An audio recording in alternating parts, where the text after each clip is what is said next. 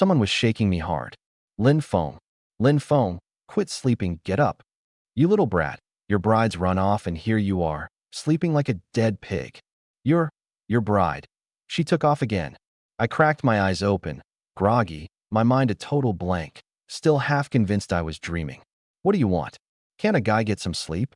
I mumbled, shrugging off that hand, and tried to burrow back under the covers. Lin Feng, your bride ran away. The wedding's tomorrow, and she bolted from her parents' place last night. The voice was so frantic it was about to crack. I'd been jolted awake, but I flopped right back down, not taking any of it to heart.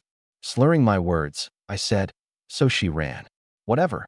Just break the next one's legs. The other person froze for a second, then got even more worked up. He yanked the blanket clean off me and roared in my face. She ran off with the money. She took the whole bride price with her. The words bride price slammed into my ears, and my eyes shot open. My head cleared in an instant. I kicked the blanket away and tried to spring up in one motion, but I didn't make it. I flailed around a couple of times, then just glared and bellowed. Who the hell dares touch my money? Only after that shout did I realize something was off. I'd been living the good life on my own for years now. Since when did I have a bride? And she'd run away? Once I actually got a good look at the scene in front of me, that something's off feeling got a whole lot stronger.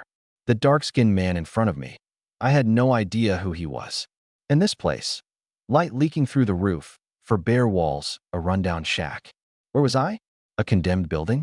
Then, without any warning, a flood of unfamiliar memories poured into my head. A wave of dizziness hit me, and I dropped back down onto the brick bed. 1981. Deep Mountain Village. Lin Feng. 20 years old, the village's #1 bully, who'd forced a girl from the next village over to be his bride. The memories came in fits and starts, and a lot of it was foggy. Where the heck had I been dumped? And I was a virgin too?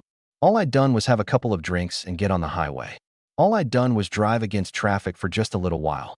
All I'd done was mix up the brake and the gas pedal. Was all this really necessary?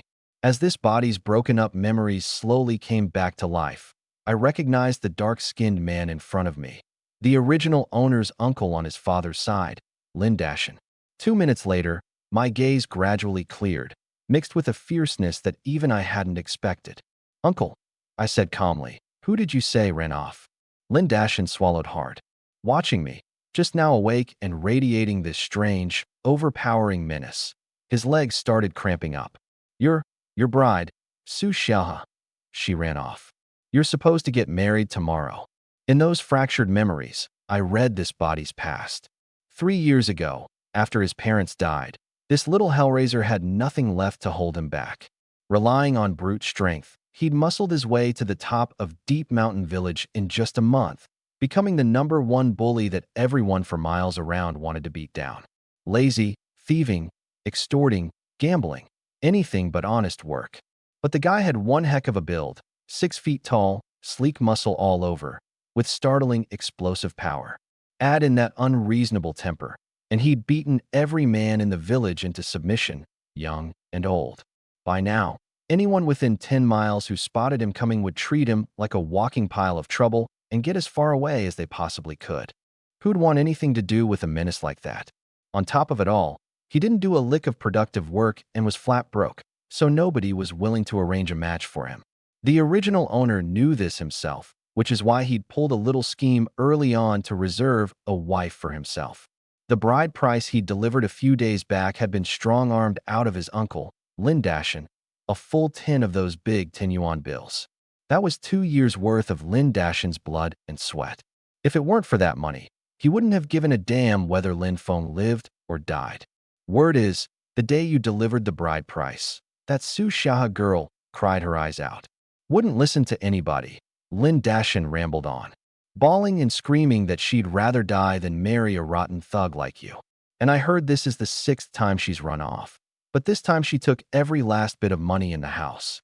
Lin Feng, let's go after her, quick. At the very least, we've got to get that bride price back. That's my money. Listening to all this made my head throb. What kind of messed up situation was this? What kind of garbage character had I been stuck with?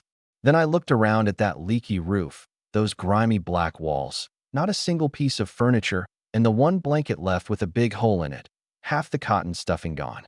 Dirt poor like this and still getting married? They'd just starve to death together. But then, what if? Uncle, I asked, probing. I was drunk the day I delivered the bride price, so I didn't get a good look. This Su Xiaoha, is she pretty? The second the words left my mouth, Lin Dashin's face went through a whole range of expressions, and he shuddered from head to toe.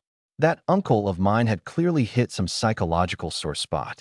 From his reaction, I figured that every time this hooligan called him uncle, it meant he was about to take something from his house. Boo-hoo. Lin Feng, I really don't have any money left, you can't.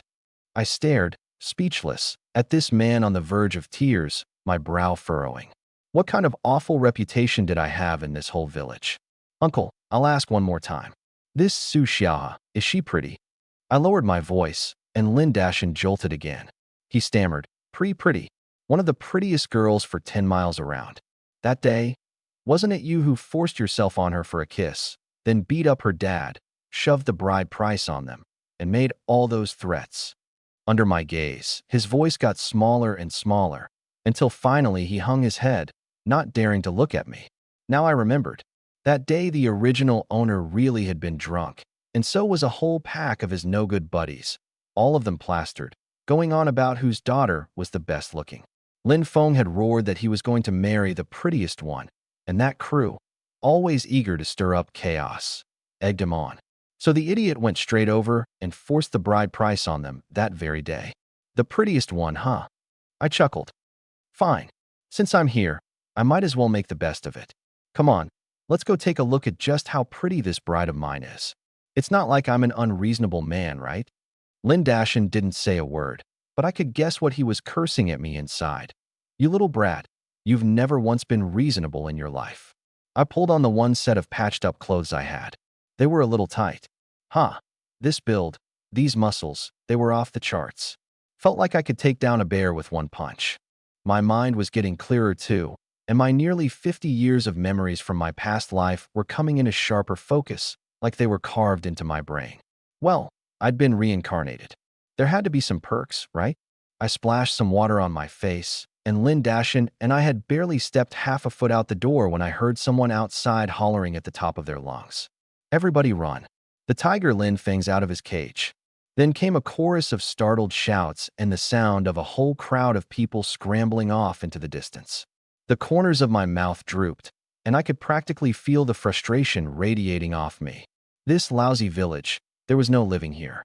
Deep Mountain Village had over 300 households and more than 1,000 people, a small to medium-sized village. It sat with its back against sprawling, endless mountains, rich in resources with more medicinal herbs and wild game than you could count. The little clear river, some 70 feet wide, flowed past the south end of the village.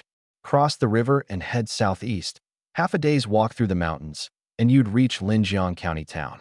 Head out through the west of the village, 2+ hours on foot, and you'd hit Su Family Village. On the mountain path, I strolled along at an easy pace, with Lin Dashin trailing behind, anxious as a cat on a hot tin roof. Lin Feng, let's hurry up. If we're too late, your bride will be gone for good. You promised, once you got a wife, she'd work to pay me back. That's a lot of money, and it wasn't easy for me to save. That was the money for your little brother to get married. I glanced at him and kept ambling along. Uncle, with my bad reputation, how long do you think it takes for news to travel from Su Family Village all the way to ours? He frowned, unable to answer. All he knew was that his money was about to go down the drain. I don't know. I shook my head. Village folks in the 80s thought slowly and had limited horizons. The general impression they gave was honest and simple, but not too quick on the uptake. Who's got so much time on their hands they'd walk 3 hours to our village just to deliver this news? You heard it from Lin Ergu in our village, didn't you? He's a peddler, goes to the county supply co-op every couple of days. Odds are he ran into someone from Su Family Village on the road. And it just so happens my so-called bride ran off yesterday. If the timing weren't just right, she'd have been gone 3 days already. Either way, if we go over now, we won't find a single hair of hers. Now Lin Dashin really panicked, his whole face turning red. Then what do we do? That was money I scrimped and saved. That's your brother's school tuition, you owe me. He glared at me. Weren't you just saying it was money for him to get married? I laughed lightly. He swallowed his words on the spot, his face looking worse than if he'd been crying. Getting money out of a little hellraiser like this was about as likely as pigs flying. Don't worry, uncle. I'll definitely pay you back. You don't have to. He forced the words out with difficulty, his eyes rimming red. Uncle, look at you, not trusting your lovable nephew. I'm not the same person I used to be. Starting just now, I've turned over a new leaf. I'm a good man.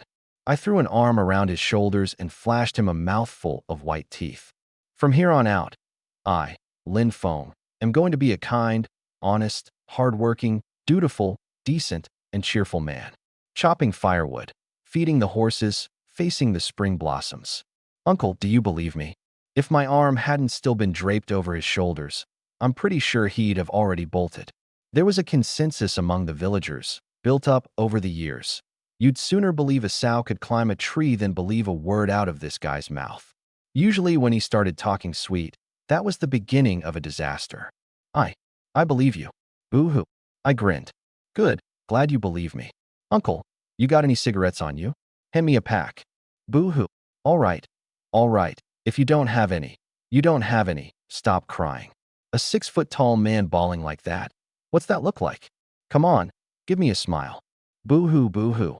Over 2 hours passed, all spent in this warm exchange between uncle and nephew. Su Family Village, East End, the home of Su Daqiang. 3 ramshackle rooms with a fenced-in yard. An old man was crouched on the ground smoking a dry tobacco pipe, his brow knotted with worry. Gathered around him were a couple in their 30s and a young man, all of them fuming.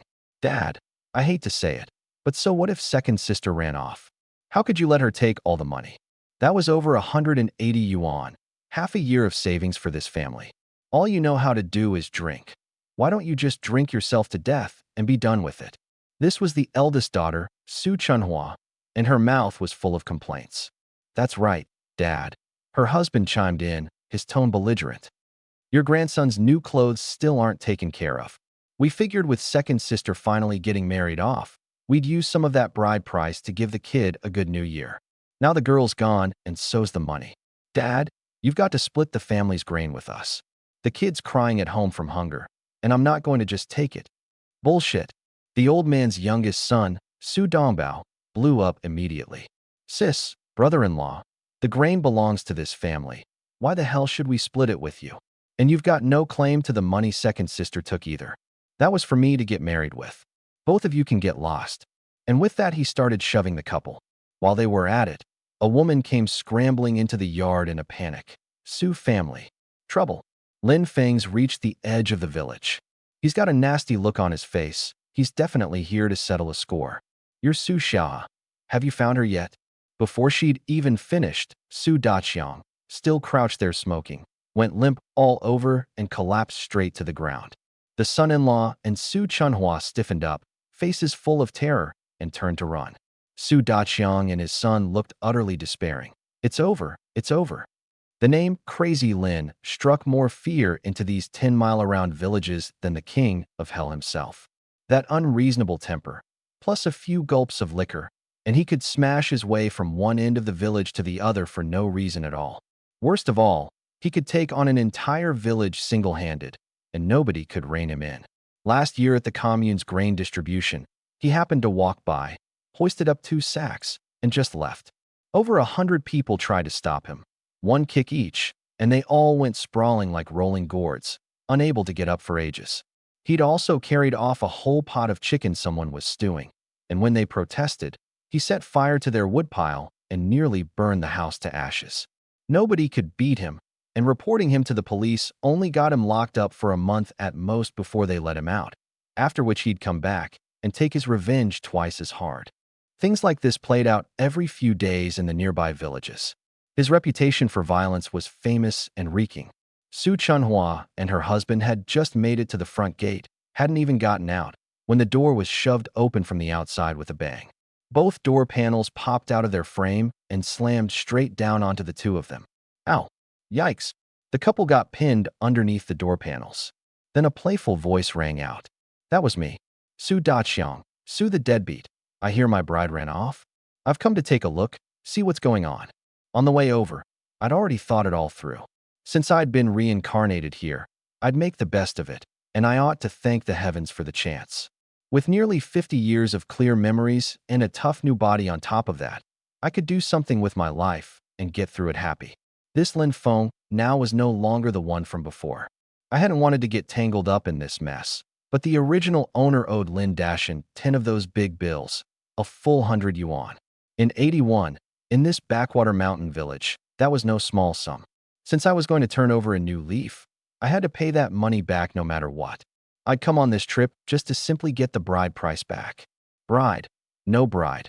Once I had money, why not head south, go to Hong Kong, and live the good life? Hearing my voice, Su Daqiang, who'd been sitting on the ground with his legs gone weak, sprang up in an instant and blurted out without thinking, Lin? Son-in-law Lin. I ignored the couple still playing dead under the door panels and strode into the yard. Hey, hold on, don't go saying that. I don't even have a girlfriend. Don't go ruining my good name. By now, the crowd of onlookers outside the fenced yard was growing bigger and bigger, and the buzz of their whispered gossip reached my ears. What do you think Lin Feng's gonna do to Su Daqiang? That Su Xia girl of his is a tough one too. Drugged her own dad's liquor and made a clean getaway. Cleaned out every last bit of money her dad had hidden. The girl's gone and the bride price is gone. How could Lin Feng not go ballistic? I'd run too. Around here, who'd dare marry crazy Lin? If you didn't get beaten to death, you'd starve to death. I hear even his house is falling apart. You'd freeze to death in the winter. Hey, doesn't the Su family have 3 daughters? Su Chunhua, Su Xiaohe, Su Qiuxin. The third one's supposed to be 18 now too. The one Lin Feng was going to marry is the second daughter, Su Xiaohe, the best-looking one. You'd dare pass off the third daughter in her place? I've barely seen the third daughter more than a couple of times.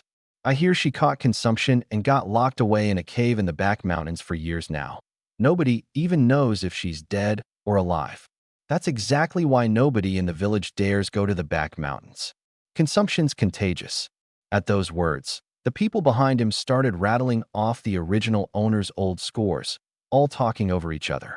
Best if he catches it and dies, that menace. He stole 8 of my hens, my goat, my cooking pot.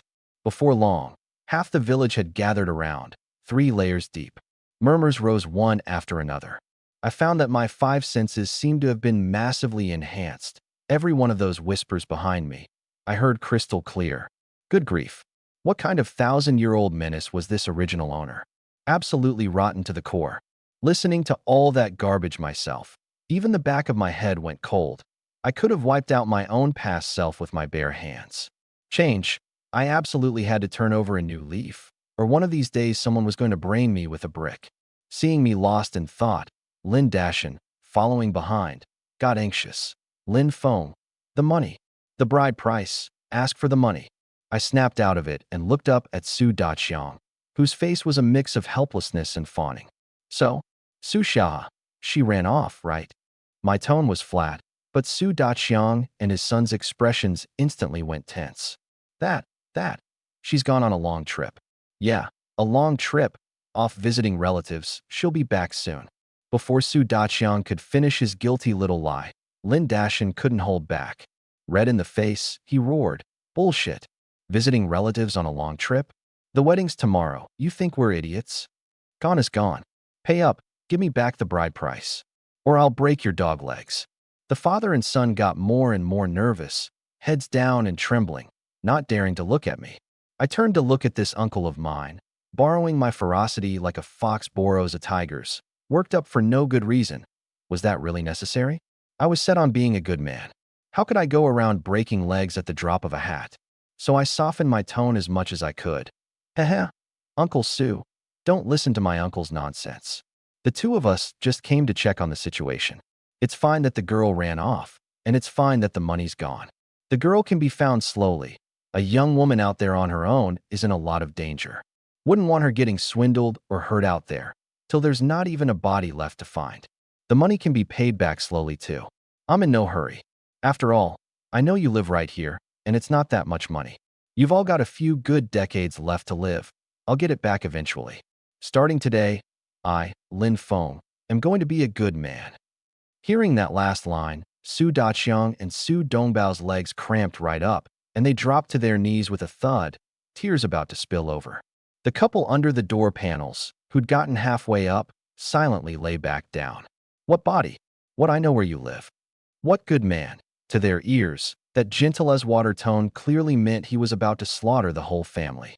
The onlookers all around collectively recoiled, sucking in cold breaths, shaking their heads, and sighing. Reverse speak. It was definitely reverse speak. The Su family was done for. Lin, my ancestor, we were wrong. You can't do this. Take my old life, but let my dongbao go. Dad, I'll go with you. But I haven't even gotten a wife, haven't carried on the family line. It's all second sister's fault. Now the whole family's going to die. Watching the father and son clutch each other and wail, I was completely baffled, and I scratched my head. What's going on here? I didn't even say anything harsh. I didn't threaten them, did I? I want to be a good man. Is that wrong? I turned to look at Lin Dashin, only to find him looking unable to bear it. Lin Feng, the money? I don't want the money anymore. Just let their family off the hook. My temper flared up in an instant, so nobody would believe me even when I told the truth. So I glared, my face darkened, my menace surging, and I barked sternly at the Su father and son. 10 days. Either hand over the girl or return the money. Otherwise, I'll break your legs. The wailing stopped abruptly, and the father and son actually let out faint smiles. The onlookers all around let out a long breath too, and started buzzing away again. Lin Dashin nodded hard, his face full of the relief of someone who'd survived a disaster. I felt drained inside. Being a good man, it was so damn hard. 10 days, good. Su Dachang's face was all delight. I'll definitely find Xiaohe and bring her to your house. Just as he was saying this, a weak but sweet voice rang out. Dad, cough cough, let's return the money. We can't push second sister, cough cough, into a pit of fire. Well now, someone who wasn't afraid to die. I turned my head in surprise, curious to see who dared call me a pit of fire. But when I got a clear look at who'd come, I froze on the spot. An extremely thin girl, skin white as snow, a slender arm leaning on a walking stick. It was like she'd used every ounce of her strength just to barely hold herself steady, her whole weight pressing down on that stick. Her clothes were thin and tattered, her hair dry and yellow, her skin porcelain white to the point of near transparency. One look, and you could tell she was gravely ill.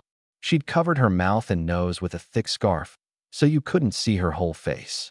But even from the half that showed, she was a rare beauty, straight out of a painting, brows delicate as ink, bright eyes like stars. Even worn down to skin and bones by illness, she had a breath-catching, fragile beauty all her own, like a branch of frost-white plum blossom in the dead of winter. And this was her in sickness. If the illness were cured and she got proper nourishment, just how beautiful would she be? I raised an eyebrow. Well, would you look at that? The bride ran off with the money, but this little sister-in-law was a stunning beauty. The onlookers all around had long since retreated dozens of yards away, covering their mouths and noses with their clothes. Even the couple under the door panels had nimbly crawled out and darted behind Su Daqiang, covering their mouths and noses, faces tense. Third girl, why did you come back from the back mountains? You've got consumption, don't you know that? Are you trying to take the whole village down with you? Get back there, quick, this is none of your business. Su Daqiang was both disgusted and flustered, like he'd seen something filthy. And it wasn't just him. Lin Dashin, Su Chunhua, everyone. They all looked at this girl, Su Qiuxin, with those same disgusted, repulsed eyes. She just slowly lowered her head, hiding away a stray wisp of grief, coughed violently a few times, then forced it down with all her might. Her body swayed as if she'd collapse, and her arm slid a good ways down the walking stick. I badly wanted to go steady her, but constrained by this character I was stuck playing, I pulled my leg back. Cough, cough. When second sister left, she came to find me, she said, her words coming in broken pieces. She wanted to take me to the city to see a doctor, but I wouldn't go with her. She gave me all the money. Dad, let second sister go. Will, cough, cough, return the money. With that, she seemed to run out of strength entirely and crouched down all at once, trembling as she fished a cloth bundle out of her pocket. Inside was a stack of those big bills, along with some loose change. At the sight of the money, the Su family's eyes lit up and they all shuffled a few steps forward together. Then they heard her cough and all halted together, not daring to come closer. The little bit of light in her eyes dimmed another shade, and tears welled up beneath them. She looked long and hard at Su Daqiang, Su Chunhua, and Su Dongbao, and in the end her eyes held nothing but dead ash. She wrapped the cloth bundle back up, set it on the ground, then gripped the walking stick hard, trying to stand. She tried several times and failed, but she stubbornly kept propping herself up and struggling to rise, again and again. Everyone around watched with cold, disgusted eyes. Not one of them reached out a hand. I frowned hard and said coldly, Su Daqiang, do you know your daughter is dying? Consumption was tuberculosis, contagious, spread by coughing and airborne droplets. In an age without Western medicine, catching it was mostly a death sentence. Of course, Su Daqiang knew his third daughter didn't have long. There's nothing I can do. Consumption's got no cure, and it's contagious. Whoever touches her dies too. My eyes sharpened.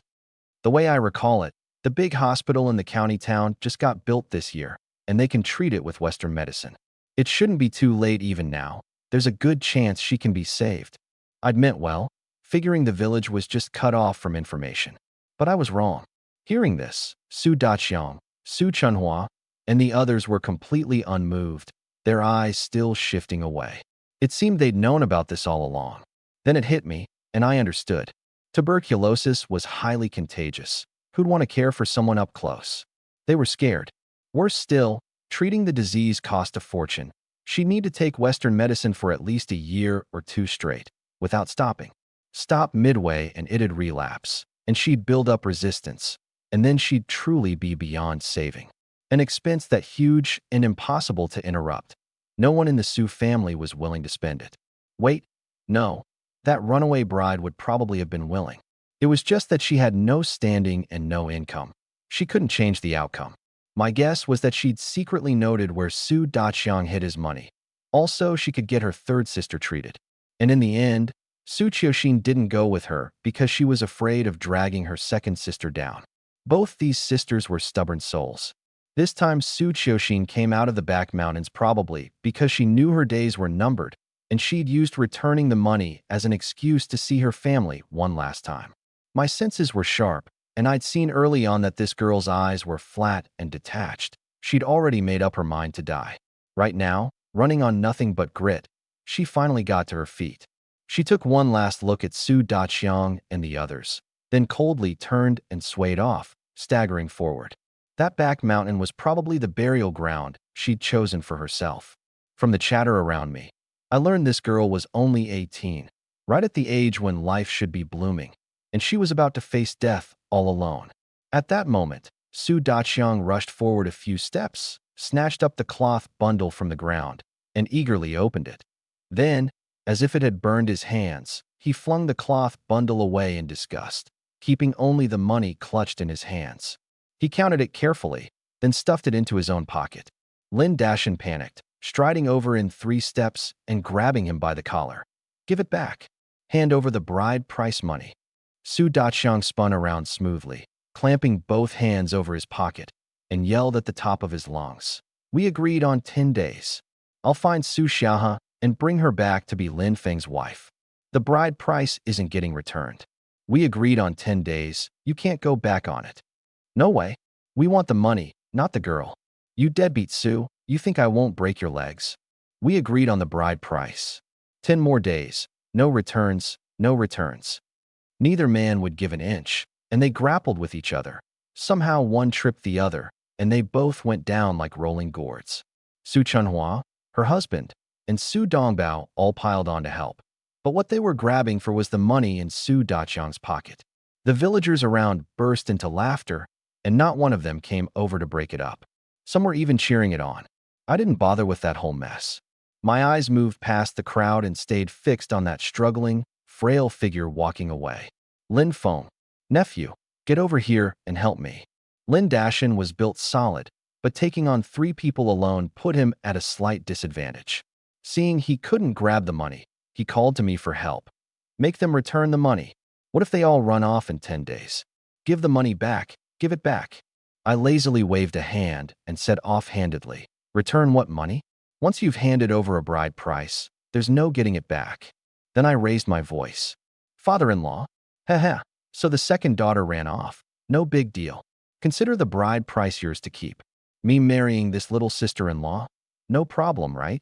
Gah. Huh. Wah. The moment those words left my mouth, the four people still tangled together on the ground, wrestling each other, froze all at once, like someone had cast an immobilizing spell on them. The villagers all around were digging at their ears, all thinking they'd misheard. What? What did Crazy Lin say? Marry who? Did he just say he's going to marry the third daughter? He really did. You heard it too, right? He said he'd marry the little sister-in-law. That's Su Qiuxin. He's lost it. Crazy Lin has really lost it. That's consumption. He doesn't want to live anymore. Anyone can see the girl's pretty and won't live long. Could it be he's just after a beautiful death? Get out of here. You think he'd actually stake his life to die a romantic fool? Crazy Lin's gotta be joking. I happen to know. Hearing consumption costs 1,500 just in medicine. And look at how sick she is. Even if she's cured, could she still bear children? He's bringing home a burden he'll have to wait on hand and foot. You'd have to be crazy to marry that money pit of a girl. For a moment, the chatter boiled over, everyone calling me a madman. Lin Dashin, close by, heard every word clearly. Lying on the ground, one hand still clutching Su Daqiang's collar, he bellowed at me, face flushed red. Lin Feng, you haven't really gone damn crazy, have you? That's consumption. She's a woman who's going to die of it. The bride price is 10 of those big bills. Do you actually want to die?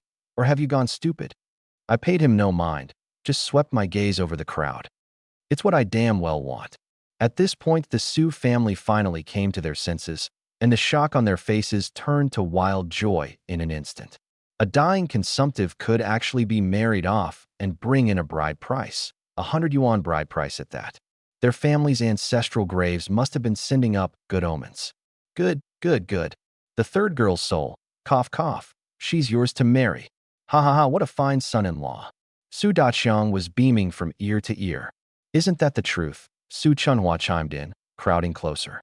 One look and I knew you and the third girl were fated. A match made in heaven. A talented man and a beautiful woman. A wolf and a jack. Before the words wolf and jackal could land, my cold eyes swept over her, and her voice cut off dead. My gaze swept over the whole scene, and the chatter all around gradually died away too. Anyone who dares badmouth my wife again, I'll burn your house down. The instant the words left my mouth, everyone dropped their heads and shut their mouths in unison. I chased after that frail figure and strode off. Even after I'd walked a good ways off, that pack of villagers didn't dare make another sound. Sometimes, the reputation of a bully works better than being a good man. Before long, I'd caught up behind Su Qiuxin. Hey, you dying girl, you're going to die anyway. So instead of wasting it, just come with me. She slowly turned, looking at me with cold detachment, the hand gripping her stick trembling faintly from the strain. Cough, cough, cough, cough. A fit of coughing brought a sickly flush to her face. Then she coldly turned back around and kept shuffling forward, step by step, not paying me any attention at all. I could tell. This was the deepest kind of despair, the kind where the heart has already died. If I didn't turn her mind around, in 3 to 5 days, she'd probably be gone. A serious illness calls for strong medicine. My intentions were actually simple: save a life. No one was looking after her, and she'd be dead of the disease soon. I wanted to try and see if I could save her. Being a good man, there's nothing shameful in that. Of course, 80 or 90% of it was also just being smitten by her looks. I crossed over in a few long strides and blocked her path. I didn't take back the bride price. Your second sister ran off and probably won't be back anytime soon. So your dad's using you as a stand-in. He's married you off to me. Right now, you're my wife. That finally got a reaction out of her. She widened those star-like eyes and stared at me, half smiling as I was. I could guess what she was thinking. Everyone said Lin Feng of Deep Mountain Village was a reckless madman and a bully. Turns out he was also an idiot. She knew her own illness. She wouldn't live to see the end of the month. Even if she forced herself to hang on, that cave in the back mountains was cold and damp, and she'd freeze to death this winter. And even if she didn't freeze, with what little strength she had, she couldn't find food. Her second sister, who'd always looked out for her, was gone now. All that was left was waiting to die. If not from the disease, then from the cold or hunger. Coming down the mountain this time was just to settle one last wish in her heart. My illness, it's contagious. Her voice was clear and gentle but weak, without a shred of emotion. I didn't care. It was just tuberculosis, a minor illness in a later era. Of course, in these times it was still deadly. The county hospital could treat it, but the risk was significant. The cost was enormous with no end in sight, and ordinary families simply couldn't afford it. But there was no way I could stand by and watch someone die. Your illness can still be cured, I said. You're in the prime of your life. Don't you want to go out and see the world? All across this great land, scenery like a painting, food sweet as honey. Don't you want to take it all in? And love, sweet as poison, friendship warm as home cooking, and days when nobody beats you with a stick. Setting your heart on death this young, that's no good. I racked my brains trying to stir up her will to live, but the effect was next to nothing. Her eyes lit up faintly, then dimmed again just as quick. She glanced at me, still striking my poses, went around me, and kept struggling up the mountain. Hey, don't go. You really don't get romance. I mean, this illness of yours, I'll help you treat it. You can still live, and live well. She paused, then said in a voice almost too soft to hear, "Thank you. There's no need." After a beat, she added quietly, "Maybe. Second sister was wrong. You're not rotten all the way through. Not rotten all the way through. So that made me a good man? Had I just been handed a good guy card? That's not right. I'd just been playing the good man, and it did no damn good at all. What did it mean? That a good man couldn't save people? Fine. Looks like being a bully actually works better than being a good man. Give it a shot?" I watched that cold, gaunt figure struggling up the mountain, arched an eyebrow, twisted my mouth, and switched into a flippant, teasing tone. "The bride price Lin Feng. Hand over, I don't take back, and your dad won't return it either. Ah well, since you're unwilling to be my wife, I've got no choice but to go after your second sister. Your second sister's the flower of these 10-mile villages. I can't bear to give her up. She's only been gone 3 days, no car, no horse, no money on her. How hard could it be to find her? Once I catch her, just wait and see how I'll deal with her. I'll make her chop wood and cook for me, and go work jobs to support me too. I owe quite a bit of money, so your sister will probably have to work 3 jobs, and even that might not clear it. And I'll keep gambling. Add another couple of jobs, work her to death. I'll eat well, meet every meal, and won't let her have any. I drink hard too, and when I'm drunk I hit people. I don't hold back when I go after her. Once we've got kids, I'll beat the kids right along with her. From here on out, I'll be living the good life, weighted on hand and foot. Oh, right. My house is just one cotton blanket, so I'll have your sister warm the bed for me first, then get shoved off to the side. Winter's coming, after all. And if she still wants to run, I'll break one of her legs and chain her up." Listening to this string of foul, poisonous words, Su Qiuxin went completely rigid. Her fingers gripping the walking stick clenched tighter and tighter, until her knuckles went white. If her second sister really ended up living like that, it would be worse than death. I could practically read the thoughts in her head. Second sister was right. This man really is a demon, rotten to the core. A villain like this deserves to die. I can't let him ruin second sister's life. Second sister is beautiful, bright, kind. She's the last bit of tenderness in my heart, and no one can touch her. At that thought, she calmly turned around. Her eyes no longer held that dead stillness, but rather a thick, burning rage. "I'll persuade my dad to return the money," she said, her voice cold and resolute. "All the money our family has, it's yours, but you're not allowed to bother my second sister anymore. Otherwise, I won't let you off, even in death." With that, she yanked the scarf off her mouth and nose.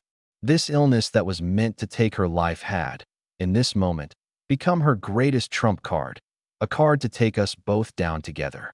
And I stood frozen on the spot. What a face, so delicately beautiful and so haggard. More beautiful than anyone I'd seen in either of my 2 lives. Thin and pale though she was, her beauty was heart-stopping. Brows like distant mountains, eyes like stars, a fine nose and bright teeth. With that sickly touch of crimson added on, she looked exactly like a branch of white plum blossom that had weathered the winter snow. Her cheeks were sunken, her hair dry and yellow, her body painfully thin, which, if anything, made her look all the more like a slender willow swaying in the wind. I could hardly imagine, if she didn't have this illness, what a nation-toppling beauty she'd be. The bride ran off. Well, thank goodness this little sister-in-law was drop-dead gorgeous. If not now, when would I take advantage of the situation? I already said, the bride price won't be taken back. I laid my cards on the table. Either I find your second sister and break her legs, or you come home with me to be my wife. Either your second sister jumps into this pit of fire, or you do. Pick one. I'll give you a count of 10 to think it over. 1, 2, you. She glared, her finger pointing at me, trembling. 8. Her whole body shook hard, and she said coldly, fine. You're not afraid to die.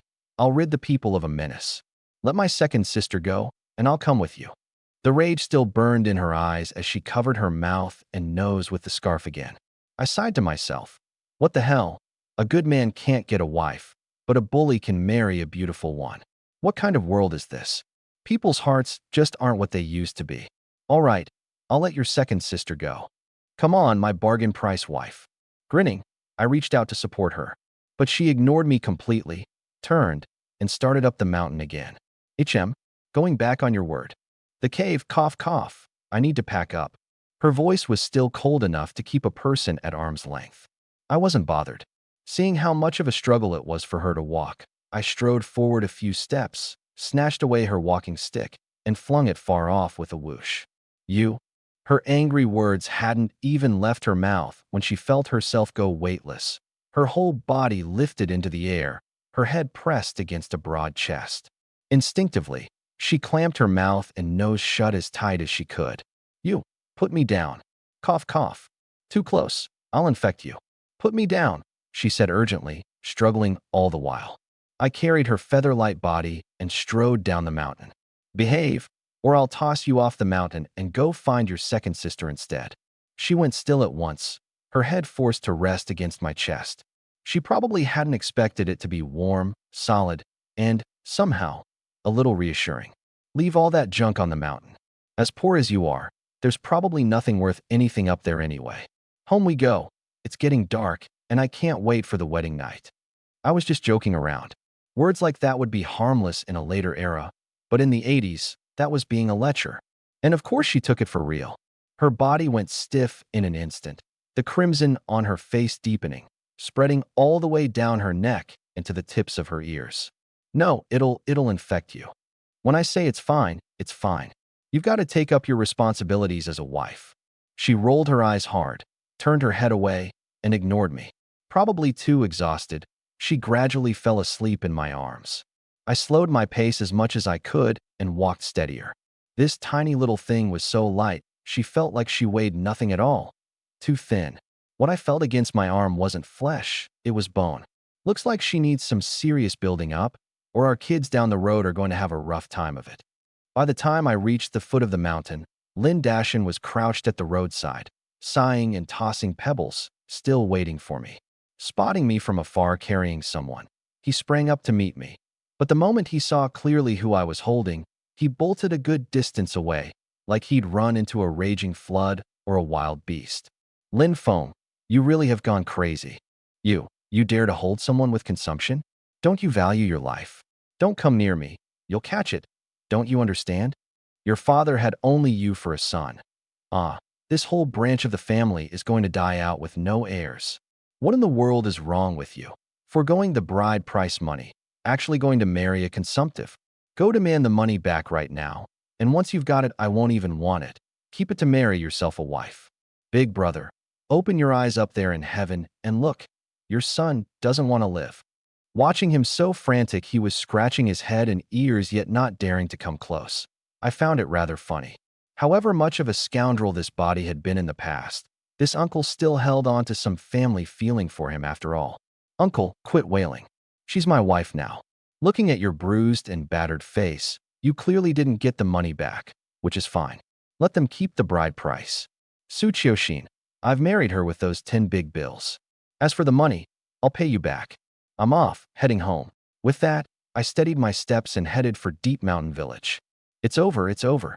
Big brother, you just died too soon. crawl out of your grave and take a look at this fine son of yours. There are perfectly good girls out there, and he won't marry one. He's dead set on a consumptive. My money, my 10 big bills, all down the drain. Boo-hoo. I really hadn't expected this uncle of mine, a man of solid, corded muscle, to wail and shed tears at the drop of a hat. What was wrong with him? The trip out had taken nearly 3 hours. The way back, so as not to wake Tsuchiyoshin, I went even slower. By the time I reached the edge of the village, the sky had turned dark. I just turned my head to give my uncle a few instructions when he shot off, sprinting and shouting all the while. Lin Feng's gone crazy. He's brought home a consumptive. Lin Feng's gone crazy. He's going to marry a consumptive. Everybody run. Bang. Bang. Then, one after another, every household slammed its doors and windows shut. The lamps that had been lit went out one by one in rapid succession. Before long, even the village dogs stopped barking, and the whole place fell eerily silent. Damn, there's no living in this lousy village. I cursed under my breath, smiling bitterly to myself. But it wasn't all bad. With that big-mouthed uncle of mine around, no one would dare come near my house, which saved everyone from catching the disease. At some point, Tsuchiyoshin had woken up, and those bright, big eyes were watching me smile bitterly. She probably couldn't quite explain to herself why she'd slept so sweetly in this warm embrace. I lowered my head, meeting those cold, bright eyes head-on, and chuckled. We're going home. Wedding night. Wedding night. The household at the very north end of the village. That was my home. Carrying Tsuchiyoshin, I passed through the front gate with half a panel missing and walked into the yard. The little courtyard wasn't big, and it was empty and bare. The courtyard wall had collapsed for more than half its length, with yellow dirt and weeds heaped up every which way. The 3 low earthen brick rooms leaned crookedly, their plaster peeling off to reveal the yellow mud underneath. The windows were papered over with several layers of old cloth and newspaper, yet still had 7 or 8 big holes torn in them. When the wind blew, they creaked and rattled, a really unpleasant sound. I set her down, went inside, and hauled out the one and only stool. Sit here a bit. I'll tidy up. With that, I ducked into the house. Tsuchiyoshin pulled the stool over, sat down shivering, and looked around. I imagined she was secretly counting her blessings. Thank goodness her second sister hadn't married in. This house was even more rundown than theirs, its poverty on plain display. For bare walls was no exaggeration. The original owner was famous for being a lazy freeloader. When he was hungry, he mooched meals off the whole village. He spent his days idle, roaming all over for 10 miles around. When he was tired, he came home and dropped straight to sleep, and the house had never once been cleaned. Last winter, he'd burned everything that would burn for heat. He hadn't even spared the panels of the front gate. I'd said I was going in to tidy up, but after several trips back and forth, I couldn't find a single thing worth tidying. That was a little awkward. What kind of life did I even live before? There was no help for it. Tsuchiyoshin would just have to make do for now. I came back out scratching my head. Just rough it for tonight. Tomorrow I'll figure something out. As I spoke, I quite naturally lifted her up and gently set her on the heated brick bed. Wait for me a bit. I went out the door, without saying where I was headed. I imagined she sat on the bed, calmly looking around. Everything in sight was bare, not a single piece of furniture. And when she touched the wall plaster, dirt crumbled down. A gust of cold wind blew in, and she couldn't help but shrink into herself. Looking up, she saw the moon hanging high overhead. The roof leaked in just the right spot. Well, at least, it's not as cold and damp as the cave, she probably thought. I'm going to die soon anyway, cough cough. None of it matters. Second sister, take care of yourself, and don't come back.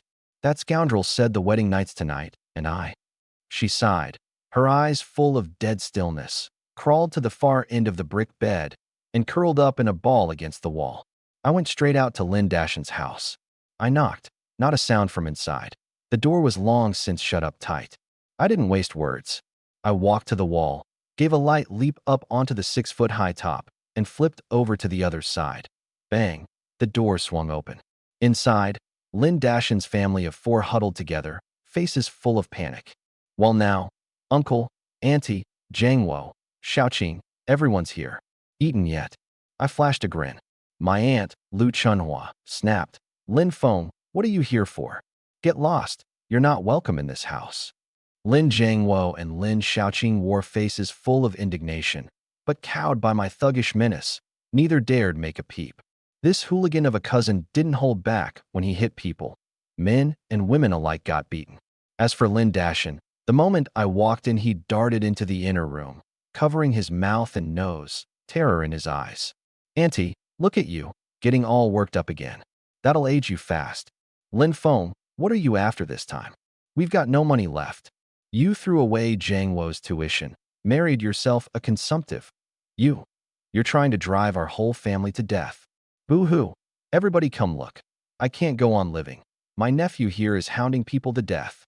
Lu Chunhua through the hole crying, wailing, threatening to hang herself routine, tears streaming down by the handful, sobbing as if her heart was truly broken.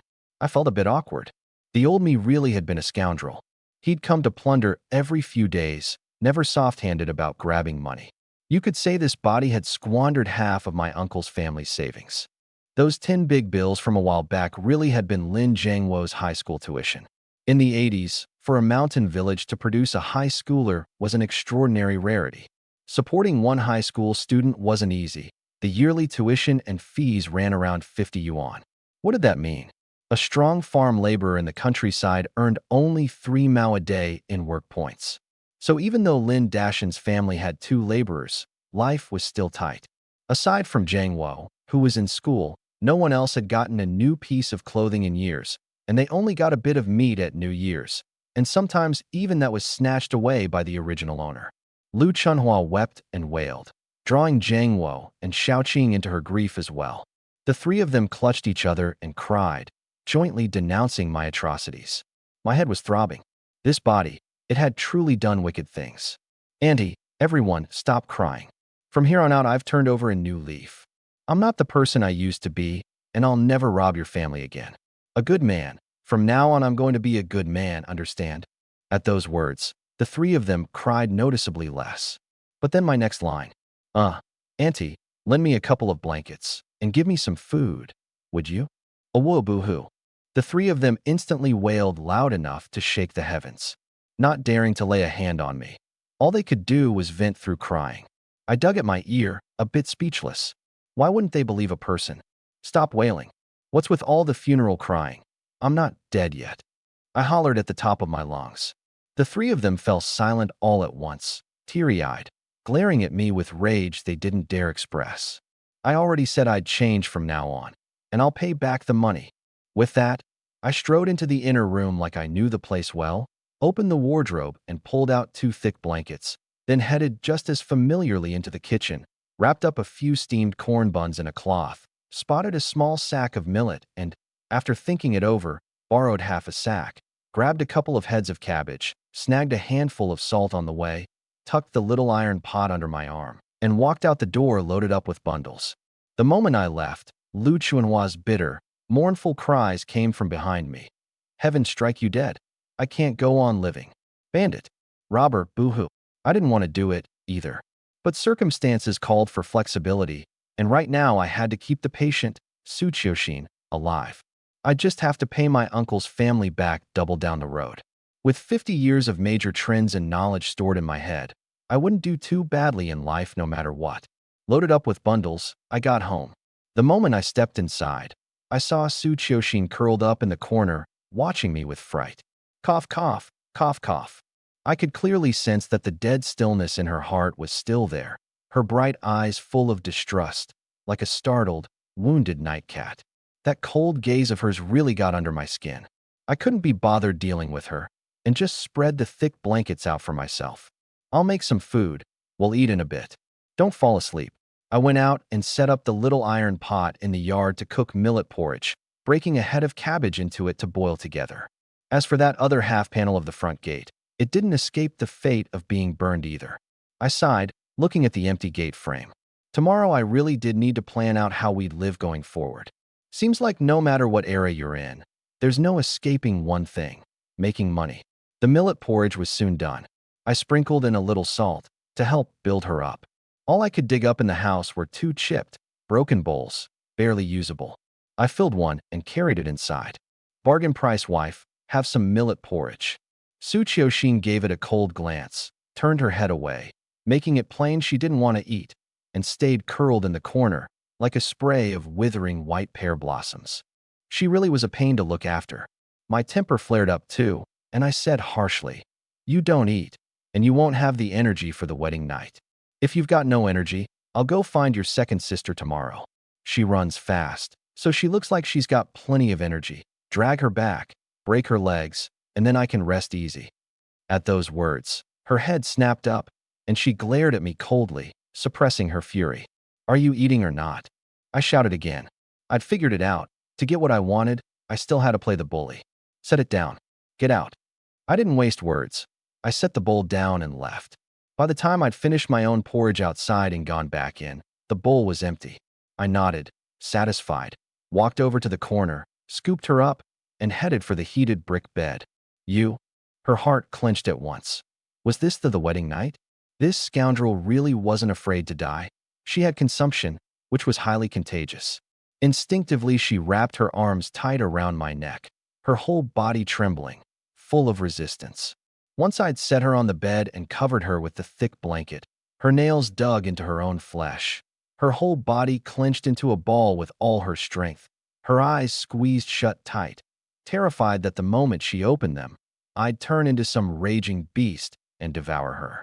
But 1 minute, 2 minutes, 5 minutes. There was no violent taking. The room was frighteningly quiet, and all she could hear was her own heartbeat. Thump, thump, thump. Just as she felt her heart was about to burst, my flippant voice rang out. "TCH, skinny as a rack of ribs. Touching you. I'd have thought I was handling mahjong tiles. All bones, digs right into my hands. Flat in front and flat behind. Thin as a telephone pole. Better fatten you up some more first. Doing the wedding night now. I really can't bring myself to it. TSK, TSK. Her eyes snapped open, colliding with my expression of distaste and pickiness. Her tension was instantly replaced by rage. "Get lost." Cough, cough. I didn't drag things out. I turned and walked out. "Get lost, will I?" Only after I was out of sight did she indignantly pull the thick blanket over and cover her head, curling her whole self up underneath. The house had 3 rooms. The east room had the heated brick bed that went to Su Qiuxin. The middle room was partitioned north from south. Inside was the little kitchen, and outside served as the main hall. On the west side was a small room, counted as the west room. I tidied up a bit at random, found some dry grass to spread on the floor, laid the blanket over it, and settled in for now. Lying on the dry grass, gazing through the hole in the roof at the bright moon and scattered stars, I began to plan out the road ahead. A starting point with nothing to my name, a character everyone despised, plus a consumptive wife. I really wanted to shout up at the sky, "You lousy heavens, I'll get you for this." The most pressing thing right now was treating Su Qiuxin's illness. Her body couldn't hold out much longer. It had to be soon. Whether the county hospital even had the medicine, I couldn't be sure.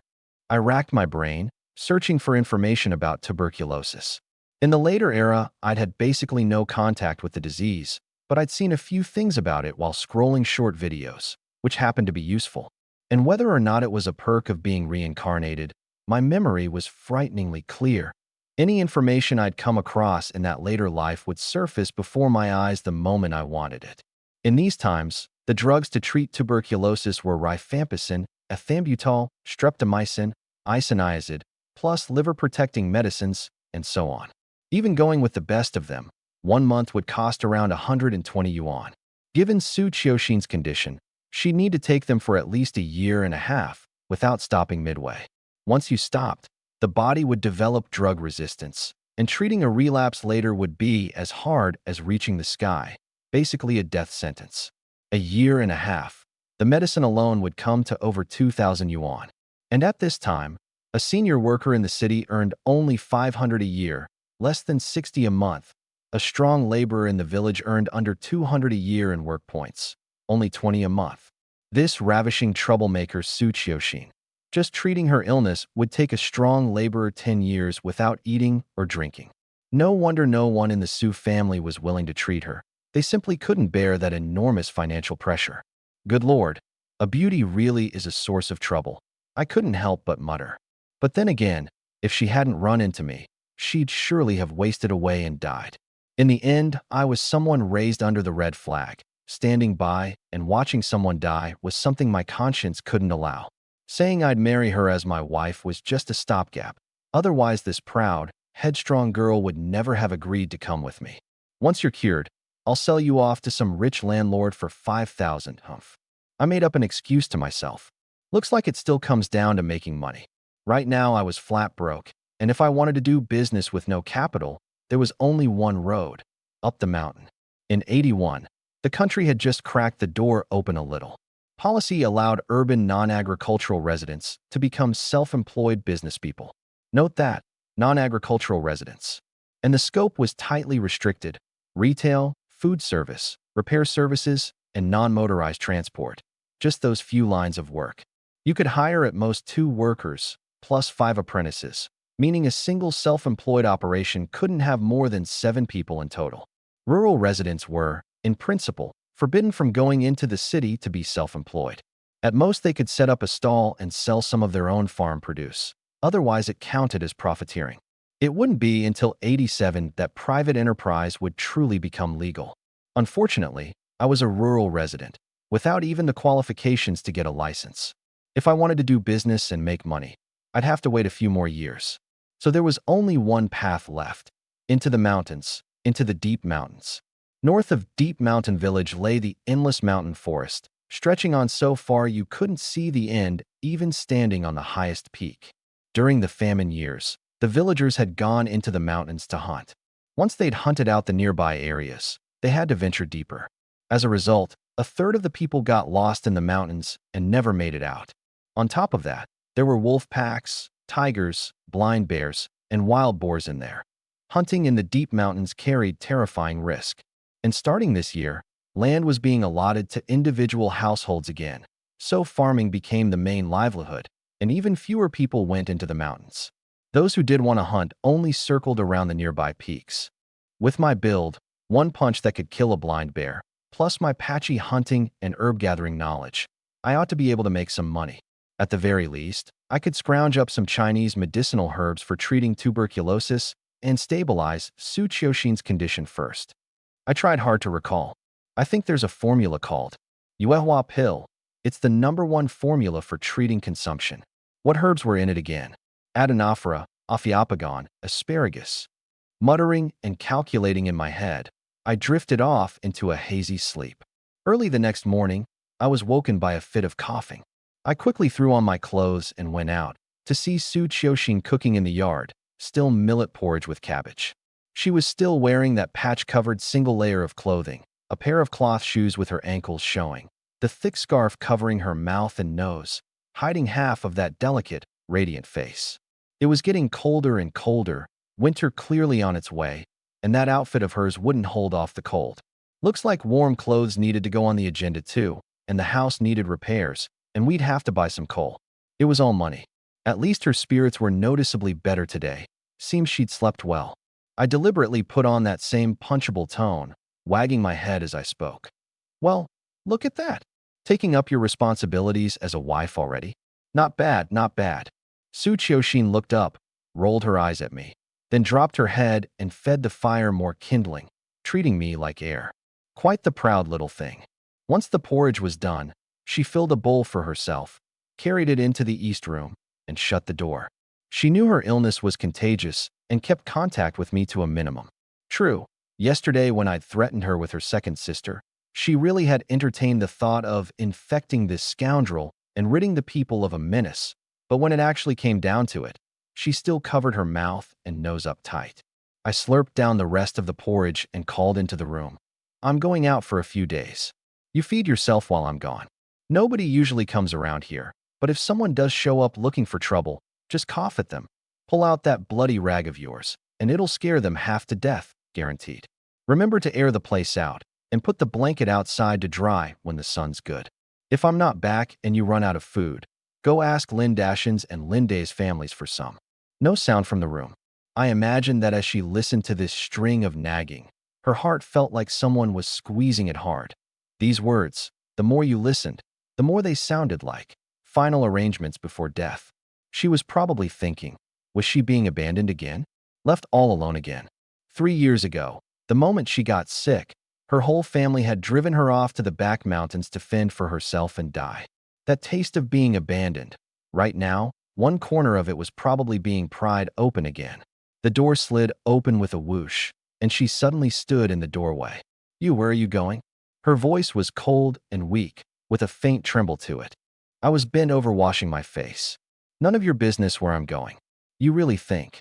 I looked up, colliding head-on with her, gripping the hem of her clothes for dear life, tears welling in her eyes. That half of her stunning face had gone a shade paler, her whole self as fragile as a white cherry blossom trembling in the wind. The second half of my sentence caught in my throat. Damn, yesterday this woman was ready to fight to the death, cold as a block of ice. What heartstring got plucked today? Still, this was a good thing, I supposed, better than that detached, death-seeking look. Heh, crying now, are we? You that reluctant to see me go? Just how badly do you want to be with me? I switched back into that tone. Or, are you wanting the wedding night? TSK, awfully impatient. Didn't I tell you? You're flat as a board front and back. I really can't bring myself to it. But if you're really that desperate, I'll lie down with my eyes shut and you can come. Just pretend you're being taken by a go. Bang. The door slammed shut. I caught a glimpse of her eyes. The tears long gone, nothing left but fury. I chuckled, unbothered, and piled the remaining half-sack of millet, the cabbage, and the corn buns outside her door, enough to last her 6 or 7 days. If I come back and don't see you here, humph, my bride price money can't go to waste. So I'll drag your second sister back and tie her up. Bang. Something slammed against the door. Folks in this era were still too plain and simple. Couldn't even take a few jokes. I shook my head and headed out the door. I imagined her watching me walk out the front gate through the hole in the window, feelings all tangled up, finally letting out a soft, cold snort before slowly starting to sweep out the house. By this point, I'd already arrived at my third Uncle Linde's house. The Lin family's older generation had 3 sons and 1 daughter. My father was the eldest, then second Uncle Lin Dashan, third Uncle Linde, and the youngest, my Aunt Lin Qingxia. Though, of course, this Lin Qingxia was not that famous actress. I'd come to my third uncle's to borrow hunting gear. Going into the mountains, especially the deep mountains, was no game. I had to be fully equipped. My third uncle had been the village hunter in his younger days, and his hunting equipment was all still there. Third uncle, third aunt, you're both home. I greeted them with a smile. The moment Linde and Wang Hohot saw me, this jinx of a man, they immediately tensed up.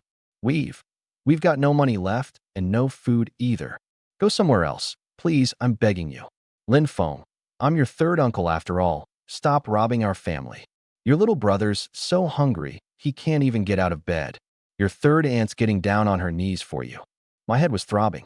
This body had truly done wicked things. In my memories, second uncle and aunt, third uncle and aunt were all good people. Ever since my parents died, they'd often come to help out, starving their own families rather than let this body go without grain.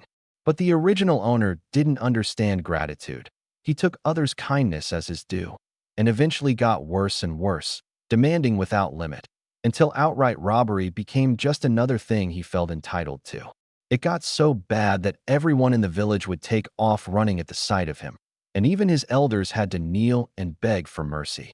I hurried to help up my third aunt, who was crying and trying to kneel, and scratched my head awkwardly. Third uncle, third aunt, I don't want money, and I don't want food. I softened my voice as much as I could, but at that, their faces changed even more. Oh no, then you're after our lives. Boo-hoo, you heaven-cursed brat. You won't even spare your third uncle and aunt's lives. Big brother, open your eyes and look. Murder.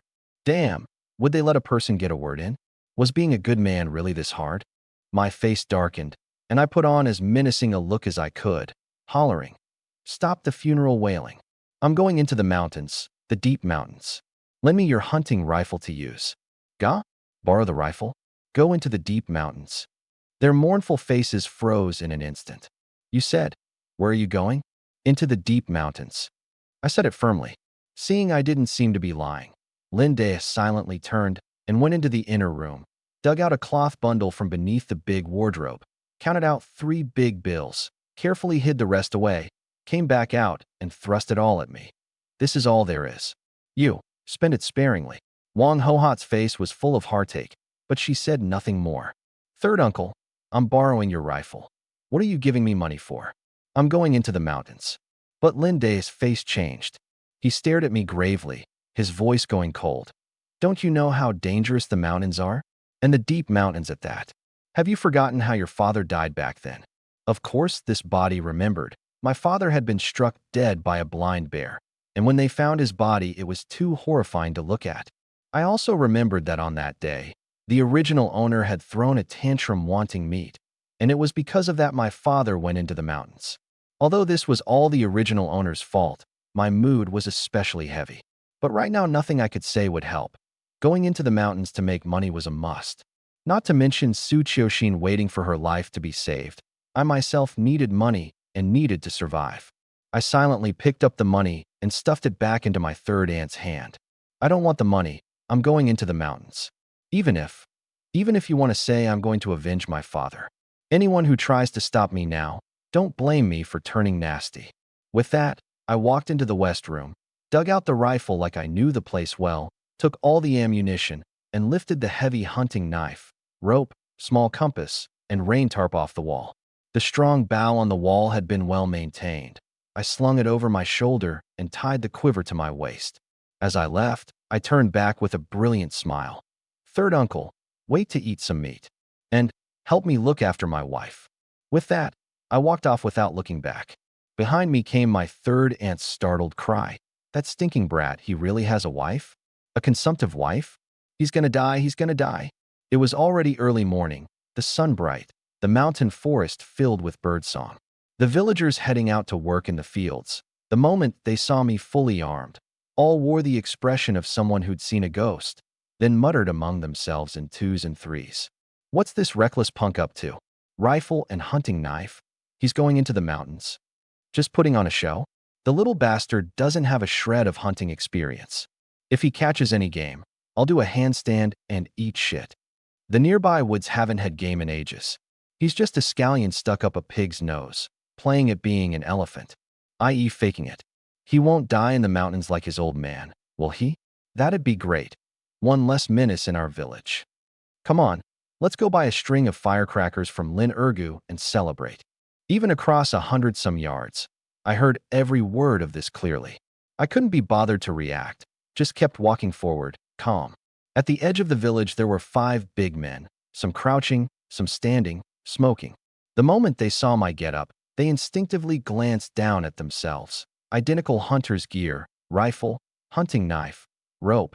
They too were preparing to go into the mountains to hunt. I flipped through my memories and remembered. These were the 5 Lin brothers from the west end of the village. Lin Dong, Lin Shi, Lin Nan, Lin Bei, Lin Zhong, all dark-skinned, sturdy men.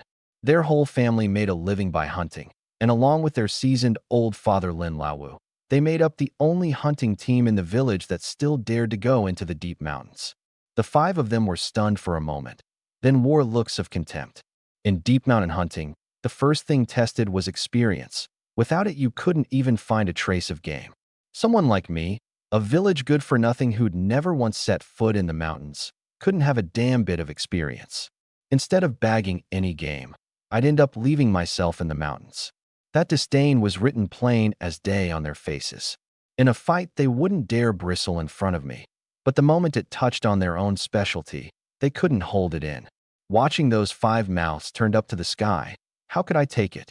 I said harshly, "You 5 idiots, what are you gawking at?"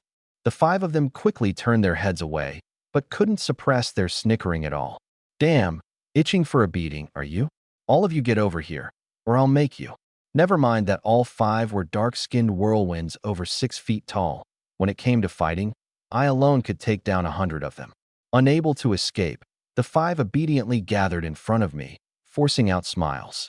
"Haha, Brother Fong, you're going into the mountains, huh?" "Brother Fong, we weren't laughing just now. We just thought of a joke." Right, right, right. Us 5 brothers were telling a joke. I gave them a sidelong glance. "Oh, what joke? Let's hear it. If it's not funny, watch how I pound you." The 5 brothers slyly exchanged looks, and none of them opened their mouths. "Out with it." You really want me to get physical? Lin Bei hurried to beg off.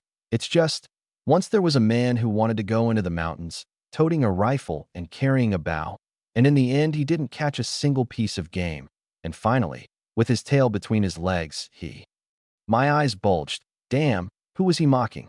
Still looking down on me. Just as I was about to roll up my sleeves, a grave voice sounded behind me. Crazy Lin, going into the mountains is no game. I turned around. It was the five brothers' old father, Lin Laowu. He had to be 6'3", even sturdier than his five sons, with several long scars on his face, said to be from a tiger.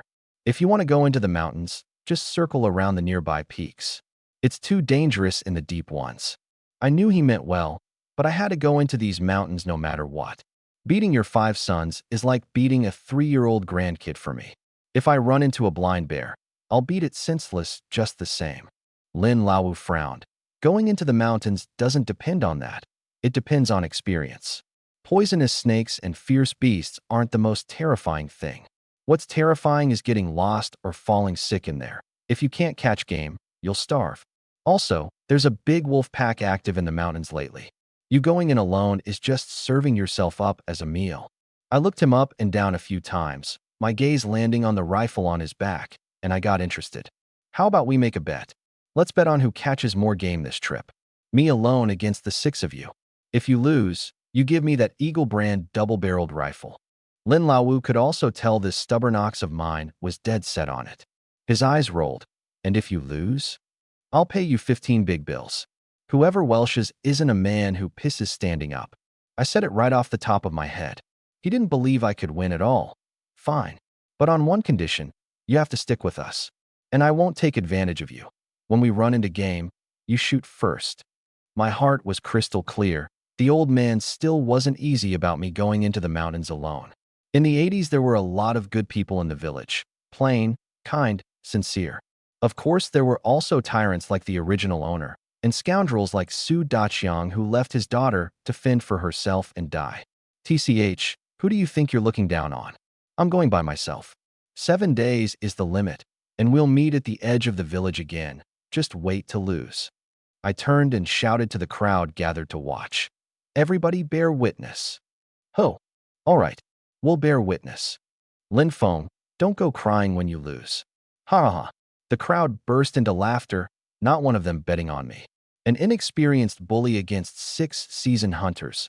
The outcome was obvious.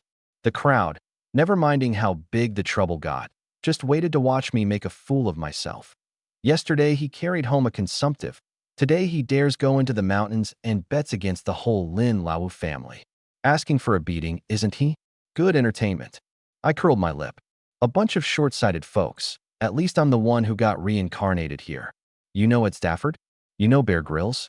Watched all of Man vs. Wild? Seen the complete guide to hunting techniques? Possess me. I was someone who'd binged the whole set of wilderness hunting tutorials, hunting techniques, and trap-making methods too many to count.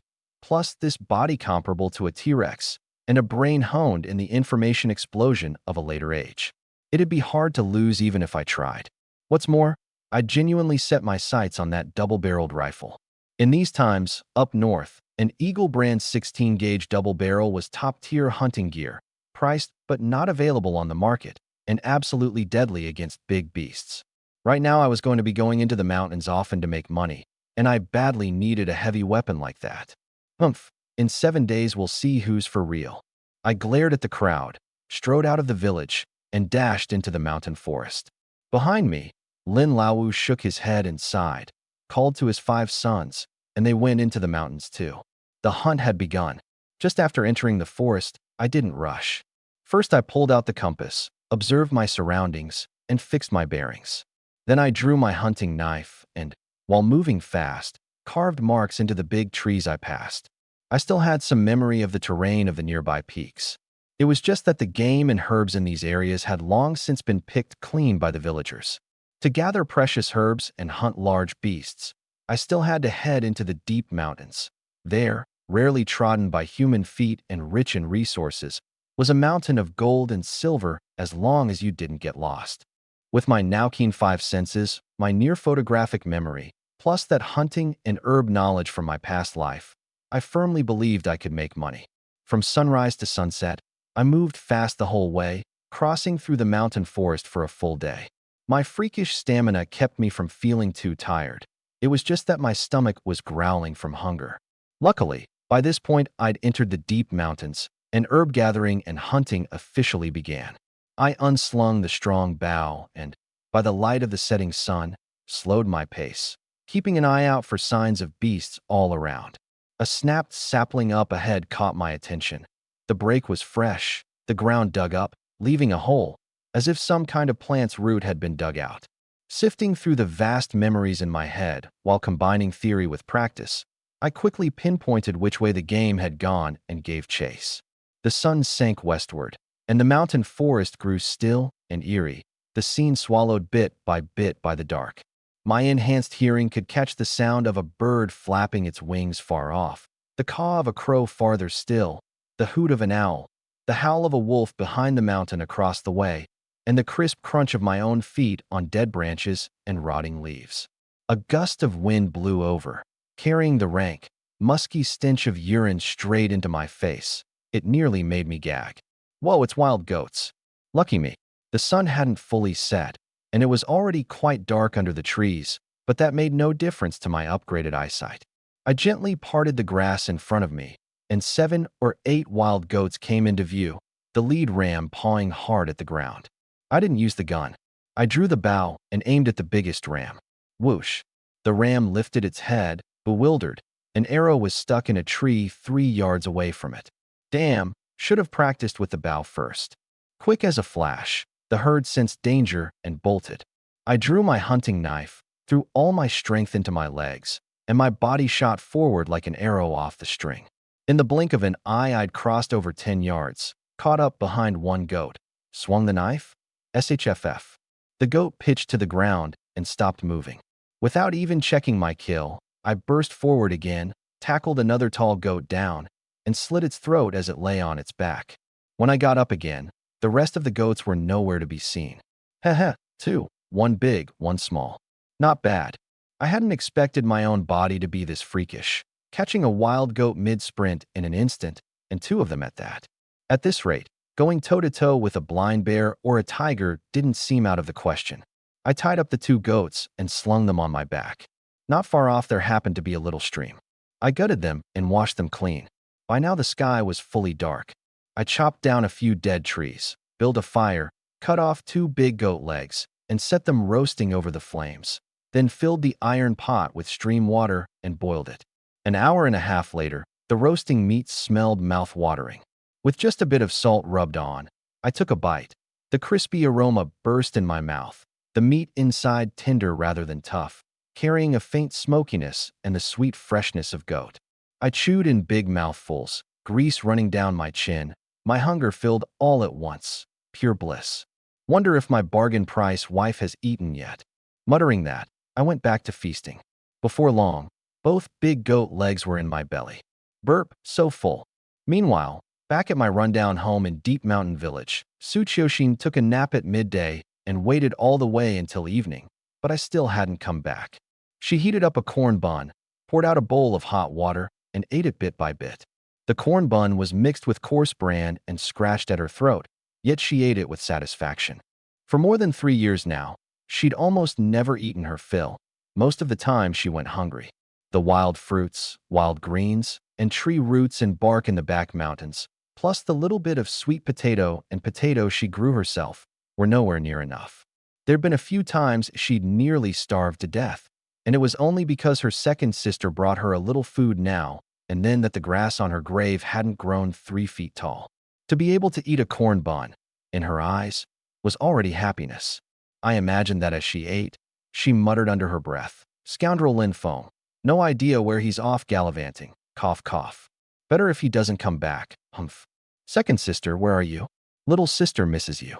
At that same moment, at Lin Dashin's house, Lin Dashin and Lin Dae sat facing each other, smoking dry tobacco pipes, their faces full of worry. "Third brother, go check on Little Feng's place again in a bit." "All right, second brother. That scoundrel won't really spend the night in the mountains, will he?" "Ah, who knows? He doesn't know his limits. Thinks he's above the law now." neither of us can rein him in. Lin Dashin sighed. The little brat even made a bet with Lin Laowu. Those six get hurt now and then, and he's all alone. My heart's just pounding. How are the two of us going to face big brother and sister-in-law down below? I'll have no face for it. I just hope he circles the nearby peaks and doesn't really go into the deep mountains. Oh. The two of them sighed together. As long as he comes back alive, that's enough. Right then, on a wind-sheltered earthen slope, I was digging a long fire trench, arranging the fire in a long strip. Underneath, I laid thick kindling and hardwood. On top, I set fine kindling and pine branches, and in the trench I stacked the wood in a crisscross pattern to let air through, so the hardwood at the bottom wouldn't smother out. Before sleeping, I steadied the fire, leaving only open flame and slowly burning thick kindling. That way the fire wouldn't be too fierce or go out, and it could burn all night long. I dug 2 fire trenches in one go, double insurance, and warm too. With an open flame, ordinary beasts wouldn't dare come near, and if any bold one did approach, my keen senses could detect it. Leaning against the slope, I spread out dry grass, covered myself with the rain tarp, and slept straight through till broad daylight. Early the next morning, the fire in the trench was still burning. The temperature had dropped low in the night, only about 3 degrees, yet I wasn't the least bit cold. Warm, if anything. Ed Stafford's the man. I put out the fire and dug 2 mud lumps out from the bottom of the trench, cracked them open, and a rich aroma spread out. Everyone talks about how good Beggar's chicken is, so I'd gone straight for Beggar's goat. I ate 2 big pieces, licked my fingers, and still wanted more. I sorted out the leftover goat meat and hides, hung them high up in a big tree with rope, carefully noted the landmarks around it, made marks, and figured I'd come back for them on the way home. Onward. Fully armed, I continued deeper into the mountains. Farther ahead lay the truly untrodden territory, where quite a few treasures were hidden. Unfortunately, I'd come in the wrong month, early November, when many root-type herbs had already gone dormant for winter, their stems and leaves withered above ground, leaving no trace to find. All I could do was try my luck. I walked on over the withered yellow fallen leaves, the sun warm on my body. I thought of that arrow yesterday, over 20 yards, off by more than 3. Good thing no one saw it, a bit embarrassing. So I just unslung the bow and started blasting away at a big tree. Couldn't even hit the target at 10 yards. 2 hours later, at 50 yards I could hit the 9 ring. Ha! This body of mine was born to hunt. I put my hands on my hips, threw my head back, and laughed. Just then a pheasant in a tree, seemingly startled, went flapping off. Without a thought, in a flash I drew the bow and knocked an arrow. Whoosh! A moment later, a gray pheasant feather drifted down onto the top of my head. A crow, right on cue, let out a strange caw. I'm watching you. Huh. I'm a good man. Killing is wrong, so I'll spare you. Humph. With the bow now accurate, I kept heading deeper for the whole morning. Already hanging at my waist were 2 pheasants, 3 wild rabbits. I didn't plan to rest at noon. Building a fire to roast a rabbit was too much trouble. Better to combine it into one meal at night. In the afternoon, I ran into a herd of cicaddeer. I'd meant to bag a few, but from lack of experience I stepped on some dead branches and snapped them, scaring them all off. Still, I bagged quite a few small game, 7 pheasants, 6 wild rabbits, and 2 hog badgers, every one of them plastered with winter fat, dripping with grease. The hog badgers especially looked like gas canisters, absurdly fat. Toward evening, I found a wind-sheltered earthen mound to make camp and build a fire, cleaned out all the game's innards. It was cold, so they wouldn't spoil easily. As before, I tied them up tight, hung them in a big tree, and marked the spot to take on the way home. I kept only the fattest wild rabbit and 3 pheasants, skewered on branches and set roasting over the fire, with the 2 remaining pheasants to be buried under the coals for eating the next morning. An hour later, the aroma of roasting meat filled the air. Gnawing away in big bites, I did the math in my head. 2 days in the mountains, and the haul wasn't big. 2 goats, a few pheasants and rabbits. These could be sold for some money, but it was a drop in the bucket. Between the money for Su Qiuxin's treatment, the daily food and living expenses for the 2 of us, and my wanting to eat a little better, that was at least 200 yuan a month, and that didn't even count fixing the house and stocking up for winter. The roof needed repairs, the windows needed replacing, 2 sets each of padded coat, pants, and shoes, plus cotton blankets and coal. It was all money. So large game and precious herbs were my real targets. At most 3 more days deeper in, and then I had to head back, or I feared Tsuchiyoshin would go hungry at home. The grain I'd left her wasn't much to begin with. After 6 or 7 days there'd surely be little left. On the 3rd day, I picked up the pace, killing the small game that was convenient, and letting the inconvenient go. Along the way I also found a fair amount of herbs, wild schisandra, Siberian ginseng, atractalodes, philodendron, and some wild mushrooms. But I gathered none of them. The quantities were too small, the gathering was troublesome, and the prices weren't good. Gather 10 caddies, and it'd only fetch 8 or 9 yuan, and it took up space too. At midday on the 3rd day, I found the tracks of a herd of moose by the river. 2 hours later, I finally spotted them at the edge of a small river, over a dozen moose drinking water. I lay in the grass not far off, and my heart settled. The moose is the largest deer species in the northern mountain forests, thick-bodied, short-necked, with especially high shoulders and a hump-like bulge on its back. It looks like a horse, an ox, a deer, and a camel all at once, topped off with a pig's snout. An adult can be 6.5 feet long and 6 feet tall, some weighing over 1,000 caddies, and when it runs it's like a little tank. I could see clearly that the frontmost one was definitely over 1,000 caddies. If I could bag it and take it home, the meat alone would fetch 800 yuan. I fixed my eyes on the biggest one and slowly raised the rifle. The instant it lowered its head to drink, the muzzle I'd been aiming for so long let out an ear-splitting roar. Bang! That biggest moose gave a violent shudder and toppled over completely, its head drooping into the river ditch, fresh blood spreading and flowing through the water.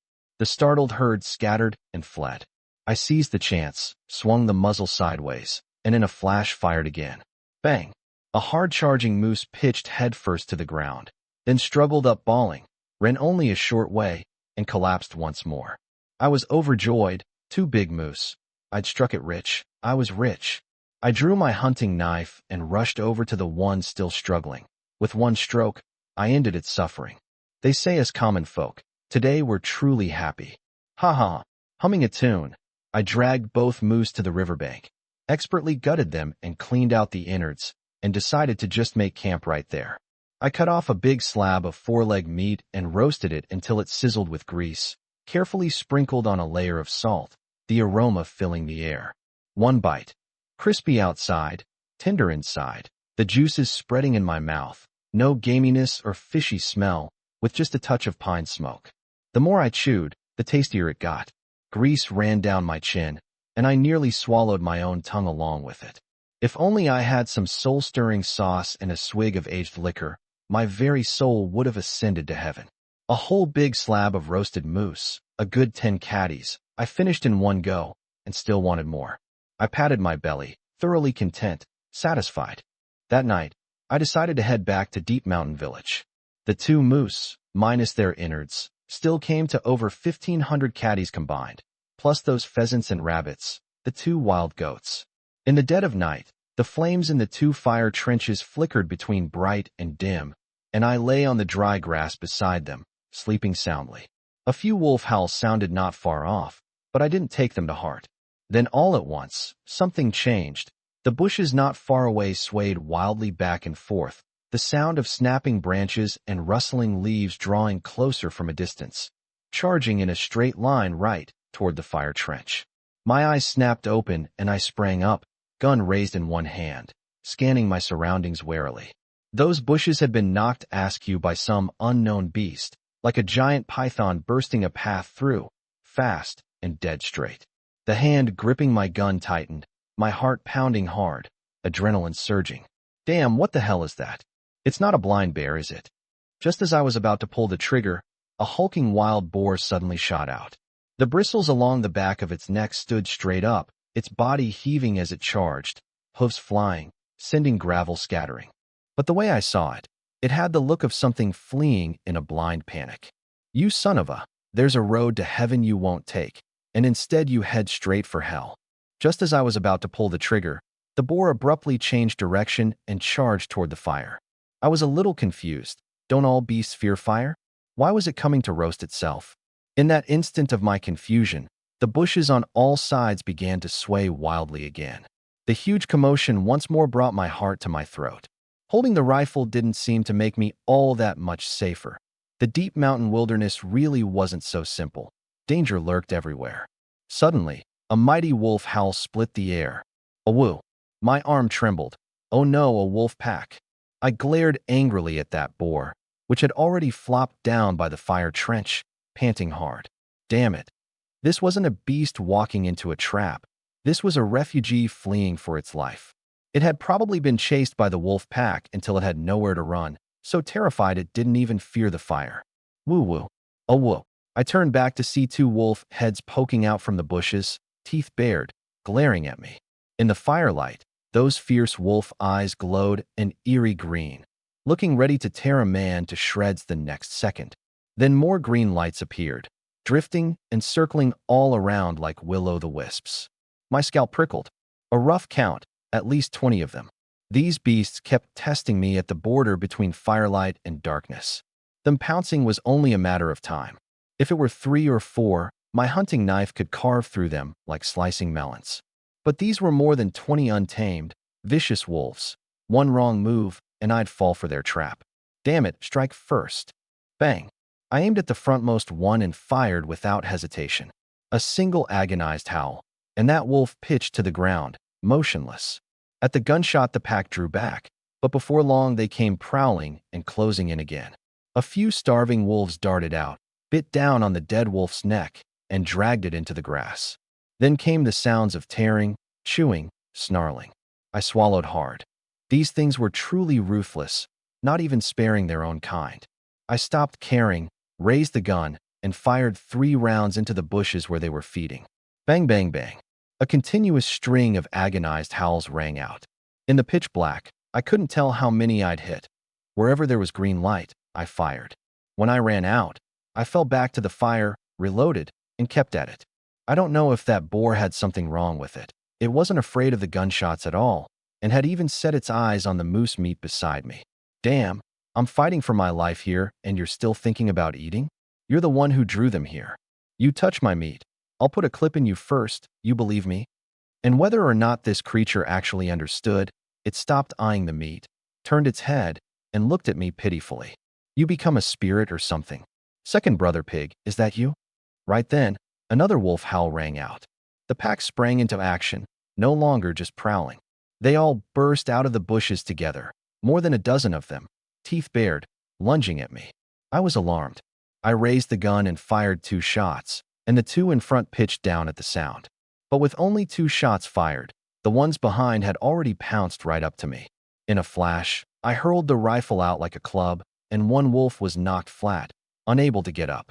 I dropped the gun then, ducked low to dodge a pouncing wolf pup, whipped out my hunting knife, and stabbed it straight into its eye. At this point, adrenaline was pumping wildly, my blood vessels bulging, and my eyes were probably faintly bloodshot. The knife rose and fell. Before my mind could even react, my body had instinctively finished off 4. I gripped the 5th by the throat and sent it off with one stroke. I'll spare the gory details. But just then, a huge wolf leaped up behind me, going straight for the back of my neck. Oh crap, I'm done. At that hair's breadth moment, second brother pig, huddled by the fire, suddenly exploded into action, all 4 hooves pushing off, slamming hard into the ambusher's flank. Awoo! That wolf howled miserably and rolled 7 or 8 times across the ground, trying to get up again, but its hind legs wouldn't obey. Its spine had been snapped by the impact. Nice work, second brother pig. This ambusher was clearly a size bigger than the others, the pack leader. Its wailing sent the whole pack scattering in an instant, fleeing in all directions. Except for the pack leader still howling in agony, the surroundings quickly fell silent. I retrieved my rifle, reloaded, and sent the pack leader off with 1 shot. Second brother pig grunted a couple of times and, of all things, went back to the fire and plopped down on its rear. Damn, you sure know how to pick a spot. Even know that side's warmer. Seeing as you did help out, I'll be merciful. Now get lost. Grunt, her. It made a few more sounds, but wouldn't budge. Well now, you're latching onto me. I went over and gave it a few kicks. It rolled over and didn't move an inch. I was a bit helpless. Sure, the pack was drawn here because of it, but it had also saved my life. I really couldn't bring myself to shoot it. Fine, I'd leave it be. I dragged the 7 wolf carcasses to the other side of the fire and piled them up, commonly known as 7 wolves. Everyone says wolf meat tastes bad, but I'd never tried it and wanted to give it a go, so I cut off a wolf leg and set it roasting over the fire. What I really wanted, though, was the wolf pelts. Good stuff, plenty warm laid over the brick bed. I took my hunting knife and skinned and detendoned each one, even knocking out all their teeth. By the time I finished, day had already broken. Then I looked at that roasting wolf leg. Crispy outside, tender inside, decent looking. I took a big bite. Ugh, damn, you call this meat? Tough and hard, rank and gamey, with a sour, off taste on top of it, like foot bindings that hadn't been washed in 10 years. Bleh, I didn't plan to stay any longer. I quickly made a sled. Second brother pig was still lying by the fire looking half asleep. Not bothering with it, I tied on the 2 moose and dragged them off, heading back. But I'd taken just a few steps when second brother pig suddenly stood up, sniffed, and dashed to the roasted wolf leg I'd tossed away, snatched it up in its mouth, and trotted happily along behind me. After walking a while, I turned back helplessly. You've latched right onto me, huh? You've got Stockholm Syndrome. I walked up to it, and it didn't run. It let me kick it a few times and still wouldn't leave. There was truly nothing to be done, so I let it be. Even with my freakish physique, dragging over 1,000 caddies of meat through the deep mountains was genuinely exhausting. Every 2 hours of walking, I had to rest for half. In the afternoon, I was about to rest again when I glanced back offhandedly and saw second brother pig with a little tree root in its mouth, gnawing away happily. I stared closely. Oh hell no. The moment I made out that little tree root in its mouth, I flung down my water bottle, let out a shout, and lunged at second brother pig. The 200-some caddy beast was pinned under me in an instant. Squee screech. It squealed and struggled in terror, but I didn't care about its feelings at all. I clamped its snout shut, yanked out that little tree root, and only then let it go. Ginseng. That's right, it's ginseng. Such a huge wild mountain ginseng. You spendthrift creature, you think you deserve to eat wild mountain ginseng? This is as thick as a kid's arm. Lousy heavens, I'll get you my money. Chewed to a pulp. How am I supposed to sell it now? My 3,000 yuan. Now it was my turn to fall to my knees and wail, loud enough to shake the heavens. Second brother pig, hiding behind a big tree, snuck a peek at me, looking guilty as a thief. It took me a good while to recover from my grief. Then I whipped around and glared fiercely at that creature behind the tree. You. It's you. Today you're going to make it up to me with another wild mountain ginseng. Otherwise, the 2 of us will just have to meet at the dinner table. When you end up in the outhouse pit at my place, don't blame me. I grabbed it by the ear, holding the mangled ginseng in my other hand and waving it in front of its eyes. It looked at the ruined ginseng, then at me, seeming to understand, and its pig snout started sniffing everywhere fiercely. In November, wild ginseng's above-ground stems and leaves had long since withered and rotted, so the odds of finding it were lower than a blind cat stumbling on a dead mouse. But this creature was different. Its scent cells were 50 times a human's. It could smell its own kind miles away, and roots buried a yard or 2 underground were snacks to it. So second brother pig led the way, sniffing all over, and I followed behind, wired like I was on speed, not even feeling tired dragging over 1,000 caddies of meat. 2 hours later, second brother pig suddenly stopped and started pawing the ground non-stop with its snout and forelegs. I shouted in excitement, untied the sled rope, and rushed over in a couple of strides. I shouldered it aside, dropped to the ground, pulled out the little twig I'd prepared, and carefully brushed away the dirt bit by bit. But I dug for a good while and saw no ginseng. Just as I was about to give up, several irregular black spheres came into view. I grabbed one and sniffed it. A smell of fermented soil and rotting leaves hit me square in the head. This is a black truffle? This size, this ripeness. Good stuff, I'm rich. Wait, hold on, that's not right. This was the early damn 80s. Black truffle my foot. This was pig rooting fungus, pig feed. On the market, 10 caddies for a dime. Oh hell no, second brother pig. I'm gonna kill you. A moment of joy ended as always, in grief and rage. Soaring highs and crashing lows. Who could take it?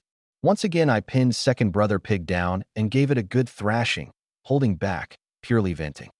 Another day passed. I retrieved all the pheasants, rabbits, and hog badgers I'd hung in the trees, and along the way bagged a few more pheasants and rabbits and one roe deer. Second brother pig and I ate to our heart's content. This creature had well and truly attached itself to me. By now, when I gave it raw meat, it wouldn't even glance at it. It just stared fixedly at the meat roasting over the fire, drooling and smacking its lips. I was speechless too. Boars are omnivores by nature and do like meat, sure, but I'd never heard of one this crazy for roasted meat.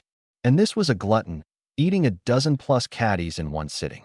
If I weren't still counting on it to dig up ginseng, I'd have settled things at the dinner table long ago. Another day, and I was laboriously dragging the 2 moose, half a roe deer, and a dozen-plus rabbits and pheasants, when second brother pig suddenly stopped, raised its head, sniffed all around, circled a few times, and started rooting at the dirt behind a big tree with its snout. My eyes lit up. I ran over, shoved it aside, and said harshly, "If it's not a big ginseng, I'm stewing you today." Grunt. That thing last time was gastrodia. Only 20 yuan a caddy, and you've got the nerve to call out. Grunt. Get lost. Still want roasted meat? In a minute, I'll turn you into roasted pork chops. I pulled out the twig and brushed away the dirt. In no time, a streak of yellow met my eyes, and my hand gave a hard, violent tremble. On the evening of the 8th day, at the edge of Deep Mountain Village, Lin Laowu and his 5 sons' hunting team had already returned to the village the day before. They'd waited at the edge of the village a whole afternoon, but hadn't seen me come back. Now the 5 brothers, Lin Dong, Lin Shi, Lin Nan, Lin Bei, Lin Zhong, were once again crouched at the edge of the village, smoking. You think that Lin Feng kid died in the mountains? The bet was for 7 days, and it's already the 9th. Probably got lost. One wrong direction and you can't get out. Just as well if he's dead. One less menace in the village. I'm actually hoping he comes back. It's 15 big bills. Dad said we'd use it for the eldest's bride, and all we're missing is the bride price. The 5 brothers muttered, and quite a few passing villagers had gathered too. Lin Laowu's boys, I hear your haul this trip was pretty good. Third uncle, you were here yesterday, and you're still asking.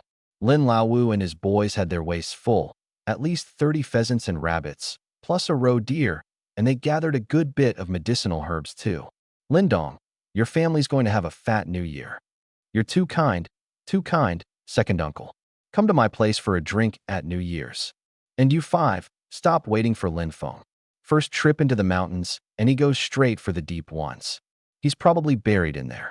I never once saw him draw a bow or fire a gun, yet he wants to hunt. He really doesn't know how to keep himself alive. It's the 9th day already. Either he starved or a blind bear beat him to death. Ha ha. With that menace gone from the village, my wife can finally sleep easy. Come on, let's go buy a string of firecrackers from Lin Ergu and celebrate some more.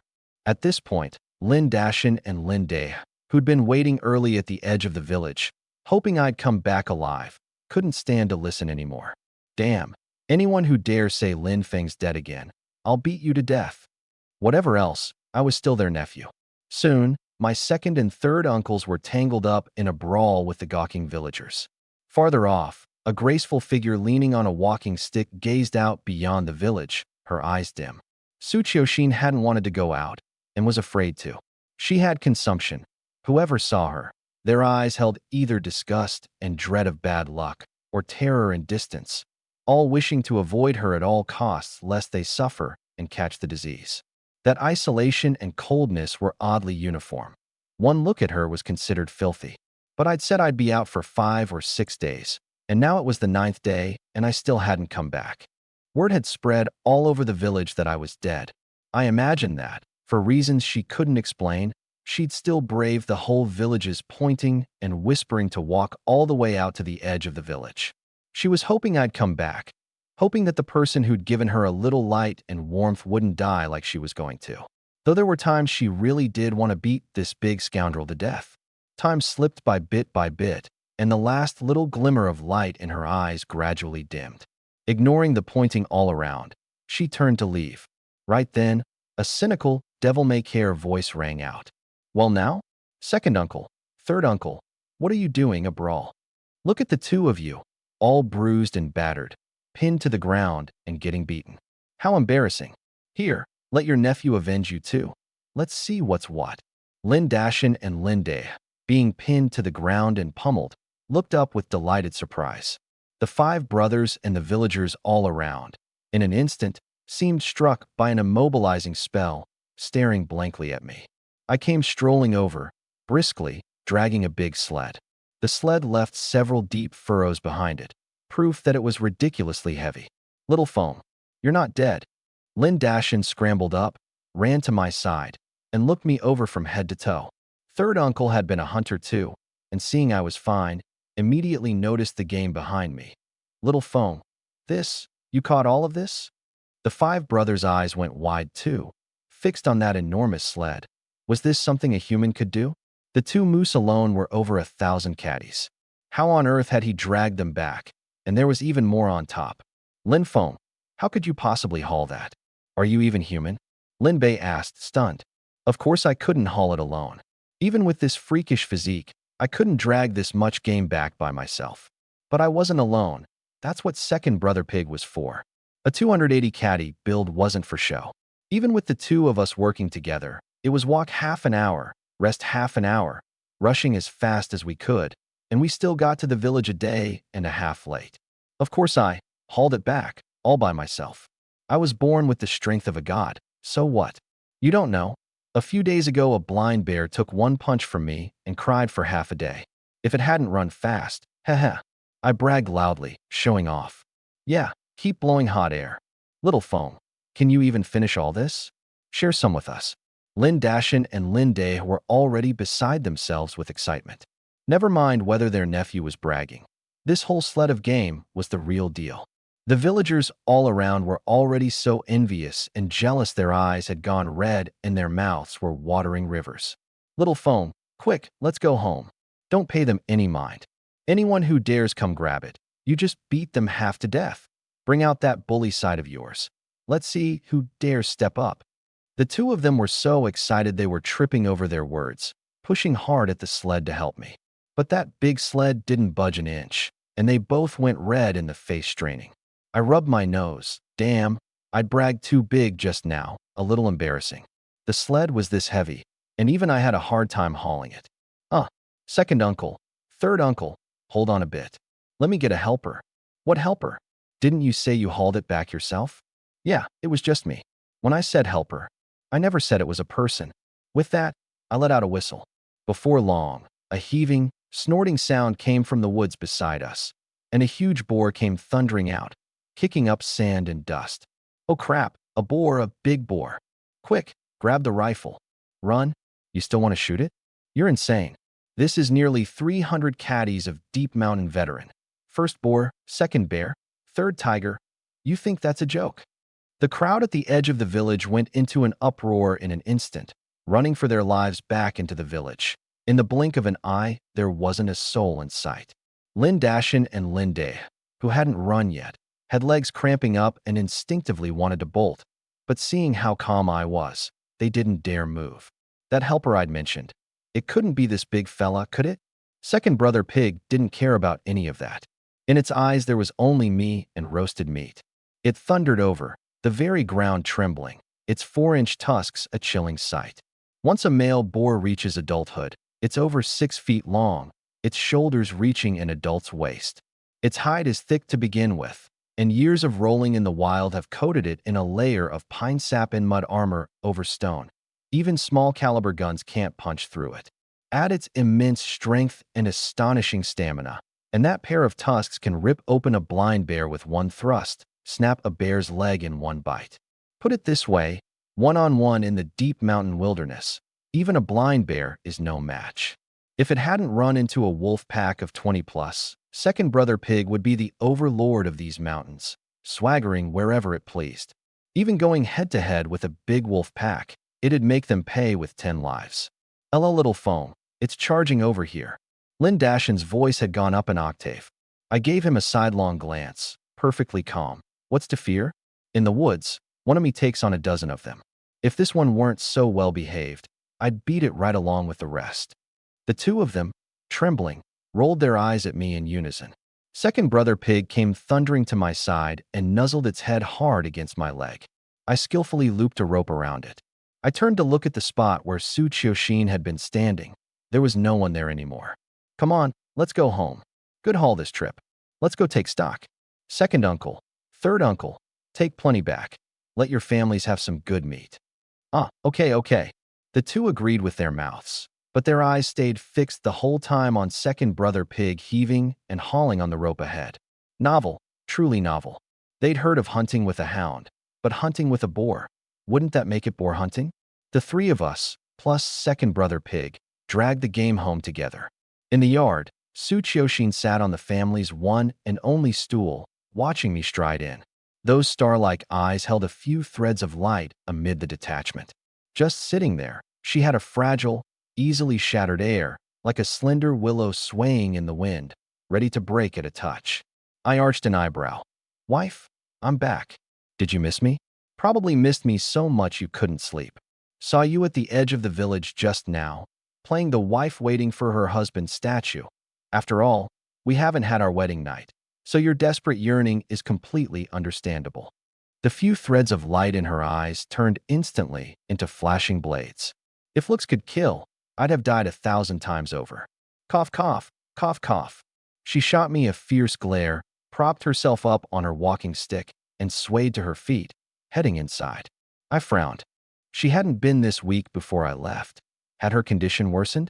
But one look at that empty rice sack and I understood at once. I'd left little to begin with, and one person stretching it 6 or 7 days was doing well. It was already the 8th day, so it seemed this little thing hadn't listened. She hadn't eaten in 2 days. Didn't I tell you to go ask second uncle and third uncle? I didn't finish, shutting my own mouth. With that proud temper of hers and her attitude of taking life and death lightly, how could she possibly open her mouth to ask for food? It's my fault. Wife, you're half-starved and you still went to the edge of the village to meet me. You really are a fearless warrior. Wait here, I'll make you something to eat right now. Bang! Something slammed against the door again.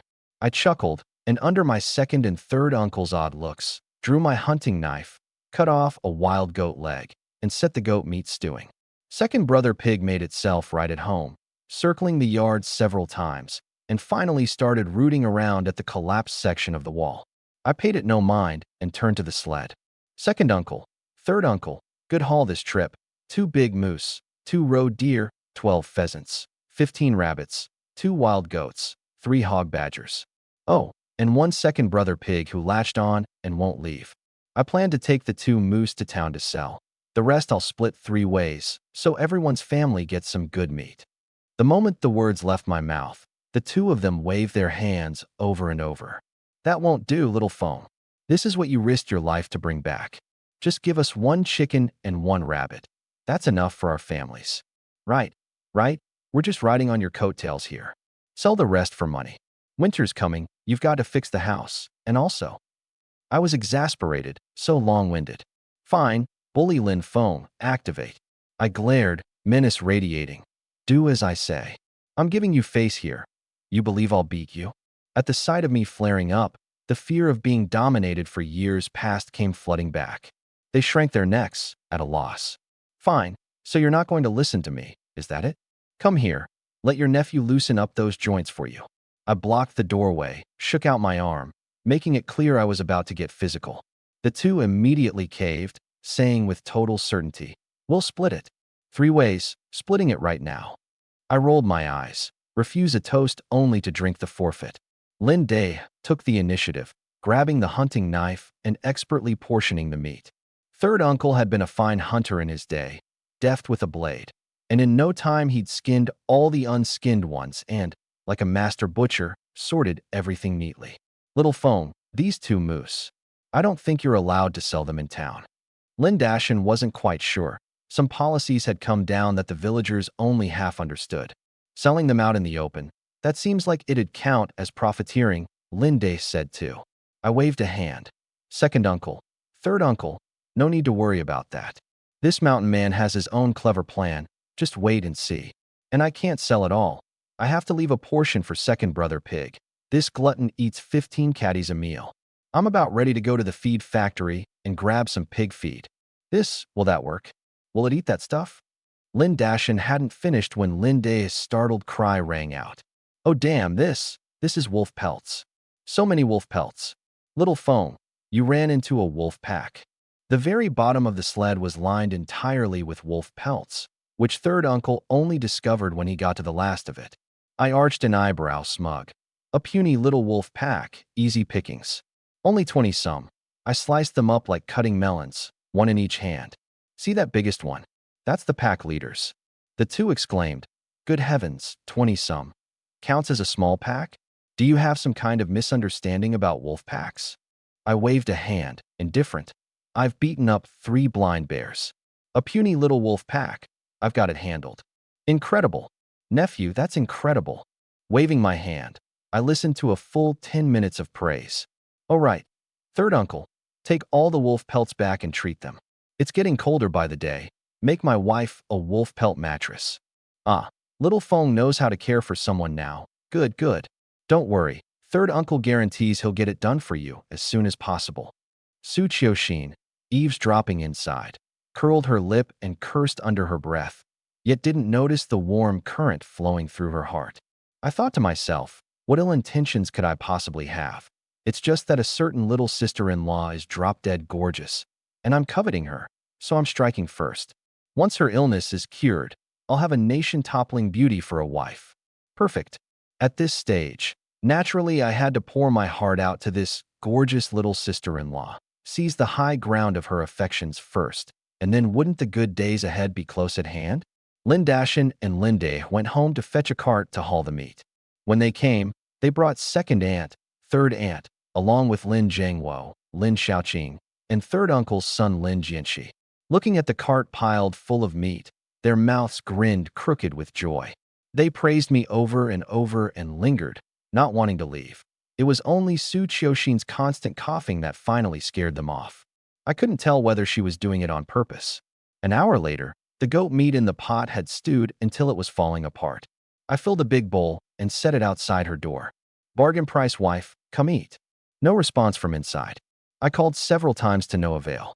Damn it, being a good man really is useless. Oh well, these 2 moose are over 1,000 catties. Take them out and turn them into money. That's at least 1,500. I'd meant to use it all for a certain someone's medical treatment. If a certain someone won't eat and starves to death, then I'll just have to enjoy it all myself. Or, I'll go find your second sister. She'd probably be glad to bear me sons to play with. 1,000 plus yuan. I don't believe I can't scrape up another Su Xia.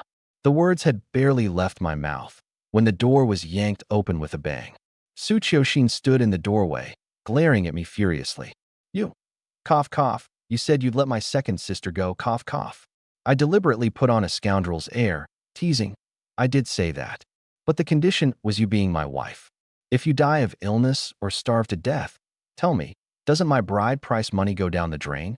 Then I'll have no choice but to go find your second sister. Put it that way. Your life and death are tied to your second sister's happiness. Ah, everyone says your second sister is beautiful, the #1 beauty recognized for 10 miles around. I was drunk the day I proposed, so I really didn't get a good look. Just how beautiful is she? I'm rather looking forward to it. The fury in her eyes deepened. She pursed her lips and glared at me, looking like a kitten with its fur standing on end, dying to swallow its prey whole. Dream on. Umph. She carried the goat meat into the east room and slammed the door with a bang, hard enough to shake dust down from the roof beams. And another thing, I don't need you to treat my illness, cough, cough. Having shouted this, she broke into violent coughing. I suspect she was genuinely furious. It was only later that I gradually pieced it together. That second sister of hers, Su Xiaha, kind, beautiful, cheerful, was the brightest person in her eyes and the only light in the darkest stretch of her life. Every time her second sister brought her food, she'd sit outside the cave cheering her up and telling her funny village stories to make her laugh, and she'd always force out a few laughs in return. That day her second sister cried so bitterly, saying she had to marry a notorious scoundrel from 10 miles around, the old me. It was she who'd told her second sister to run, never imagining that she, a dying woman herself, would end up jumping into the pit of fire instead. Even after these past few days, having sensed that this scoundrel wasn't as bad as the rumors made him out to be, letting her second sister jump into this pit again was absolutely out of the question. So she couldn't die yet. She had to hold on a few more days, hoping her second sister would run farther and never come back. Thinking of this, she glanced at the still steaming bowl of goat meat soup, tilted her head back, and drank it down cleanly. The tender, falling apart goat meat was fresh and savory, melting in her mouth. A warm current spread from her stomach out to her limbs and every corner of her body, nourishing a body that had gone 2 days without food. She wiped her mouth and set the bowl outside the door. Another bowl. Without a word, I filled another to the brim. The door opened a crack, and a snow-white arm reached out to take the bowl inside. Humph, I didn't mind. As long as she'd eat, that was enough. I'd just treat her as a wife in training. With my reputation, I couldn't find another wife anywhere for 10 miles around anyway. That's not right. There seemed to be something I'd forgotten, something important, but I couldn't recall it no matter how hard I tried. Something was off. My memories from the later life were carved in like stone, but the old body's memories were foggy, and after merging they were even more fragmentary. For instance, Su Qiuxin's second sister, Su Xia. The old me should surely have inspected the goods when delivering the bride price, yet I had no such memory, and I couldn't tell whether she was even more beautiful than Su Qiuxin. The number one beauty for 10 miles around. She couldn't be bad, at any rate. It seemed like there were also 2 women the old me couldn't let go of, but I couldn't remember clearly. It was as if they were 2 very beautiful educated youths, and the old me seemed to have even forced himself on them. But it was already 81. The educated youths had all returned to the cities, and the youth office had been disbanded. Who were they exactly? I couldn't remember. Forget it. They'd all gone back to the cities, so I'd probably never see them again. Not going to think about it. Time to sleep.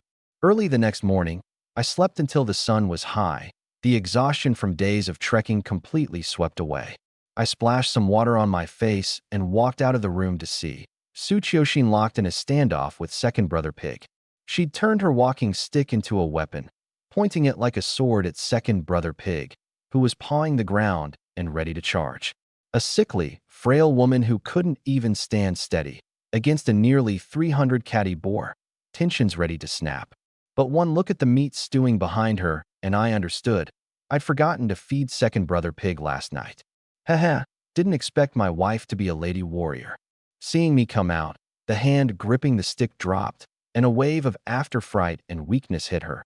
Unsteady, she was about to fall. Quick on my feet, I stepped forward in 2 strides and caught her. Risking your neck over a little meat. One charge from second brother Pig, and you'd be done for. Looks like you really do want me to go find your second sister. She was leaning against my chest again, and that feeling of security probably surfaced once more, immediately followed by panic and shame. So she began to struggle in my arms. Stingy. You think I want to hold you? Nothing but a rack of ribs, not a scrap of meat.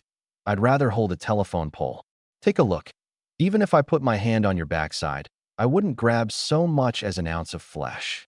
Her bit of security probably vanished in an instant. Her eyes went wide. Her cheeks and ears flushed a deep red.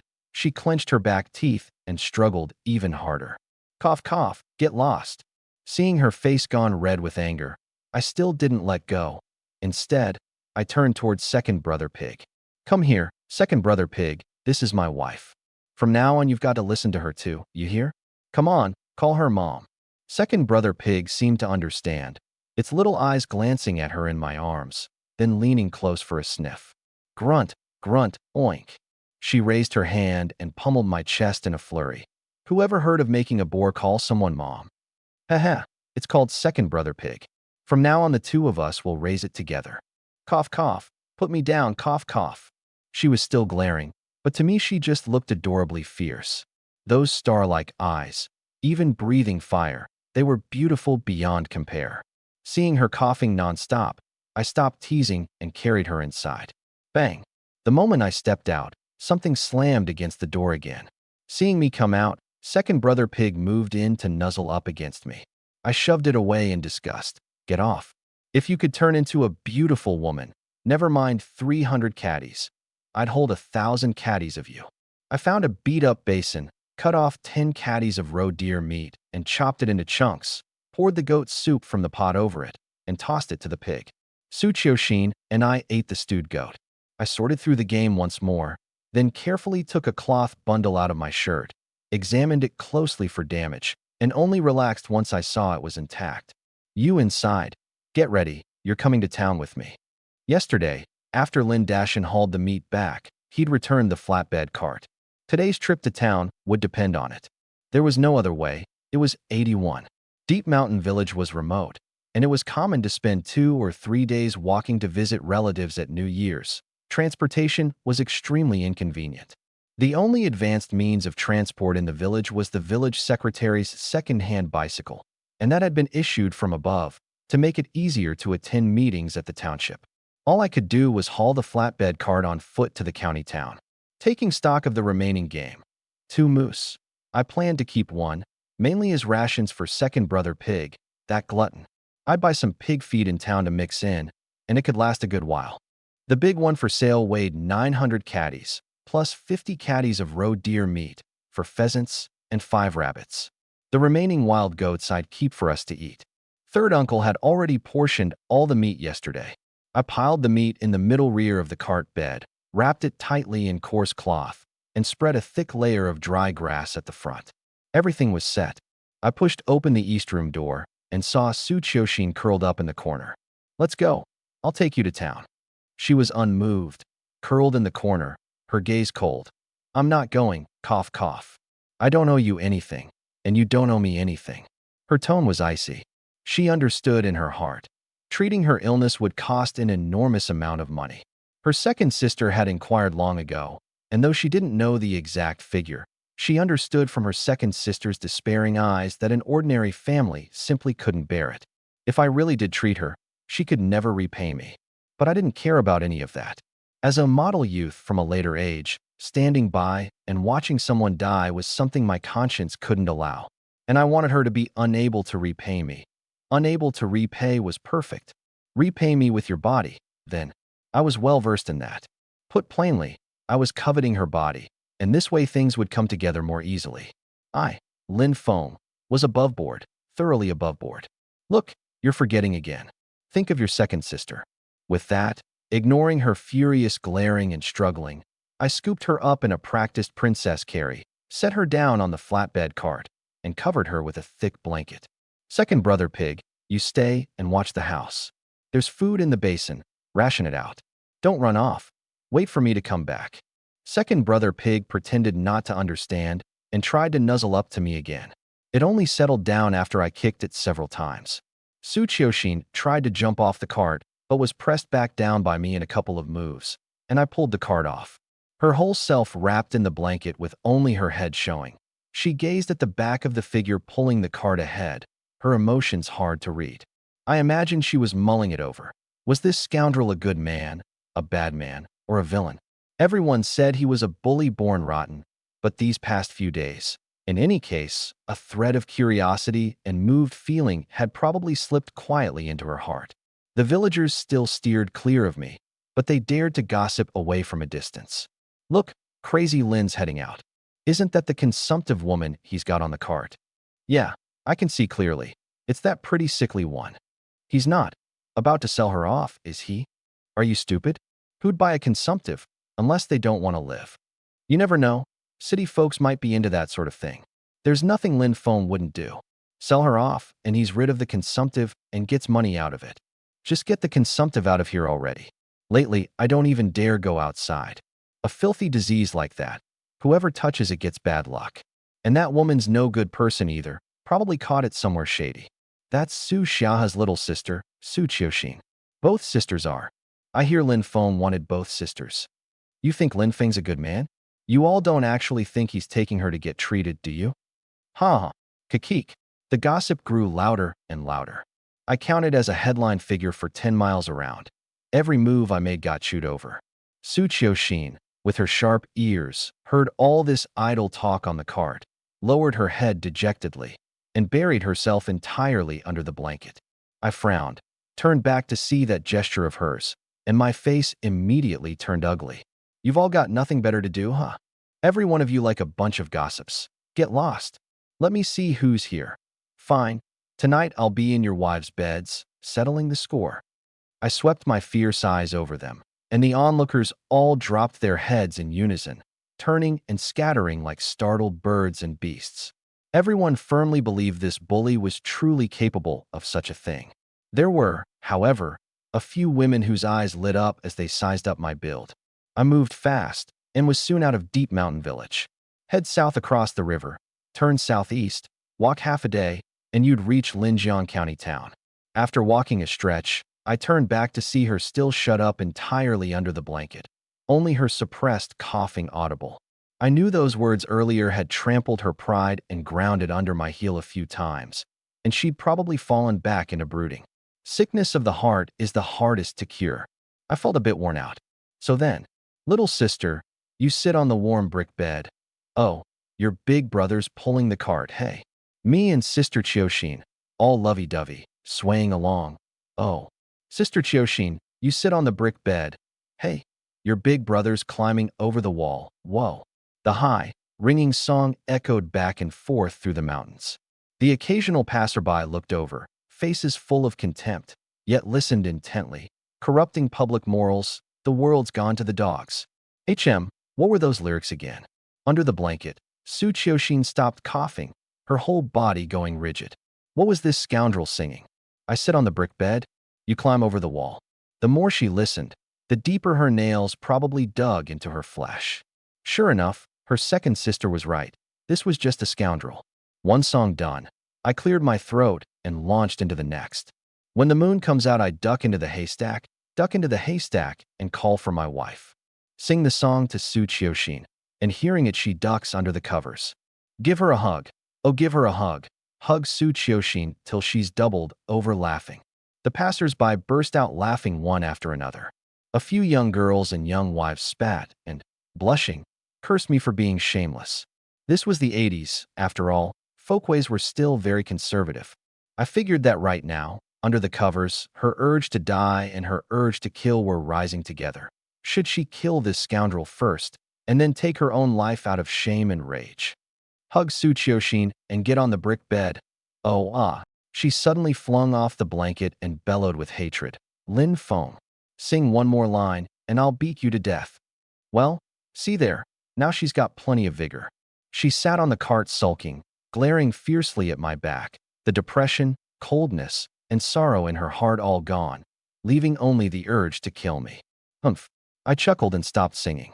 In my later life, I'd worked like a beast of burden for over a decade, then done a little small-time business, all backstabbing and scheming, and saved up some spare money, thinking my life had been reasonably successful.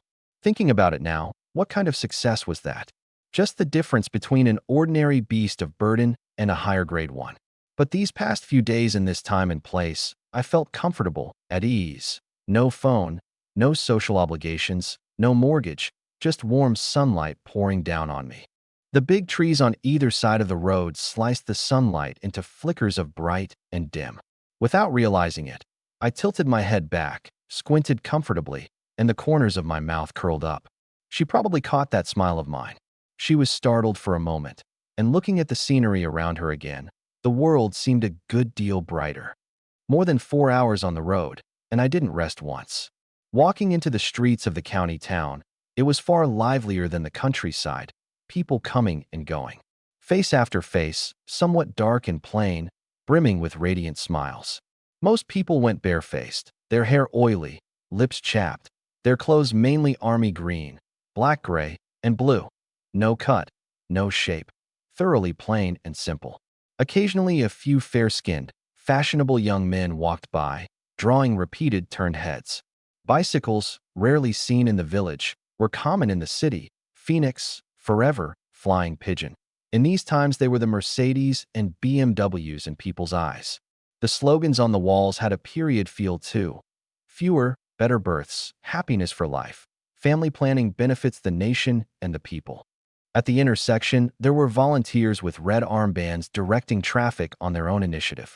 State-run shops were everywhere along the streets. State-run department store, state-run grain shop, state-run supply co-op, State-run restaurant, state-run barbershop. Privately run businesses were almost non-existent. The whole way I only saw two, a breakfast shop and a repair stall. In 81, private enterprise had just begun to sprout. Self-employed business owners were seen as slackers up to no good and could get their legs broken by their own families. Although you could get a license and it counted as legal, in people's minds, being self-employed was profiteering, a disgrace. I wanted to open a shop too, but I was a rural resident, without even the qualifications to get a license. Under the current policy, only unemployed or laid-off urban residents could register as self-employed. I sighed. This whole environment, it's hard to put into words.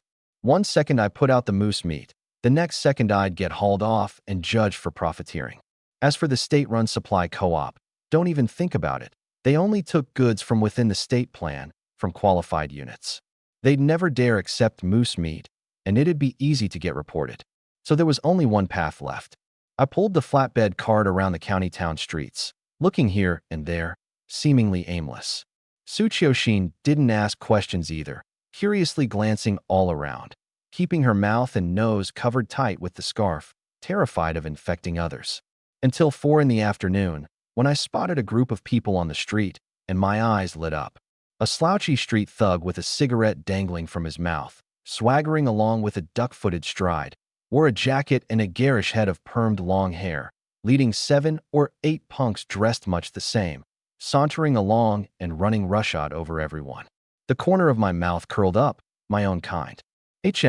No, the old me's kind. I followed behind them, watching them extort passers-by, eat without paying, beat a restaurant waiter, and run. Until night fell, when they ducked into a pitch-black alley. I followed in without hesitation. Just as I reached the middle of the alley, that group of punks surrounded me front and back, a full dozen plus of them. "Brother, you've been trailing us all afternoon. Haven't seen you before. Which crew are you with?" The permed man stood at the front, asking arrogantly. I set the cart down and smiled. "I mean you no harm. Just checking the lay of the land." The permed man frowned and looked me over carefully. A patched army green jacket, faded gray pants, cloth shoes with holes. One look, and I was a country bumpkin fresh out of the village. "Oh, checking the lay of the land? You know the rules or not?" I spoke out of habit. "Rules? My rule is the rule." "Huh. Death wish. Where'd this hick cannon come from?" Amid the clamor, someone lifted the coarse cloth, and their eyes went instantly wide. "Boss, it's meat. A whole cartload of meat. And there's a woman too." Tsuchiyoshin had stayed silent the whole time, not knowing what I was up to. Even surrounded by a dozen plus big men, she wasn't afraid. Never mind my bully reputation and my record of taking on 100 at once, even just her shouting, "I have consumption," would scare this bunch off. The permed man's eyes gleamed with greed. In this era, as long as it was meat, it was hard currency anywhere. City folks got a monthly quota of just 2 caddies on meat coupons. This cartload of meat, they'd struck it rich. The pack of hooligans rubbed their palms together, all looking to their boss in unison, waiting only for the order. But though the permed man's eyes glowed green, he stayed fairly cool. "Buddy, what's your meaning here? Don't tell me you want to sell us meat. You've come to the wrong people. Which village are you from? Speak up. Maybe we're even relatives." I chuckled lightly. "I just came to check the lay of the land." "You lot are too slow. Are you robbing me or not? If you are, hurry it up." The permed man's face changed. "You know we're bad guys and still walked right into the trap. Are you sick in the head? Boss, why waste words with him? Just crack him and be done." The meat, a whole cartload of meat. One impulsive underling had already raised a stick and charged at me, about to split my head open. The permed man's face changed drastically. "Don't." He'd barely gotten out a word when, whoosh. That punk came fast and left faster. I retracted my foot and cracked my knuckles. "Haven't thrown a punch in a while? Come on." Someone shouted. "Boss, Blackie 4 passed out." "Damn, kill him." My whole self got worked up. I suddenly kicked off the ground. The one charging in front took a huge slap and got plastered right onto the wall. Slap, slap, slap. 3 more went flying sideways. I was quick as lightning. Ordinary people couldn't react at all. In under 3 minutes, all dozen plus big men were flat on the ground, moaning in pain. I walked over to the permed man, whose face had swelled up huge, lying on the ground, grabbed him by the hair, and smiled. You gonna talk or not? Boo-hoo. Boss. Oh, boss, what do you want me to say? Just what lay of the land are you checking? I looked up, bewildered, at Tsuchiyoshin. Did I not ask? You didn't ask, she answered coolly. Boo-hoo-hoo. The permed man cried bitterly. He'd sensed early on I was no ordinary man.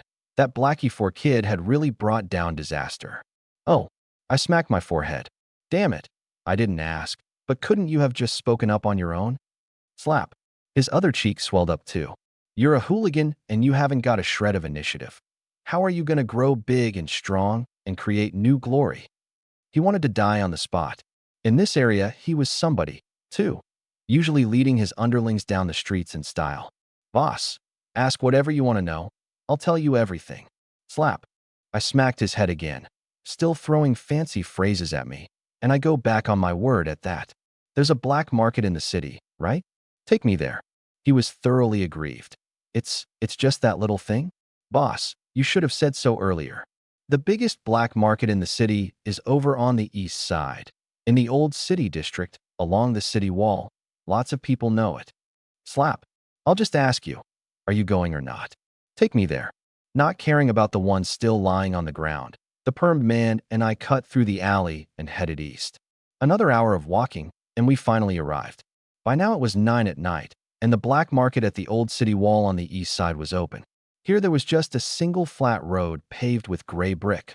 One side the city wall, the other a dried-up riverbed. The river water had long since dried up, so the moment guards came to make arrests, cutting across the riverbed led to a maze of alleys going every which way. Hard to catch anyone. A good spot for a black market. Before we'd even entered the market area, I saw two big men leaning against the wall, smoking. The permed man leaned in and said to me quietly, Boss, this is Master Hay's turf. To enter the market, selling light goods, 1 yuan. Selling heavy goods, 5 yuan. Buying costs nothing. I nodded and looked at him teasingly. Pay up. He was nearly furious to death. The money had to come out of his pocket too. How was this any different from robbery? But he didn't dare grumble. He could only pay obediently. The two big men handed over a slip with a row of numbers on it, probably a stall number. The permed man led me inside like he knew the place well. Clearly he'd been here plenty of times. Kid, what's your name? He hurried to bow and scrape. My name's Xiaonan. Boss, just call me Xiaonan. Xiaonan, you know this Master Hay? How's his reputation? At the mention of this, Xiaonan perked up. Master Hay is my idol. Loyal, plays by the rules, and his reputation is rock solid. Last time one of his brothers got his leg broken, Master Hay immediately led his men to take revenge. I waved a hand.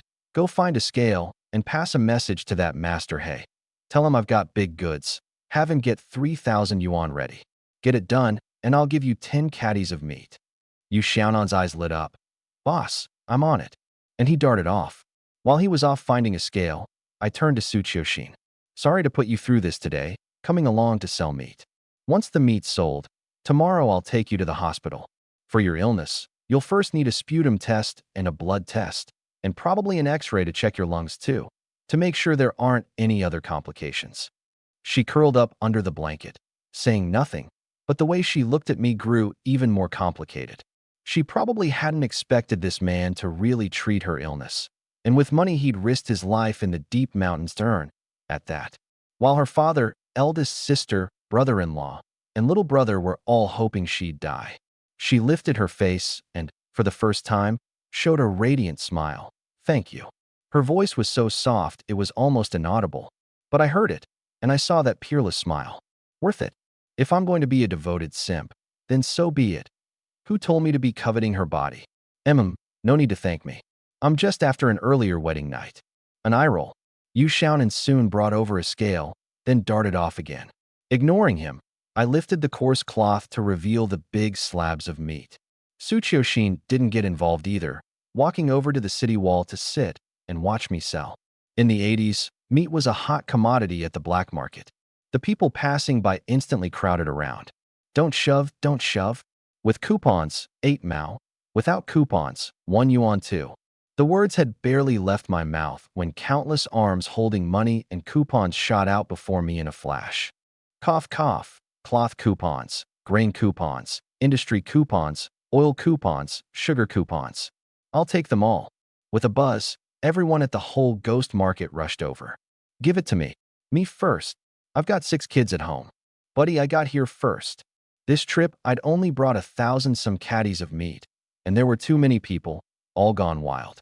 I really hadn't expected people's craving for meat in this era to be so great. In the end, even the guy watching the market couldn't stand it and stepped in to keep order himself. So I stopped caring how much anyone wanted, just grabbed a big slab and weighed it. This one's 8 caddies, pay up. In a little over half an hour, all the meat was sold out. Those who hadn't gotten any left disappointed, and only then did I breathe a sigh of relief. Turning back, I saw Yu Xiaonan had already returned, standing not far off, looking a bit anxious. I ignored him for now, walked over to Su Qiuxin, and stuffed a bulging bag into her hands, teasing. Boss lady, count how much money there is. Taking the cloth bag, her hand trembled, like she was holding a scalding hot potato, and she tried to stuff it back to me. I can't count it all. You'd better count it yourself. I turned and walked off, giving her no chance to return it, and went over to Yu Xiaonan. Has Master He come? He was somewhat excited. He's here, right up ahead. I followed his hand and looked. At the corner of the city wall was a square table, with a man seated behind it, and 4 or 5 big men standing behind him. I nodded. There are 10 caddies of meat on the cart. Take them and go. I'll head over myself. Yu Xiaonan's face lit up with joy. He hurried to the cart, lifted out a big slab of meat from under the coarse cloth, glanced left and right, and just took off his jacket to wrap it up, then darted away. I walked up to the square table, and only then got a clear look at Master He, a dark-skinned man in his 40s. In such cold weather, he wore only a sleeveless top, exposing his dark, muscular arms, his features somewhat fierce. He tried his best to put on a look of honest simplicity, but the sharp glint in the depths of his eyes couldn't be hidden. Little brother, sit. The setting here isn't much, but I've brought good liquor. With that, he pulled out a bottle of Shifeng liquor from under the table and took out an oil paper package too, a roast chicken and a packet of oil-fried peanuts. Like old friends meeting, treating me to drinks. I thought to myself, this Master He is no simple man. Before we've even talked business, he's already playing the emotional card. I wasn't about to let him set the rhythm. I plopped down casually at the table, wrapped the roast chicken and peanuts back up, and kept them for myself. Haha, don't take offense, Master He. My wife hasn't eaten yet. Master He's hand, holding the liquor, trembled, and a flash of surprise crossed his face before quickly settling back into calm. But the 4 big men behind him weren't having it. Fierce looks surfaced, their hands reached behind their backs, and they all looked toward Master He in unison. Master He waved a hand and laughed. Haha, that's only right. If sister-in-law doesn't mind, come have a drink together. I smiled too. She can't come over. She's sick. Consumption. Bang. Crash. Crack. Master He, who'd just been smiling, went pale and suddenly jerked backward, sending the bench and square table flying together. The faces of his 4 big men shifted from anger to terror in an instant, and they all retreated 7 or 8 steps, no longer even caring that Master He was flailing on the ground. Master He, what's wrong? Let me help you up. I deliberately took a big step forward. Stop. Stay back. I don't need your help. You little punk, you just wait. I'll kill you, get away. I shook my head. In these times, tuberculosis really did carry a fearsome reputation. Fortunately, Su Qiuxin had always been carefully protected. 3 scarves washed every day. Relax, Master He. It's fine. I've taken precautions. I've got good goods, 100-year-old wild mountain ginseng, for Liang. Master He, about to bolt, immediately spun around, his eyes lighting up red. 100-year wild mountain ginseng. 3 Liang makes it ginseng, for Liang makes it treasure. Only wild mountain ginseng over 4 Liang deserves to be called a treasure. Top-grade rarities like this appear maybe once in 10 years. The whole country produces at most 3 roots a year. Extremely rare. Master He's eyes darted around, and he came scrambling back over, righting the table and bench and sitting back down. Haha, little brother, I lost my composure just now. Don't take it to heart. I nodded with a smile too. With this treasure, what's there to fear from consumption, right, Master He? Master Hay forced a smile, though his back had long since soaked through. Haha, you're joking. Did you bring it? Can you let me feast my eyes? I didn't waste words, pulling the cloth bundle from my shirt and carefully unwrapping it.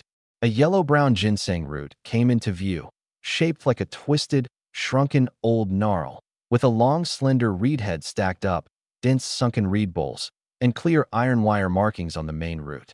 Only, the top of the main root, well, sort of, seemed to have been bitten once, not bitten off, but ragged and torn. A fair number of the root whiskers snapped off, not so long anymore. Thinking about this made me furious. That day in the deep mountains, second brother pig found the ginseng, and I was so excited I pinned the pig down again. Everything had been going well. I'd been extremely careful, peeling away the dirt bit by bit. A full 4 hours, victory nearly in hand. When who'd have guessed second brother pig got impatient waiting and took one big bite, yanking the whole root up. I let out a scream on the spot and tackled it for a good beating. Master Hay looked at this poor-quality 100-year-old ginseng, his fingers even trembling, not from excitement, but from anger. This, what a waste of a heavenly treasure. May lightning strike you dead. You. I understood, though. At the time, I'd been much more excited than he was. Haha, it had never seen one before and took a bite. The 2 root whiskers that broke off, I kept for my wife to build up her strength. Damn it, if it weren't out of respect for your wife, I'd give you a real beating. If it were a complete 100-year-old ginseng, I'd give you 5,000. This root, 1,000 at most. My eyes flashed. 1,500. Look, Master Hay, though it's been bitten once, the root's still whole. Just glue it a bit. Master Hay's face darkened. Can you use glue on this? 1,100, and that's the most. After a round of haggling, we finally settled at 1,200. Watching his fuming back, I called out, Master Hay, next time I've got good stuff, I'll come to you again. Bah! Having stashed the money, I had Su Qiuxin get on the flatbed cart and quickly left the black market. All this fuss had taken us to the middle of the night. Staying at a hotel in the county town required a letter of introduction, and even if we had one, Su Qiuxin couldn't stay, in case of infection. I was confident in my own body, but others weren't. Fortunately, the cart had dry grass and a blanket, enough to make do for a night.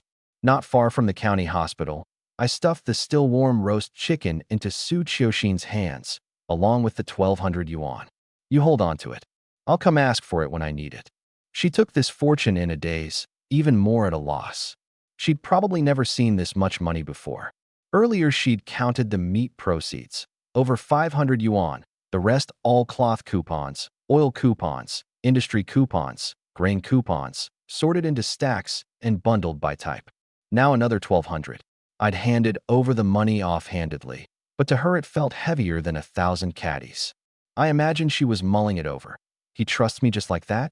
Is he really that villain who does every kind of evil, that scoundrel? She gazed at my back, came to her senses, looked at the bag of money and coupons, then at the warm roast chicken in her hands, and suddenly gave a slight smile, saying softly, I can't finish the roast chicken. You eat some too. I really was hungry. I hadn't eaten at noon or in the evening, and the state-run restaurants had closed by now. I took it without ceremony and started dividing it up, saying, You've gotten a lot gentler when you talk. Are you starting to be a little fond of me?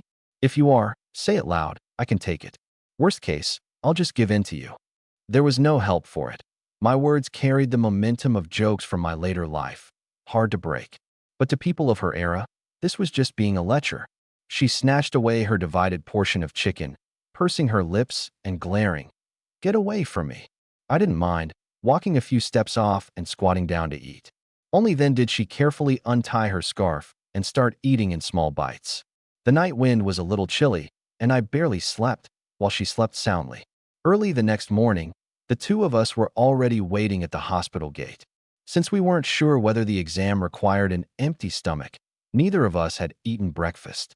Given her condition, I didn't dare place her where there were crowds. So the moment the hospital opened, I settled her in a corner of the courtyard while I went to register and wait in line.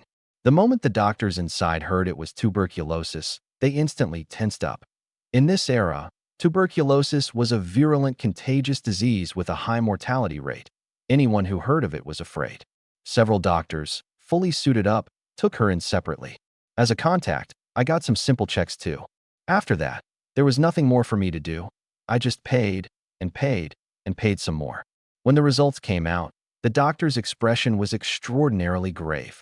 Su Qiuxin, wearing a thick mask, clenched her hands, and those star-like eyes looked at me, trembling slightly. I gave her a reassuring look, and taking the chance, grabbed her small hand, ignoring her struggling, and asked in a low voice, "Director Kong, my wife's illness. It can be treated, right? You look so grim. I'm a little scared." Kong Shuamei looked up with a frown and a cold face, and let loose a barrage right at me. "Scared? Your wife's already in this state, and now you know to be scared? Look at the lab report. Massive acid-fast bacilli in the morning sputum with blood streaks. She's been coughing up blood, and you can't see it? The chest fluoroscopy shows large shadows in both lungs, a cavity of 1.5 centimeters that's still expanding. Is this how you act as a husband? How is it you're perfectly fine? Do you know how high her white blood cell count is? Are you blind? And look at the complications: bronchiectasis, pulmonary heart disease, pneumothorax, hypoproteinemia. Thankfully, they're all still within controllable range. 10 days later, and you'd be a criminal. Are you afraid of spending money? Yes, it costs a bit more, but you could have sought help from the production brigade, sought help from the hospital. Could we possibly stand by and watch someone die? This illness has gone on nearly 3 years. Did you want her to die? A tongue lashing straight to the face, and still going. I've never been a good-tempered person, and I suddenly stood up, ready to fire back too. But before I could erupt, her hand instead gripped mine, her eyes like a startled little deer's, brimming with tears. Half my resolve softened, and I cursed myself inwardly for being spineless. Forget it. Endure it. I turned and bowed and scraped with an apologetic smile. Yes, you're right to scold me. It's all my fault. She gave my hand a hard squeeze, and her heart probably felt a pang. Who for 10 miles around didn't know I was a hot-tempered, reckless man? Someone used to bullying and dominating could actually let a doctor scold him until he couldn't lift his head and even admit fault of his own accord, for her sake. Her hand gripped mine even tighter. I was wrong. Director Kong, please, do everything you can. The final verdict: Su Qiuxin needed to be hospitalized for a period. I wanted to stay and care for her, but Director Kong wouldn't allow it.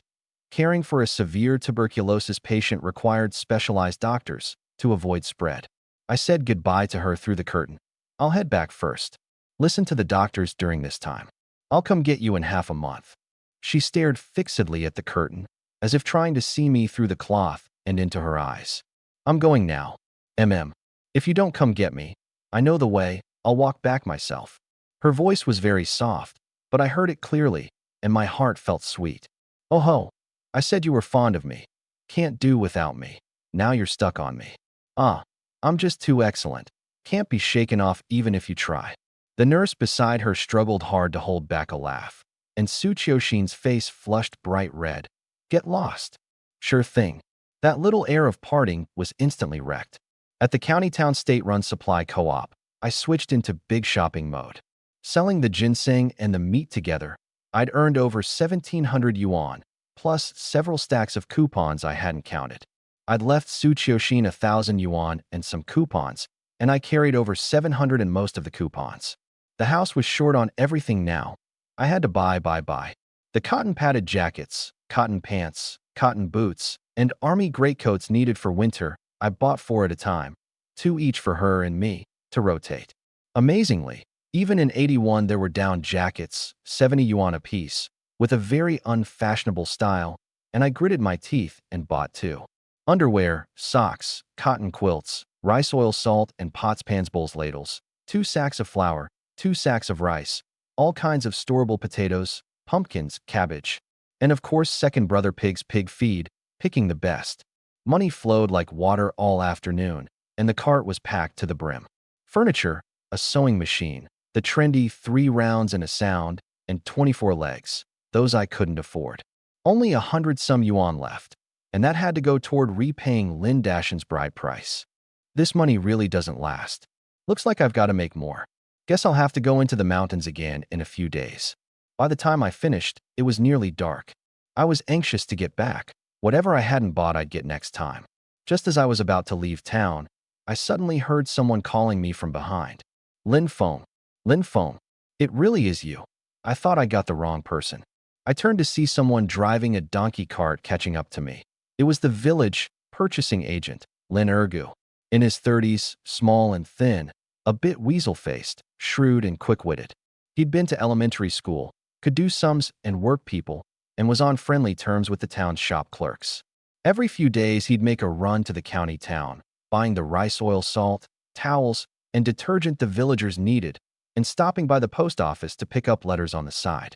Though the village had no official post for it, it still counted for work points, and occasionally he could snag scarce goods and earn the price difference, a very sought-after position. Lin Feng, you've struck it rich, buying so much. His eyes blazed, his eyeballs darting around, and one dart calculated a rough estimate. No less than 500 for sure. Perfect, Ergu. That donkey of yours is nice. Lend it to me. His face went green. His cart had plenty of stuff too, and if he gave me the donkey, that scrawny frame of his hauling for 4 hours back to the village, it'd take half his life. Hey, Lin Feng, this is no joking matter.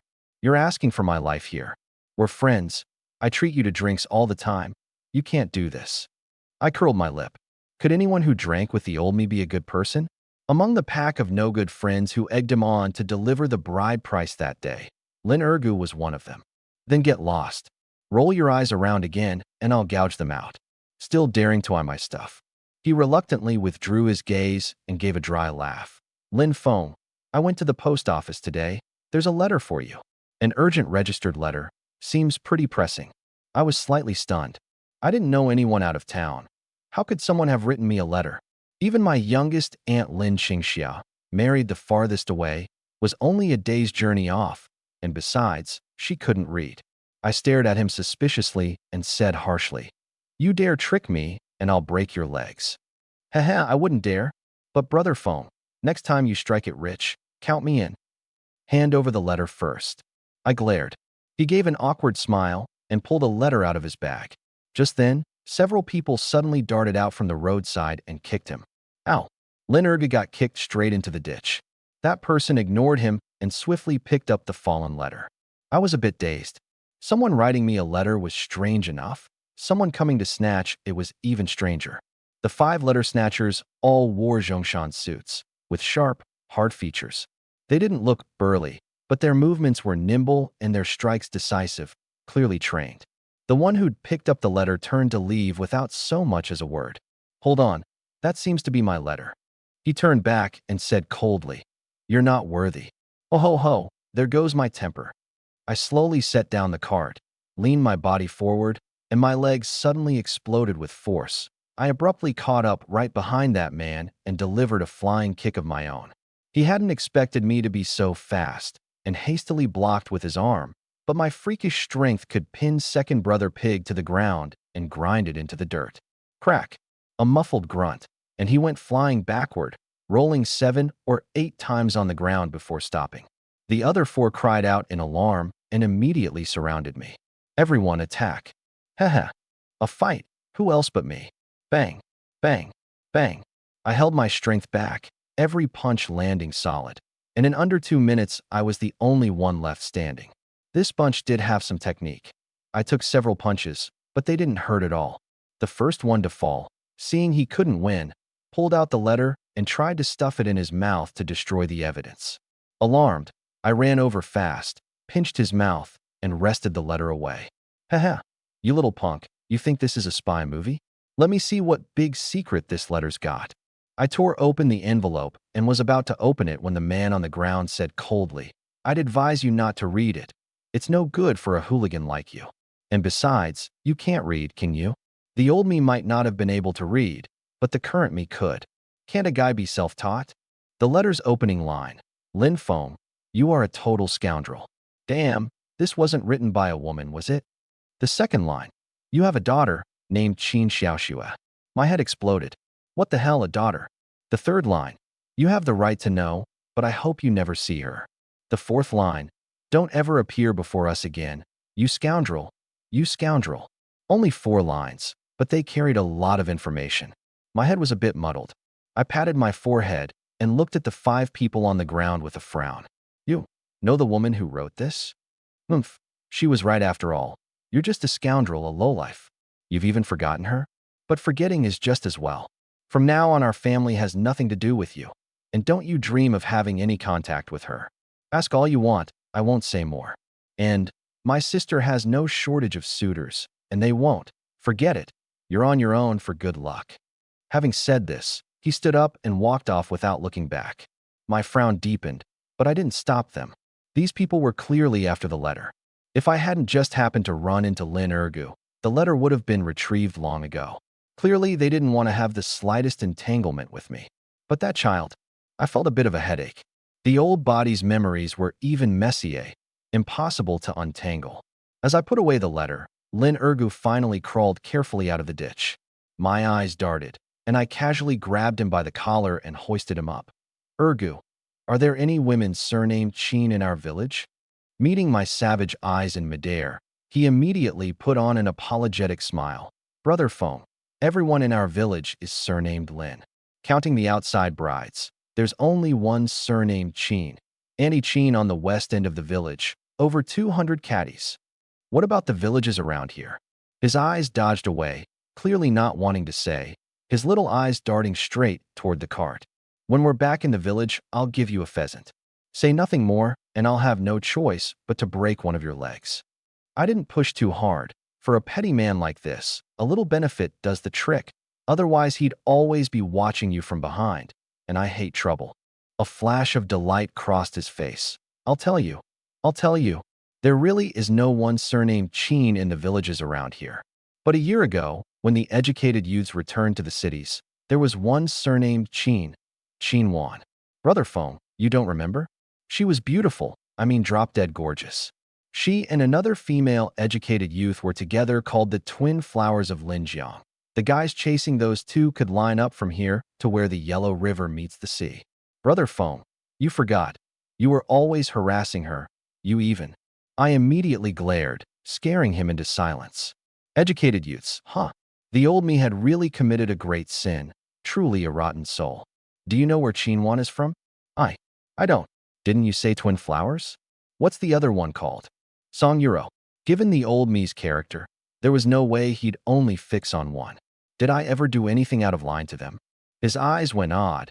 He could tell something was off about me, but he still spoke honestly. Out of line things? Loads. You peeped on them bathing, groped their hands. I heard you even climbed over their walls. And also, that's enough. My face darkened. We were perfectly clean. I didn't do anything. Let me tell you, I'm pure as ice. A virgin, you understand? Spread any more rumors in the village, and I'll break your fifth leg. I set him down, and he scrambled onto the donkey cart, muttering, as if you need me to spread it. There's not a soul in the village who doesn't know. What are you muttering about? Giddy up. And off he went in a flash. I looked at the letter with a complicated expression, wanting to tear it up, but after a moment's thought, I still put it away. What a mess of things. At the village entrance, second brother Pig came charging wildly to meet me. Perfect. I roped it up to pull the cart. Back home, I unloaded everything and piled it up, then dug out a big barrel of high-proof alcohol and thoroughly disinfected the room Su Qiuxin had stayed in several times over. Director Kong had instructed me to disinfect for 3 straight days. Mind the ventilation, and the cups and bowls she'd used all had to be thrown out. After cleaning up, I made second brother Pig a basin of meat mixed with pig feed. To my surprise, it got even more excited smelling the feed than seeing the roasted meat, wolfing it down. After a full day of toil, I felt a bit weary and turned in early. In my dreams, I was chased by 2 she-demons the whole time, and these 2 were devilishly beautiful at that. I couldn't help throwing myself into a heaven-shaking fight with them, and by morning we'd fought each other to a bloody standstill. The next morning, I was woken by rain. The big hole in the roof was gushing water. Damn it, this ramshackle house is unlivable. Might as well tear it down and rebuild. It's all money. Looks like I'll have to make another trip into the mountains in a few days.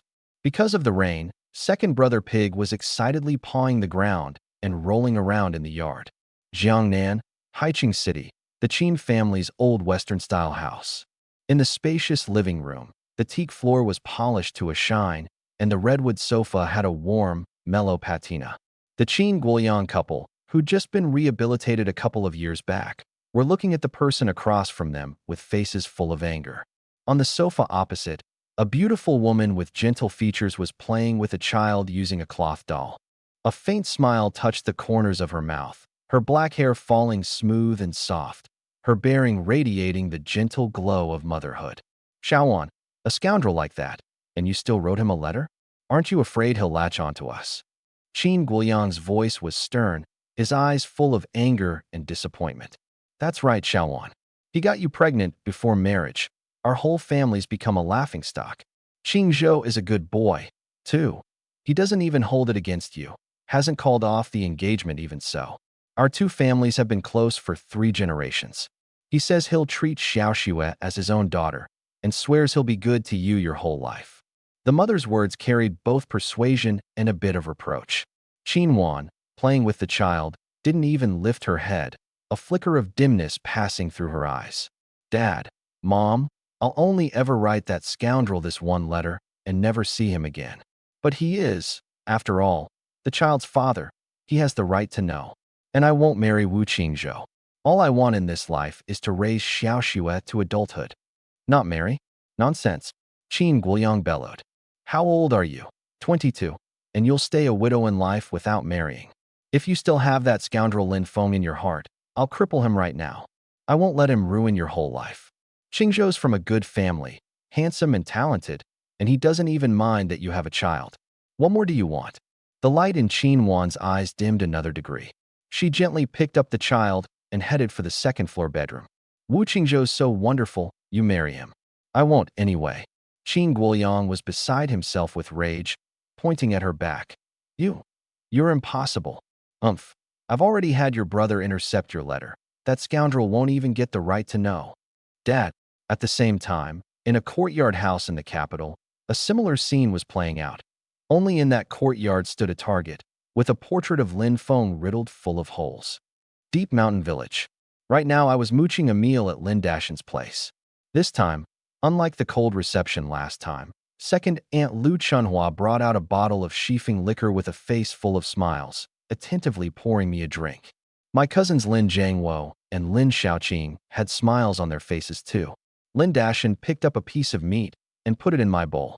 Xiaofeng, I already told you last time there's no need to repay the bride price. But look, you still brought it over. I picked up my drink and said teasingly, should I take it back then? That won't do. Bull. You dare. I curled my lip. In a few days I want to go into the mountains again. Once the snow falls, the mountains are hard to get into.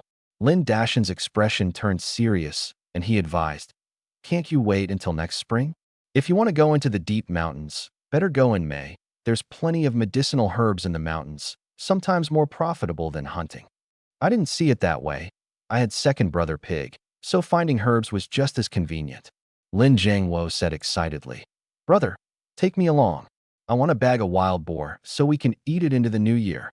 I tossed away the bone I'd finished gnawing and gave him a sidelong glance. Fine. You want a bag of wild boar? Come to my place tomorrow. As long as you can take down second brother Pig, I'll take you along. He immediately backed down. Second brother Pig running made the ground shake, and one sit of its rear could crush 3 of him to death. Only when I was full of food and drink did I bring up business. I've still got 80 yuan and some odds and ends coupons. If second uncle and third uncle aren't busy, fix my roof and windows for me. Lin Dashan was about to decline. It wouldn't even take. Before he finished, second Aunt Lu Chunhua swept up the money and coupons on the table, quick as lightning, smiling so hard the creases on her face could catch a fly. Ha! Xiaofeng. Don't you worry. Your second uncle will fix it up right for you. Lin Dashan wanted to say something more, but I waved my hand. It's settled, then. I picked up my jacket and headed out. The sound of the couple bickering came from behind me right away, and only then did I chuckle and amble home, unsteady on my feet. Having repaid second Uncle 10 great unity notes, the rest went to fixing the roof and windows. Not a cent left on me. I wanted to go into the deep mountains before the snow fell, timing it right, so that when I went to the county town to pick up Su Qiuxin, I could deal with the game and do another round of shopping on the way. At the very least get a stove, buy some charcoal, some furniture, the 3 rounds, and a sound. Adding it all up, The money just wasn't nearly enough. Oh right, last time I made a bet with Lin Laowu. Strictly speaking, I lost, 2 days late, so my debt went up another 150. But he hadn't come to collect, and I hadn't brought it up. Linjiang County Town, People's Hospital. After 2 days of treatment, Su Qiuxin's bodily functions had recovered quite a bit. She had a private ward, and even a dedicated little nurse, Wang Zhizhi, an outgoing, cheerful girl. After 3 days together, they'd already grown familiar. In the ward, Wang Zhizhi cut a pear while gossiping with her. Sister Qiuxin, how did you meet brother-in-law? He's got such a great build, and he looks so sharp. The head nurse said that's what you call resolute and handsome. And so rich too. A private special care ward, and the best medicine, 1 day's worth costing my whole month's salary. What does brother-in-law do? When you two met, was it love at first sight? Was it very romantic? Su Qiuxin chuckled softly. Romantic? Love at first sight? That day she'd wanted to beat him to death. You're only 17, and at such a young age you're already thinking about men. She really liked the chatterbox Wang Zhizhi, and after 2 days together they could joke freely. Oh, Sister Qiuxin, I turn 18 next year. My family wants to introduce me to someone, says to start dating first. I just think brother-in-law's great. I want to find one like him. Good-looking, tall and slim, and rich too. Su Qiuxin chuckled. Then you've got the wrong idea about him. He's no good person. He's the bully of 10 miles around, and I was snatched away by him. He even wanted to snatch my second sister. So shameless. My second sister is very beautiful, the prettiest for 10 miles around. He came to my house and forced the bride price on us. Wang Zhizhi blinked, her face full of disbelief. A bully? That day he got scolded by Director Kong like a whipped puppy and didn't talk back. I don't know either. Maybe he didn't want to scare me. Su Qiuxin lowered her head, the corners of her mouth turning up, 2 spots of red blooming. Wang Zhizhi immediately wouldn't have it, pouting playfully. Oh please, what bully, Sister Qiuxin? I think you just want to show off how in love you are. Even a bully gets melted into putty by you.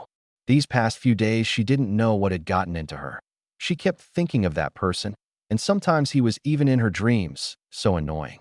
Oh right, her second sister was in her dreams too.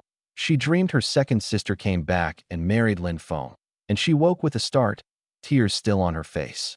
She thought she must have gone mad, and she wondered where her second sister was now, how she was getting on. 3 days passed. Lin Dashin and Lin Day hauled the roof repair materials into the yard.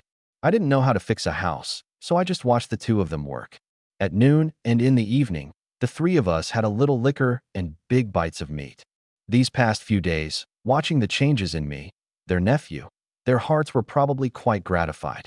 They didn't say it aloud, but they'd clearly grown closer. We could already chat with arms slung over each other's shoulders. Another day passed, and I got ready to go into the mountains again. This time I was well prepared. Thick cotton clothes and pants, a homemade sleeping bag, a shovel, a grappling lock, a hunting knife, a hunting rifle, an axe.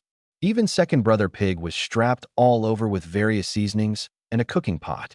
Early in the morning, without disturbing anyone, second brother Pig and I slipped into the mountain forest. It had been cooped up at home these past few days, and the moment it hit the mountains, it ran wild, charging every which way. Relying on my photographic memory and freakish stamina, I moved through the forest like a fish in water. After running like mad for a day and a night, the man and the pig entered the deep mountain region. At this point, not far from a small stream, a herd of red deer was leisurely nibbling grass roots. Suddenly, a massive wild boar burst out from behind a big tree, still strapped with a shovel and a black pot, clanging and rattling as it charged menacingly at the deer herd. A herd of red deer that had never seen the world had certainly never seen a hunting pig like this, and they bolted in a panic. Right on the path the red deer were bound to take. I suddenly sprang up from my camouflage of dead branches and rotting leaves and fired 3 shots. Bang, bang, bang, in quick succession with the hunting rifle. 3 of the larger red deer fell one after another, crying out mournfully. I quickly drew my hunting knife and stabbed each in the heart, ending their suffering. Second brother Pig came running over too, and seeing 3 red deer, it got so excited it spun in circles. The man and the pig worked in seamless harmony, and just like that we started living the good life with more meat than we could eat. Those pheasants and rabbits, I couldn't even be bothered. That night, I put an entire red deer on the roasting rack. There was no help for it. Second brother pig was a glutton, eating 15 caddies of meat in one sitting, and I ate quite a bit myself. A red deer weighed 50 caddies, after skinning, gutting, and deboning, less than 30 caddies. This time I marinated first, then roasted, and after an hour and a half I cut it up, brushed on oil, and sprinkled on my specially made seasoning. The fat sizzled as it roasted, and the overpowering aroma drifted on the wind across the whole mountain. Second brother pig couldn't hold back, drooling nonstop beside the roasting meat. Grunt, grunt. It panted heavily, its little eyes fixed unblinking. I gave it a kick. Get lost, your drool's dripping on the roast. I ask you to find ginseng and you can't, but finding good food, you nail it every time. Grunt, grunt. You're talking back? Did you bring me here just because you wanted to eat red deer? Grunt, grunt. Still talking back? Why don't you just say you want to eat wild boar? The words had barely left my mouth when second brother pig's little eyes suddenly lit up. That night the man and the pig ate meat with big bites, faces full of satisfaction. A wild boar's sense of smell and taste are several times sharper than a human's, and my carefully seasoned roast had it drunk on the aroma. It didn't even spare the bones, gnawing at the marrow until the middle of the night. With it around, there was no need to worry about safety at all. I lit the fire pit and slept soundly until broad daylight. Second brother pig, find some for me. Find ginseng, understand. If we can't find any today, tonight we're eating wild boar. Grunt, grunt. The result. Half a day later, I spotted a herd of a dozen-plus wild boars in a mud wallow at the foot of a mountain. And second brother pig was excitedly urging me to go set up an ambush on one side, while it scurried over to sneak into position on the other. Exactly the same as our coordination the past few days. I was a bit dumbfounded and grabbed its tail. You son of a, you're doing this for real? Wait, one of those in there isn't actually your great-grandma, is it?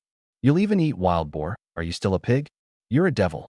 Even putting justice above family isn't done this way. Second brother pig gave me a sidelong glance. Grunt, grunt.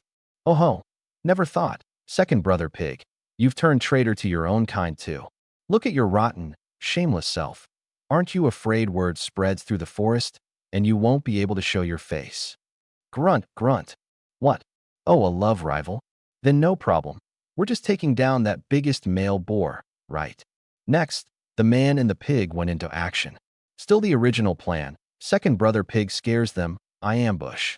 But this time there was a complication. When second brother pig charged at the boar herd squealing, the dozen-plus wild boars didn't run at all, and once they got a clear look at who it was, that biggest male boar's eyes instantly went bloodshot, and it pawed the ground and abruptly countercharged second brother pig. Second brother pig nearly wet itself on the spot in fright, and I saw the panic in its eyes too.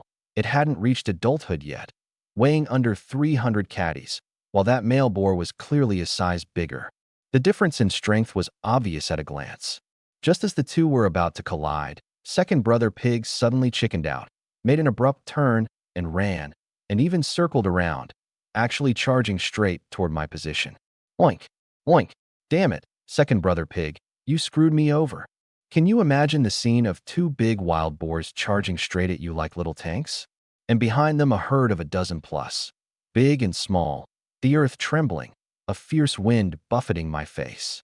Damn you, second brother pig, sooner or later I'm gonna stew you. There was no help for it. I suddenly stood up and emptied the magazine at that male boar. A single-barrel hunting rifle holds 5 rounds, and I pulled the trigger over and over, every shot hitting. Amid a spray of blood, that big boar actually staggered back up, its bloodshot eyes gleaming. Clearly it had gone mad. The herd of boars behind it, though, heard the string of shots and scattered in terror. Second brother pig had run off to who knows where to. Damn you, second brother pig, no loyalty at all.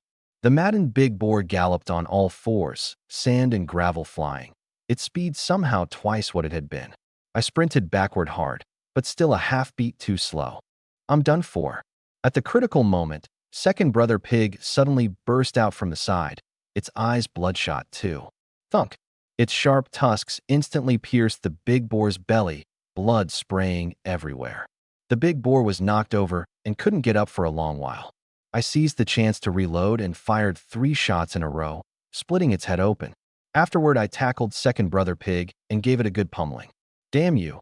We agreed to find ginseng, and you go find your whole family reunion. Putting justice above the pig? Or did you really just want to eat wild boar? Your family herd nearly wiped the 2 of us out. Grunt, grunt. That night, the leg of that big boar, who died with grievances unsettled, was already up over the fire. Second brother pig was squealing away beside it. Who knows what it was so excited about? If we can't find ginseng tomorrow, you're next. The threat was of no use whatsoever. Second brother pig didn't eat 1 bite less of the boar meat. And so, the pig and I ate our way along, going deeper the whole time, living the good life with grease all over our mouths. On the afternoon of the 3rd day, second brother pig finally made a discovery. The moment I saw it pawing the ground, I rushed over and kicked it away, then carefully dug through the soil. A bit of yellow came into view. I tackled it again and gave it several hard kisses. Pah, a mouthful of hair. This time I was even more careful. I chased it far away, tied on a red string, and dug out the goods bit by bit. 3 hours later, a long, winding ginseng root was extracted intact, and only after carefully wrapping it, root whiskers and all, in a long cloth did I relax. Honestly, wild mountain ginseng isn't much to look at, crooked and dotted with black spots. This root looked slightly smaller than last time, its age unknown, but it was rare all the same.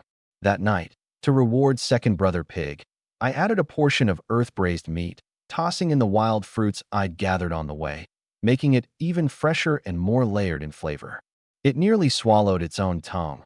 Over 10 caddies of meat wasn't enough, so it wolfed down my share clean too. Sooner or later you'll burst yourself. It's only because you found the ginseng that I'm letting this slide. 5 days into the deep mountains, I plan to head back.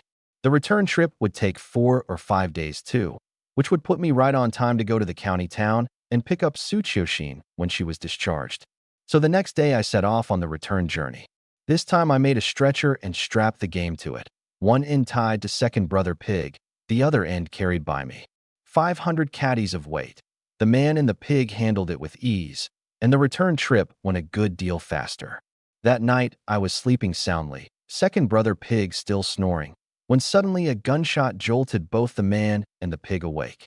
I snatched up the hunting rifle and looked all around, while second brother pig quickly planted itself in front of me, panting heavily. Bang! Another gunshot exploded not far off, mixed with faint shouting. With my hearing, I could just barely make it out. Second brother pig, come on, let's go take a look. It shook its head and dashed forward. I followed close behind, moving fast. Fortunately, the moonlight was bright tonight, just enough to make out the path ahead. A dozen odd minutes later, the shouting grew closer and closer, several gunshots in a row, and even mixed in with them, the furious roar of a black bear. My heart clenched, and I quickened my pace. Cresting a mound and looking down, I finally saw human figures and torches. In the firelight was Lin Laowu's resolute, scarred face. He was using a torch to drive back a colossal creature.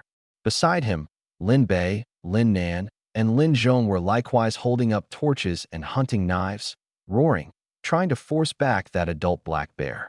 And behind them, Lin Shi and Lin Dong lay motionless on the ground, their fate unknown. I cursed inwardly. Lin Laowu was really bold, daring to provoke a black bear. That's not right. That adult bear's eyes had gone red. It was clearly about to go berserk. Normally a clever bear, faced with a crowd of people and torches, should have backed off long ago.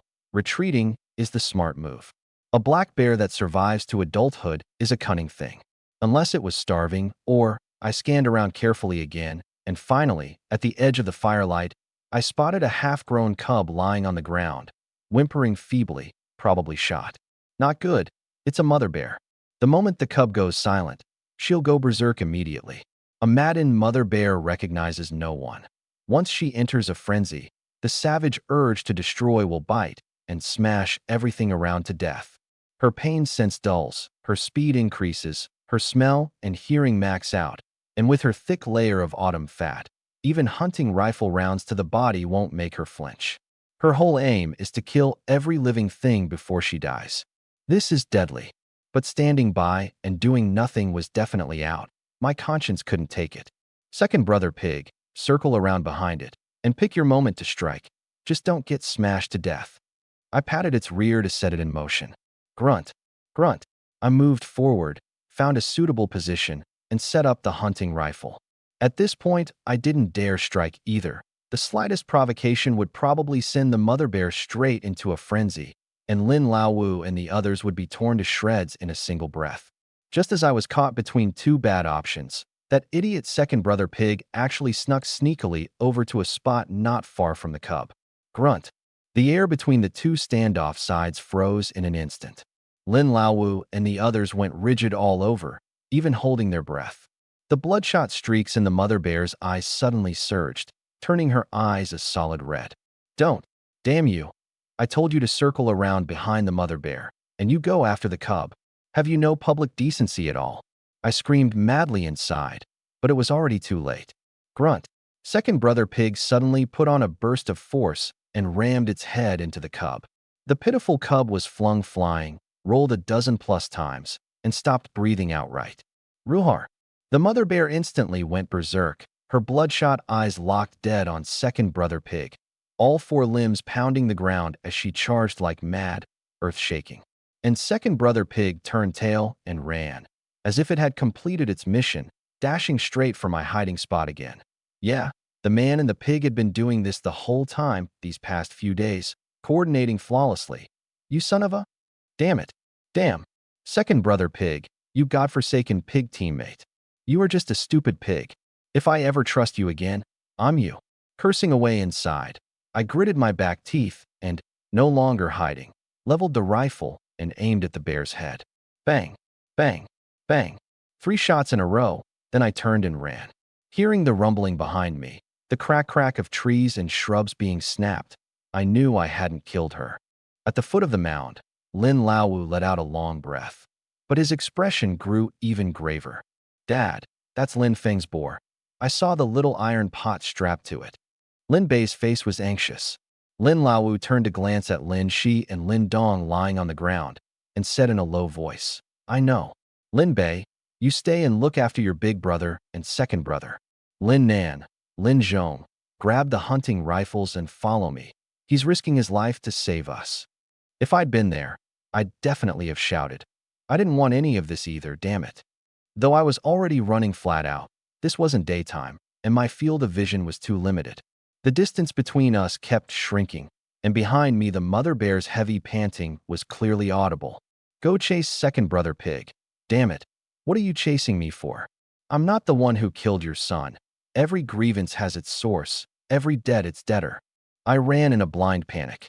And at this moment second brother pig had already set up an ambush on the path ahead, clearly preparing a sneak attack.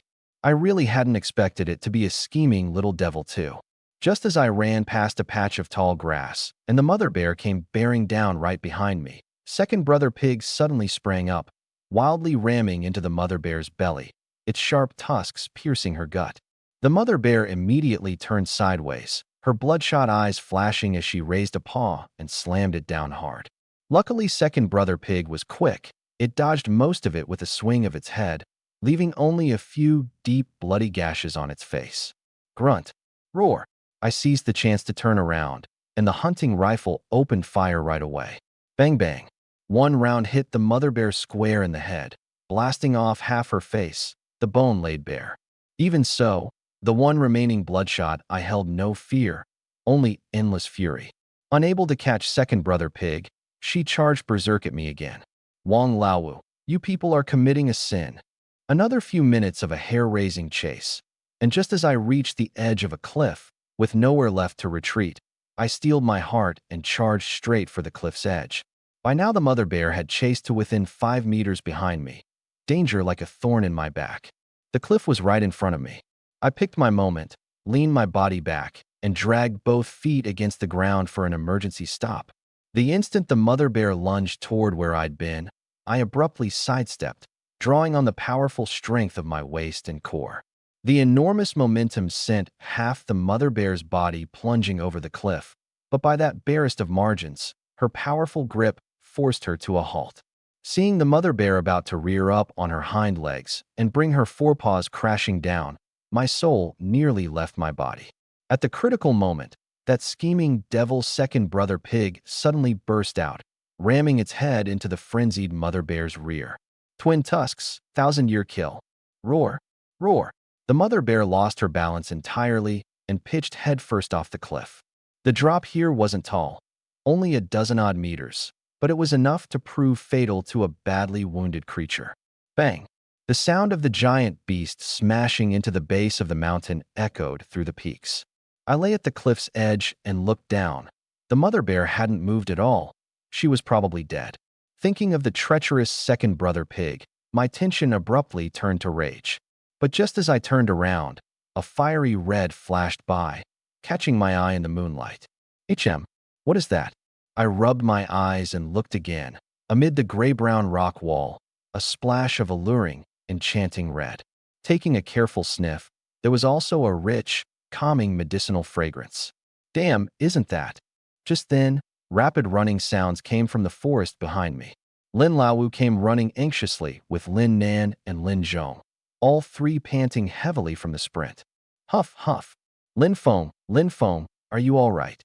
Seeing people arrive, second brother pig immediately planted itself in the middle, so the three couldn't get a clear look at my state for a moment. I patted my rear and stood up. I'm fine, just a few scrapes, a little medicine, and it'll be fine. Lin Laowu let out a long breath and relaxed. For saving our lives, no words of thanks will do. Whenever you need us, father and sons, just say the word. We'll never refuse. These mountains can bury a lot of people. When the time comes, whoever you want buried, just say it. His meaning was clear. He'd commit murder and arson if I asked. I waved a hand. If I told you it was all this pig teammate's doing, would you believe me?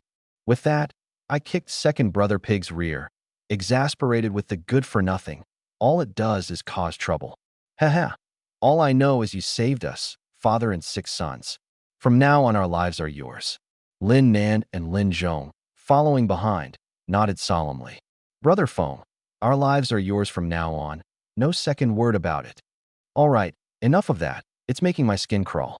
That bear's down below, probably fell to its death. And also, there seems to be Lingji on the cliff, fiery red, must be red Lingji. When day breaks, we'll strike it rich. Finders keepers, everyone gets a share. With that, I raised my eyes and looked carefully at the three of them. Though I'd just saved them, wealth moves the heart, and I might as well take the chance to observe the character of the Lin family. The surprise on Lin Laowu's face flashed and vanished, and his expression immediately changed. Lin Feng, you're the one who saved our lives. You're the one who killed the bear, and you're the one who found the Lingji. If you say finders keepers, that's a slap in our faces. We men of the Lin family don't do the dog crap thing of coveting our benefactor's wealth. Lin Nan and Lin Zhong were stirred up too. Brother Feng, we're no petty men. From now on, all our mountain halls go to you. I was satisfied with how they showed themselves. Going forward, I'll have a lot to do, and I'll need a few people I can trust. The Lin Laowu family is quite good. Their character is dependable, and their reputation in the village is unanimously praised. All right, didn't you say you'd all listen to me? What I say goes. Let's wait till daybreak to handle things and talk then. Lin Laowu wanted to say something more, but I just didn't listen and headed back with second brother pig to grab rope and come back. His words stuck in his throat, and in the end he didn't say them, only followed close behind me. The group went first to check on Lin Dong and Lin Shi's condition. One had an arm broken by the bear's ramming. The other had been slapped into a concussion. Fortunately, though the injuries were serious, they'd recover with some rest. Early the next morning, I took the rope back to the cliff's edge. Looking down, embedded in the rock wall was what looked like a piece of blood-colored red jade, shaped like an umbrella's canopy, an alluring, enchanting red. Lin Laowu lowered his head to look too, and immediately said in shock, "A fire Lingji this big. It's my first time seeing one. Truly a treasure medicine. Uncle Lin, do you know how to harvest Lingji?" He laughed heartily. "Piece of cake. I'll do it. Cut it off with a knife right against the rock wall, but leave a part of the mycelium so it can grow again in the future." Half an hour later, Lin Laowu was pulled up by the rope. This red Lingji was enormous, nearly covering more than half his body, close to 50 centimeters wide, 30 centimeters tall, at least 50 or 60 caddies in weight. its flat surface layered with ring patterns like red flames burning. Struck it rich, struck it rich. I happily hugged the Lingji and gave it several kisses. Second brother pig, off to the side, kept trying to come up and take a bite, and I kicked it over.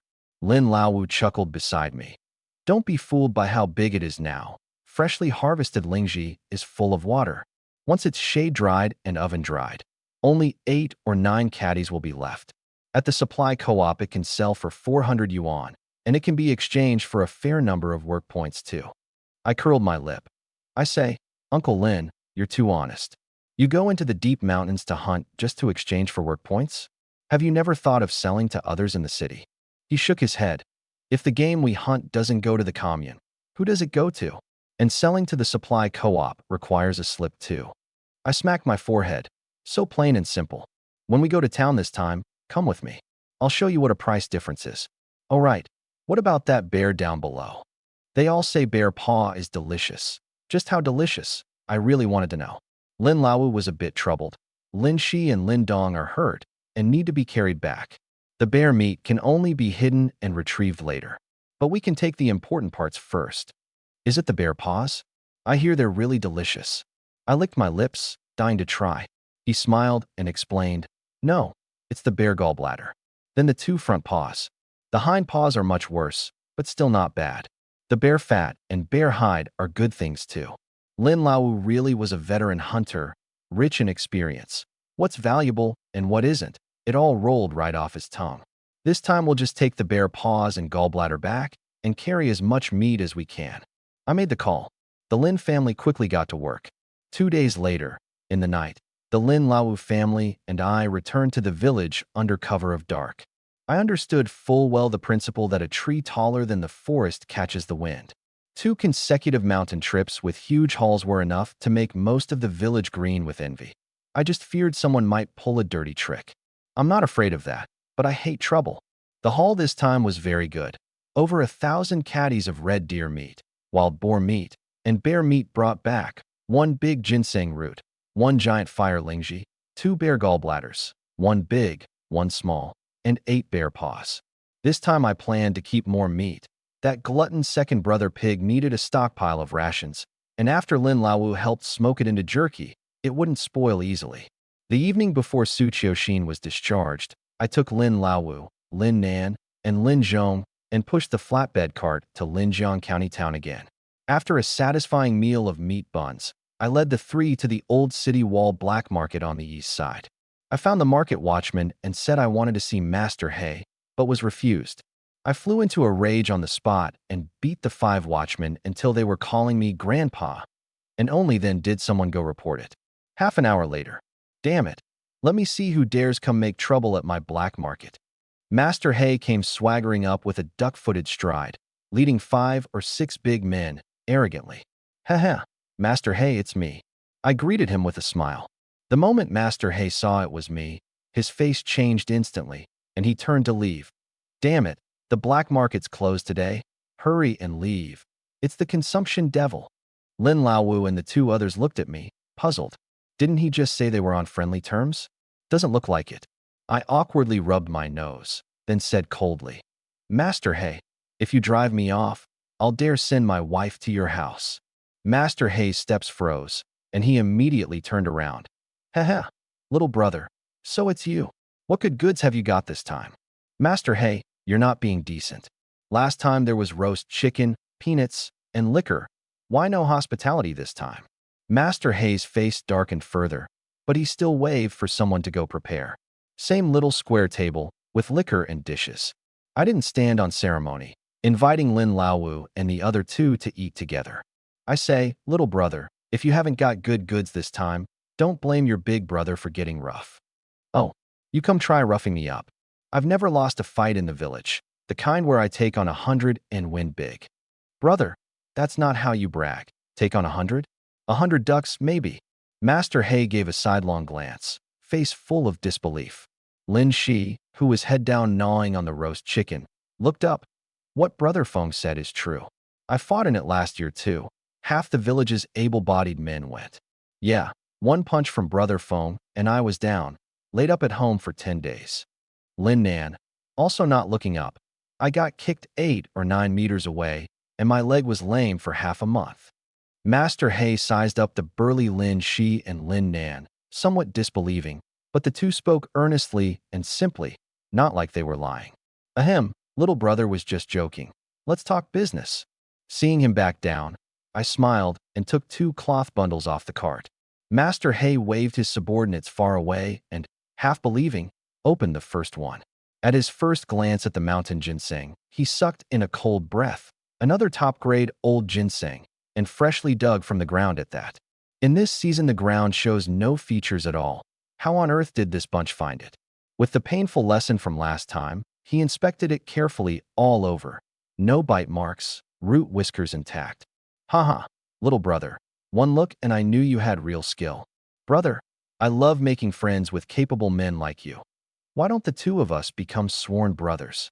I gave a sidelong glance and cut it off immediately. No, Master Hay, don't flatter me and don't try to cozy up. We're just cold trading partners. Pay up 5,000. His smile stiffened. Kid, you're too ruthless. We're all scraping by out here at the mountain's edge, and this root isn't fully aged. Anyone who makes it as a boss is no fool. Their eye is razor sharp. Master Hay, our band of brothers is a steady, endless source of goods. If you think my price is too high, name your own. Even if you name 1 yuan, I won't haggle. But, SSS. Master Hay sucked in another cold breath, and glancing again at the even bigger cloth bundle beside it, his heart was thoroughly in disarray. Filthy. His heart was truly damn filthy. He glared at me and gritted his teeth. 3,008. I can't afford a cent more. Deal, I said with a grin. Damn. Master Hay cursed and snatched up the bigger cloth bundle. A splash of fiery red instantly leapt into view. Damn again. Top-grade fire Lingji wild. This age, this color, this size. TSK TSK. Say no more, brother, 1,002. Let's round it out. I was just about to agree when Lin Laowu, who'd been head down gnawing a chicken leg, looked up. Take another look. This is a Rockwall fire Lingji. This thickness, this color, flawless quality. Master Hay gave an awkward smile. 1,005. This stuff isn't worth as much as wild mountain ginseng, and I'll have to find the people upstairs just to sell it. Lin Laowu nodded and went back to gnawing his chicken leg. Deal. The handover went smoothly after that. I received 5,300 yuan, plus the 500-some caddies of meat I'd brought. Altogether 5,700 yuan and various coupons. I took out 500 yuan and a portion of the coupons and stuffed them into Lin Laowu's hands. Uncle Lin, if you dare give it back, we won't associate anymore. We'll go our separate ways. I mean what I say. I what? Lin Dong and Lin Bei and the others are of age too. It's time they took wives. From now on, don't be a fool and hand all the game to the village. Just do enough to check the box. Work points aren't worth much. Lin Laowu glanced at the excited Lin Nan and Lin Zhong behind him. Indeed, it was time they took wives. All right, I'll take the money and coupons. Our whole family's lives were saved by you. From now on, we'll listen to you. Now that's more like it. The next day, I went to pick up Su Qiuxin for discharge. Without a letter of introduction, the four of us paid a hefty price to stay a night at a guest house. Early the next morning, Linjiang County People's Hospital, Special Care Ward.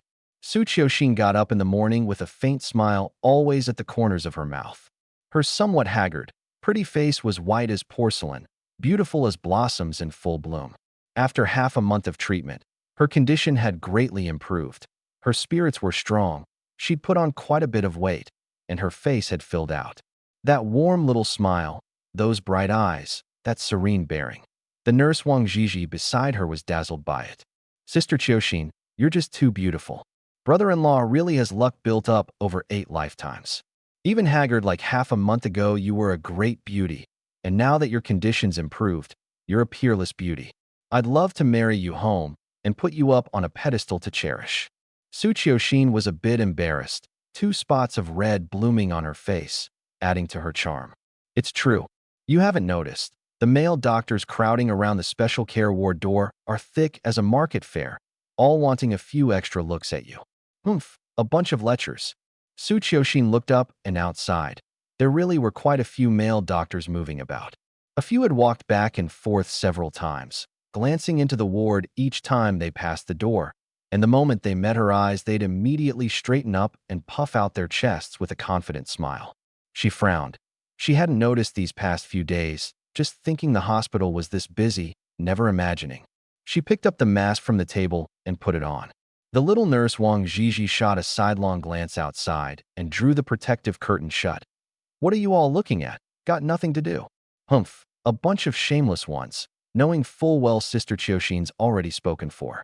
"Oh right, Sister Chioshin. Director Kong said the ginseng Whisker's brother-in-law gave were from 100-year ginseng, and they've all been added into the porridge you drink. 100-year ginseng. I've never even seen it. Brother-in-law's really capable and good-looking and a good person and rich too, and he must be so gentle." The more Wang Jiji talked, the more excited she got, her face full of infatuation. Su Qiuxin pouted. "Humph, gentle my foot. With that rotten temper of his, he could make you die of anger, believe it or not. Half a month, and he hasn't come to see me even once." With that, she turned her head and gazed out the window. At the hospital's main gate, people came and went, but that figure who so often entered her dreams was nowhere to be seen. At this point, I was leading everyone on a big shopping spree. Practical furniture, thermos bottles, big vats for pickling vegetables, cabinets for clothes, pig feed, coal. I paid a hefty price to score a sewing machine coupon and bought a Butterfly brand sewing machine. I'd thought of buying a bicycle too, but figured it'd be too showy in the village and dropped the idea. There was too much stuff, so I just went and got 2 flatbed carts and bought 2 donkeys, over 600 yuan, one for each household. I footed the bill and forced one on Lin Laowu. Money flowed like water the whole morning. Of the 5,200 yuan, only 3,500 was left, and the coupons were all spent. I didn't mind, but the 3, Lin Laowu and the others, were a bit terrified. They'd never imagined there'd come a day when spending money could scare you. At noon, we had hot pot. Then Lin Laowu and the other 2 hauled the 2 flatbed carts and 1 donkey back to Deep Mountain Village first, while I drove the brand new donkey cart to go pick up Su Qiuxin. All morning, Su Qiuxin had been distracted, glancing out the window from time to time. Wang Jiji teased her a few times, but she couldn't help it. She just wanted to see, sooner rather than later, that person with poison on his tongue, who was always using her second sister to threaten her, yet who had also given her hope. Not until the afternoon, when the sun was shining brightly, did I drive the brand new donkey flatbed cart ambling in through the hospital gate. A radiant smile instantly appeared on Su Qiuxin's face. Even through the wide mask, she was beautiful beyond compare.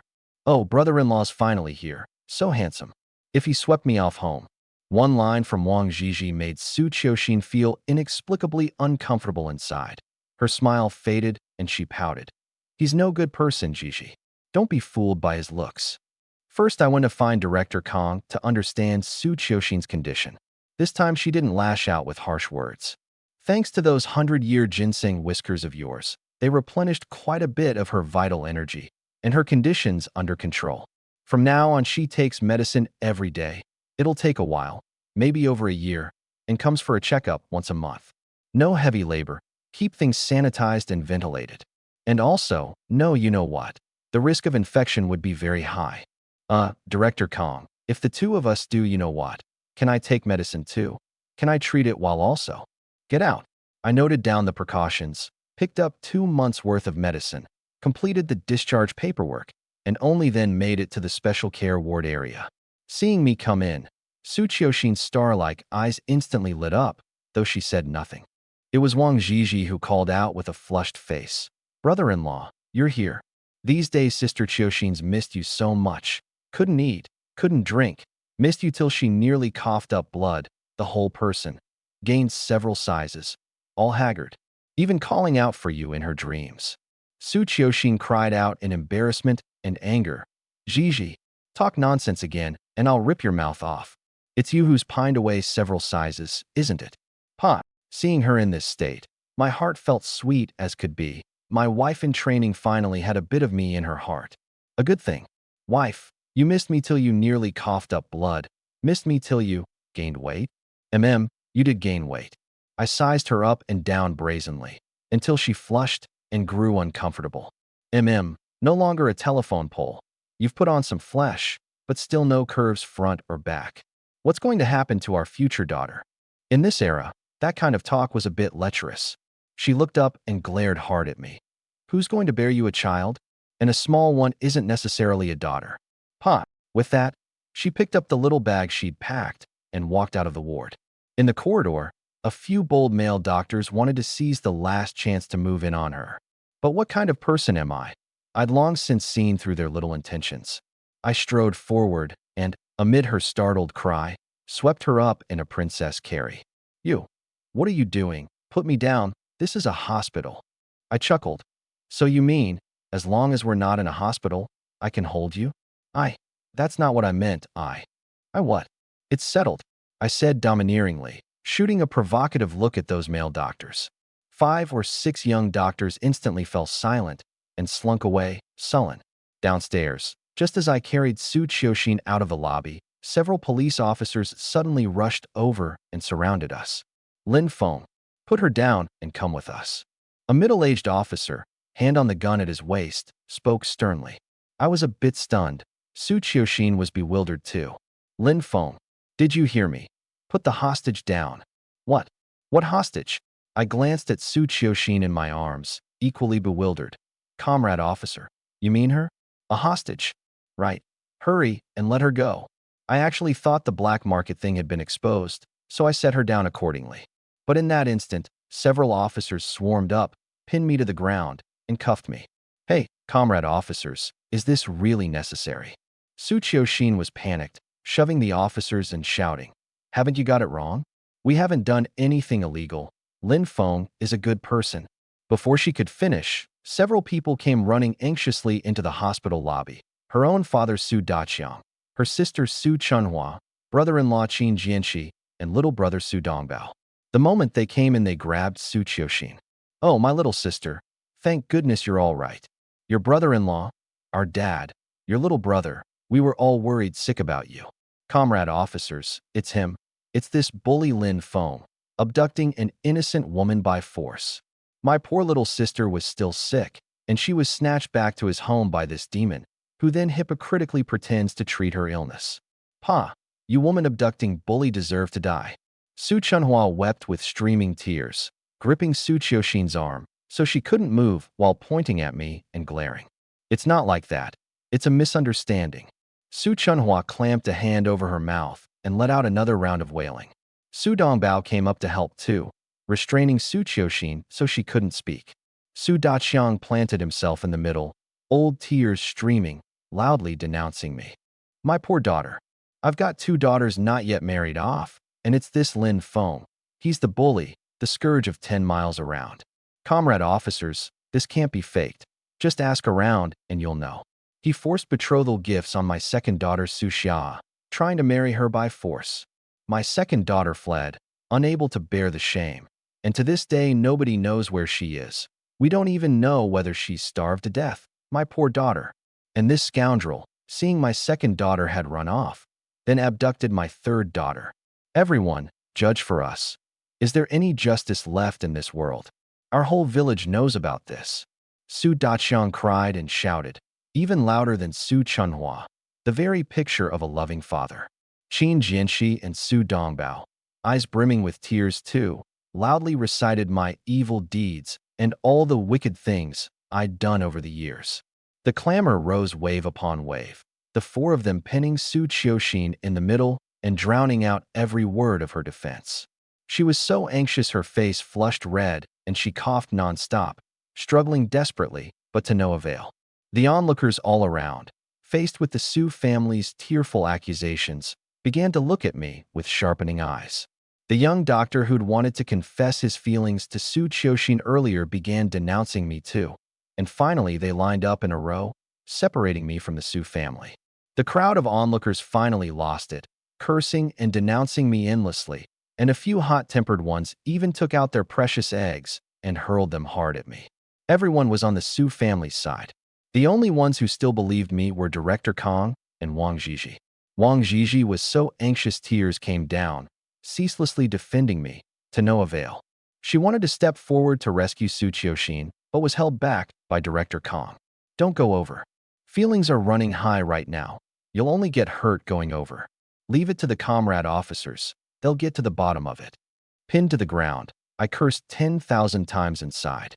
For all my scheming and calculating, I still couldn't figure out how Su Daqiang's family had come to pull this stunt. Had they gotten wind that I'd made money? Or that Su Qiuxin's condition had improved? It didn't add up. As timid as they were, how would they dare stroke the tiger's whiskers? Could Su Xiahe have come back and cooked this up? Or were they acting on someone's instructions, having gotten some benefit? Or did they simply feel for Su Qiuxin and not want her stuck with a bully like me? Or, hey, comrade officer, easy. Say, hypothetically, if I resist now, and it later turns out they're falsely accusing me, what happens then? Even if it's a false accusation, you'll still have to go explain it clearly at the station. If you resist, that's resisting law enforcement, and very likely, I draw my gun, you catch a bullet. I immediately behaved. Okay, I won't resist, I'll go with you. Wife, remember to bail me out. With that, I was escorted onto the police car and taken away. In the end, 2 female officers came up to the Su family. You come back with us too. Su Daqiang immediately bowed with an apologetic smile. We don't need to, do we? My daughter's just been rescued, and she's still sick. She can't handle the trip. Qin Jianxi and Su Dongbao also blocked the way, refusing to leave. Comrade officers, we're the victims. Just arrest Lin Feng. We all support executing him outright. Right, and we still have to go home. It's very far, and it's already getting dark. While they tangled with the police, Su Chunhua seized the chance to grab Su Qiuxin and said in a low voice, "Little sister, our family's good days are coming. Someone wants to deal with Lin Feng. Heh, so you take the chance to pull out too. Didn't he make a lot of money hunting? When the time comes, we'll sue him, make him pay compensation, a lot of money. Plus what those people give us. Our family will at least be a 10,000 yuan household. By then, are you still going to worry about finding a good family? Just think. Your illness can be treated, Xia is coming back, our family's gotten rich, and Lin Feng can go die, go get executed. He was always the scourge of 10 miles around anyway. We're ridding the people of a menace. Right now the key is you, as long as you say you're the victim." At this moment, Su Qiuxin didn't want to say anything, only looked at her eldest sister with icy eyes. Back when she got consumption and was tossed on the back mountain, left to freeze and starve to fend for herself, she'd felt resentment, but no hatred. She knew the family had no money and wouldn't treat a daughter. Perhaps had it been Su Dongbao who got sick, they really might have bankrupted themselves for treatment. Struggling to survive 3 years in that cold, damp cave, whatever family feeling she had was long worn clean away. But now, this so-called family, for money, wanted to falsely accuse the one person who had given her salvation. In this moment, hatred rose in her heart toward her family. Hatred for their abandonment, for their greed, for their false accusation, for their arrest of Lin Feng. Su Qiuxin looked coldly at Su Chunhua and Su Daqiang, a wave of disgust rising, and shoved her eldest sister away, shouting loudly, "I am the so-called ultimate victim, and I'm going back with you. Right and wrong. It's got to be laid out clearly." Su Chunhua was shoved back several staggering steps and nearly fell to the ground. She hadn't expected that her little sister, sick as she was, would still have such strength. She turned back and said sharply, "Little sister, what are you doing? We're doing this for your own good. After you were abducted, Dad couldn't even eat. Your brother-in-law went everywhere pulling strings. You'd better tell the truth. If your second sister comes home and can't find you, how heartbroken she'll be." Su Dongbao seized the moment to step up and grab Su Qiuxin, but then jerked his hand back like lightning, his expression a bit fearful, terrified of infection. At this, the Su family came to their senses too, and all took a small step back in unison. Seeing this gesture, Su Qiuxin's expression turned cold, her hands clenched tight, but her back stood ramrod straight. Lin Feng was always trying to hold her. Humph, that scoundrel just loves taking advantage. Comrade officer, I'll go with you. With that, she didn't spare Su Daqiang and the others another glance and strode forward. At this, Wang Zhizhi broke free from Director Kong and shouted loudly, "Sister Qiuxin is a special patient. She has tuberculosis. Though after 15 days of hospitalization, she's no longer infectious. Just in case, I'll go with you, and be ready to sanitize at any time." The two female officers exchanged a glance. In the end, the whole group was taken to the police station. Linjiang Police Station, interrogation room. I was pressed onto a hard wooden chair, both hands cuffed and resting on a shabby little table.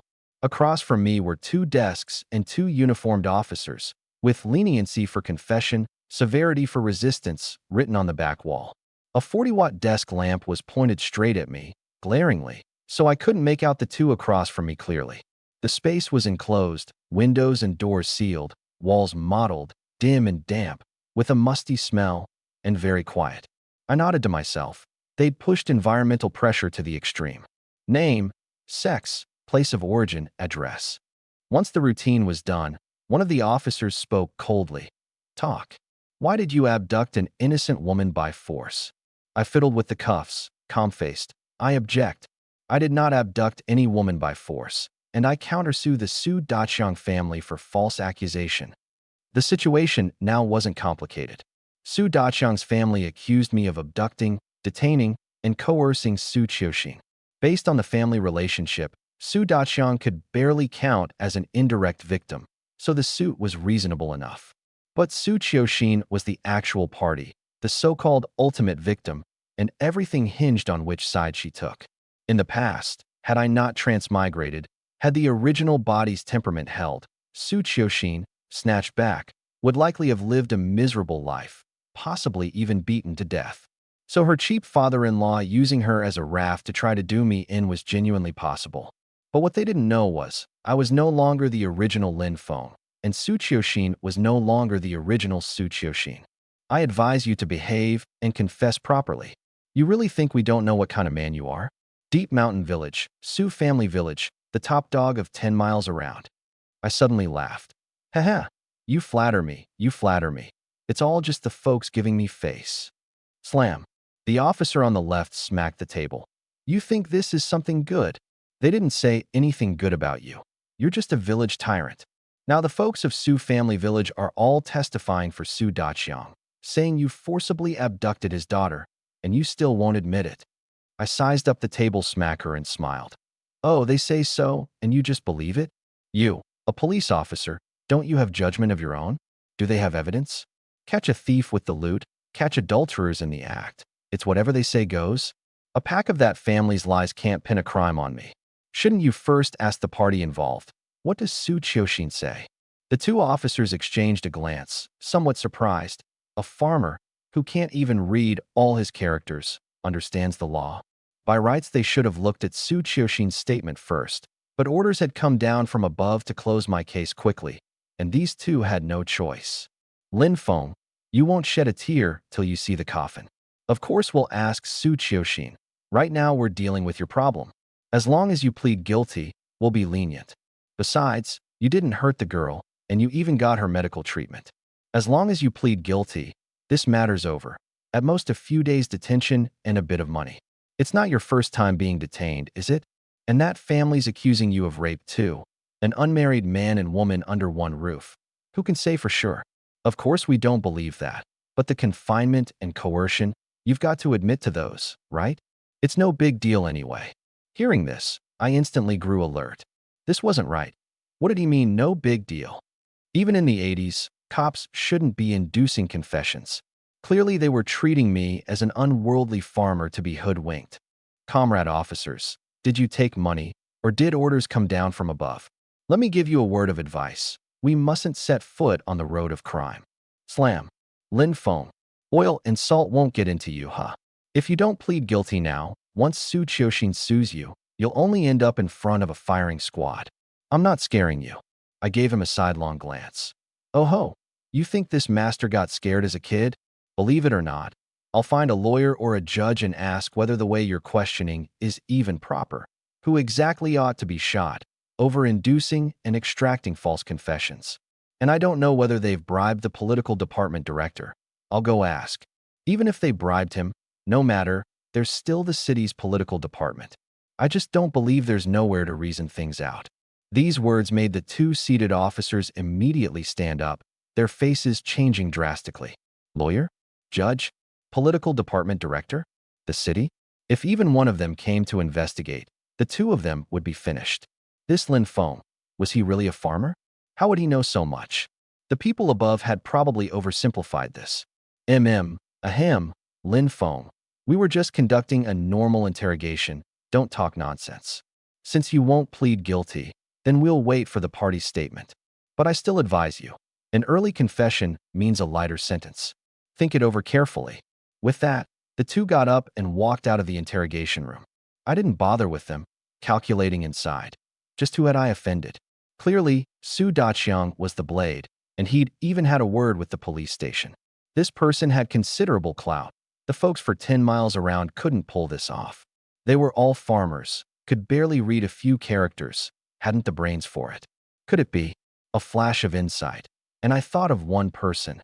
Qin Wan, the educated youth who'd returned to the city, the one I'd never met. The child's mother? Was there any need to be this ruthless? What grudge? What feud? That she wanted the child's father dead?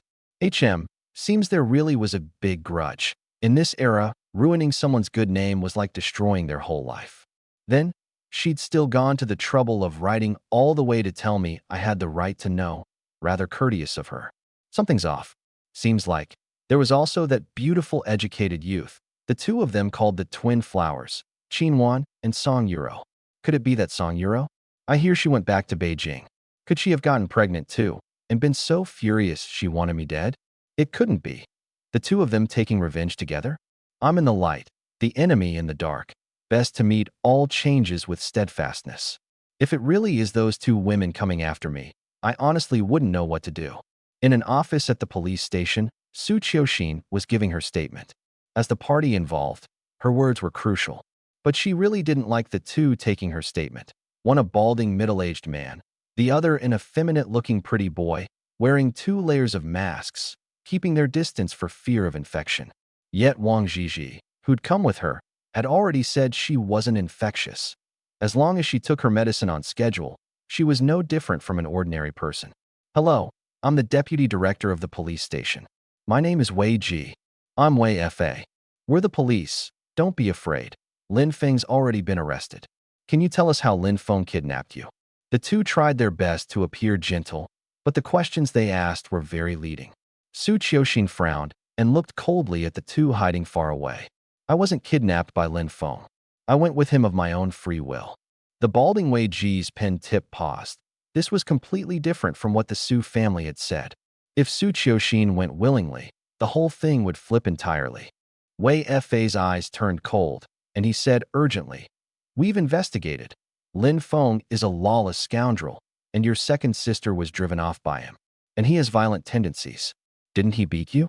As long as you now identify Lin Feng for kidnapping, imprisonment, and violent threats, we'll get you justice." By their investigation, corroborated by the Su family, and considering the money, Lin Feng was someone who ought to be shot. But the most crucial one, Su Qiuxin, had gone off script. I'll say it once more. I was not forced. He did not beat me. On the contrary, he treated my illness. I'm telling you very clearly. I went of my own free will. Something was off, very off. This wasn't the information they had. Lin Feng's name rang out for 10 miles around. A solid bully and scoundrel. Could those villagers be deceiving the police, and all of them at that? He did drive away your second sister, whose whereabouts are still unknown. Do you really not hate Lin Feng? Wei Ji rubbed his head, a bit irritated. At this point, Su Qiuxin finally realized something was wrong. These two officers had been targeting Lin Feng the whole time, wanting only to convict him fast. Realizing this, she straightened her back and said resolutely once more, "I went of my own free will. You've arrested the wrong person." With that, she decisively pulled off her mask and blew out a big breath. Wei Ji and Wei Fa were horrified and shot to their feet. Bang! The desk was shoved over, clang, water splashing all over the floor. Let's stop here for now. You think it over." The two ran out of the office in a blind panic. Outside the door, Su Daqiang, Su Chunhua, Qin Jianxi, and Su Dongbao, seeing the two come out, immediately crowded up in delight. "Deputy Director Wei, my third girl's made it all clear, right? When can we get the compensation?" "Right. My sister suffered greatly, and I hear that scoundrel Lin Feng's made money lately. It should all be paid to us." Wei Fa shoved the two who'd crowded up away and said impatiently, "What have you done? Your daughter says she went with Lin Feng of her own free will. You filed a false report. Do you understand?" The Su family, all smiles a moment ago, dropped their faces in an instant. How is this possible? Even if she won't acknowledge us, she has to acknowledge her second sister. She must have been deceived by Lin Feng. Comrade officers, examine every detail carefully. Wei Fa quietly pushed the group aside and said with a fake smile, "How about you go persuade her?" Okay. Su Daqiang nodded hurriedly. But when the Su family walked into the office and saw Su Qiuxin with no mask on, they scrambled and tumbled right back out. "You dead girl, put your mask on.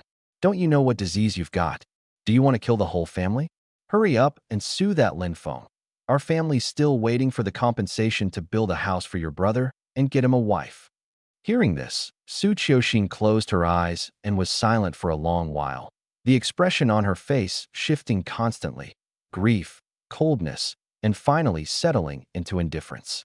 Once more she straightened her slender waist, slowly walked out of the office, and spoke firmly. "I, Su Qiuxin, completely sever ties with Su Daqiang, Su Chunhua, and Su Dongbao. They are no longer my family, and they have no right to sue Lin Feng. Furthermore, I went with Lin Feng of my own free will. I'm already 18, an adult. I have my own judgment." Her voice was loud and resolute, and everyone on the whole floor heard it clearly. Su Daqiang and Su Chunhua, faces full of disbelief, stared fixedly at her, as if they didn't recognize this always timid third girl. Once they'd adjusted from their initial shock, the Su family exploded outright. "Su Qiuxin, are you crazy? You dare cut off family ties? Have you gone stupid from your illness? You won't even acknowledge your own father? Aren't you afraid of being cursed behind your back? You dead girl. Believe it or not, I'll beat you to death." Su Qiuxin remained cold, and facing Su Daqiang's slap, she raised her head unyieldingly. Slap. The palm landed hard on her face. Her snow-white cheeks swelled up red, a clear red handprint visible. Su Daqiang hadn't expected her not to dodge, but a slap's a slap. In his mind, a father beating his daughter was as it should be. "You unfilial thing. Kneel down and honestly make clear the matter of your being kidnapped." Su Daqiang shouted, voice harsh. But Su Qiuxin still looked coldly at him, and Su Chunhua. "I said, I went with Lin Feng of my own free will." Then she turned to Wei Ji and said calmly, "Su Daqiang hit me. Can I sue him?" Whoosh. An uproar all around. This girl's pretty ruthless. In the 80s, a child suing their parents was turning heaven and earth upside down, something morality wouldn't tolerate. But by law, this counted as bodily harm. Not even a father could do it. Wei Ji's face was ugly. He was caught in a bind. Say no, and many people were watching. Say yes, and it meant turning the blade on his ally. Well, how about you settle it among yourselves? You're all family. No good getting into a bitter fallout. Before Wei Ji's mealy-mouthed words could finish, Su Qiuxin cut in coldly. "I also want to report Su Daqiang for failing to raise his children, imprisoning another person, and endangering someone's life." At this, Su Daqiang blew up completely and lunged forward to raise his palm again. "You dead wench. What did you say? Do you not want to live? I'll beat you to death." But the descending palm ultimately froze midair. Su Qiuxin held her head high, back straight, eyes cold, an aura of stubbornness radiating from her that made even Su Daqiang afraid. I got sick at 15, and you threw me onto the back mountain.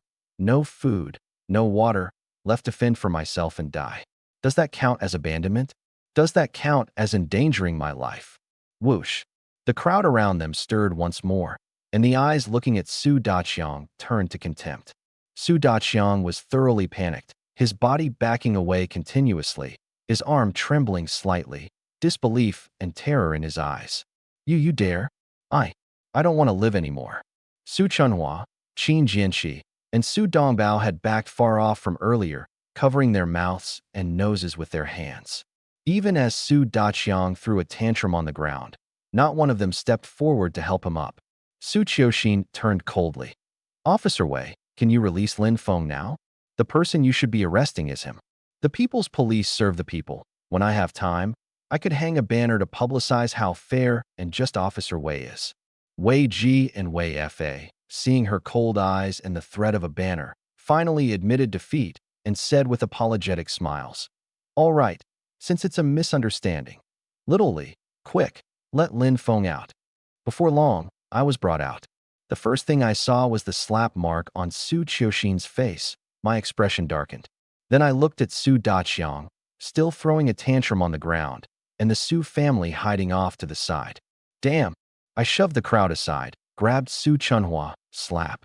Yanked over Qin Jianxi, slap. Kicked Su Dongbao down, slap. And finally stamped on the tantrum-throwing Su Daqiang, slap. Anyone who tried to stop me in between got flung against the wall. Damn it. I stopped being the big boss for a few days, and you dare bully my wife. The Su family, slapped down, were instantly dominated by my overbearing force. Wanting to cry but not daring to, tears of grievance spinning in their eyes. If Su Qiuxin hadn't been pulling at me, I'd have gone up to hit them more. Su Qiuxin, who a moment ago had been so cold and imposing, pursed her lips in a soft smile, with only me left in her eyes, gentle as spring water flowing east. And I went from a raging tyrant to a face full of grievance. Wife, thank goodness you didn't stand with them, or I'd have been off to the shooting range. She spat quietly and rolled her eyes. Who's your wife? But her tone was like she'd eaten honey. Wife, get lost. Who's your wife? The people around suddenly felt very full, as if something had been stuffed into their mouths, choking them badly. At the police station entrance, a farce wound down. I coldly eyed the 4 Su family members, along with Wei Ji and Wei Fa, and noted the ones behind them one by one in my little notebook. This matter absolutely could not be let go just like that. Did they really think I was the top dog bully for nothing? Haiching, a villa. The telephone was picked up. The plan didn't work? He's just a village hooligan. Getting something on him should be simple enough, right? I don't care about any of that. I only care about results. Every day he exists in this world is a day I'm disgusted. I'll give you another sum of money.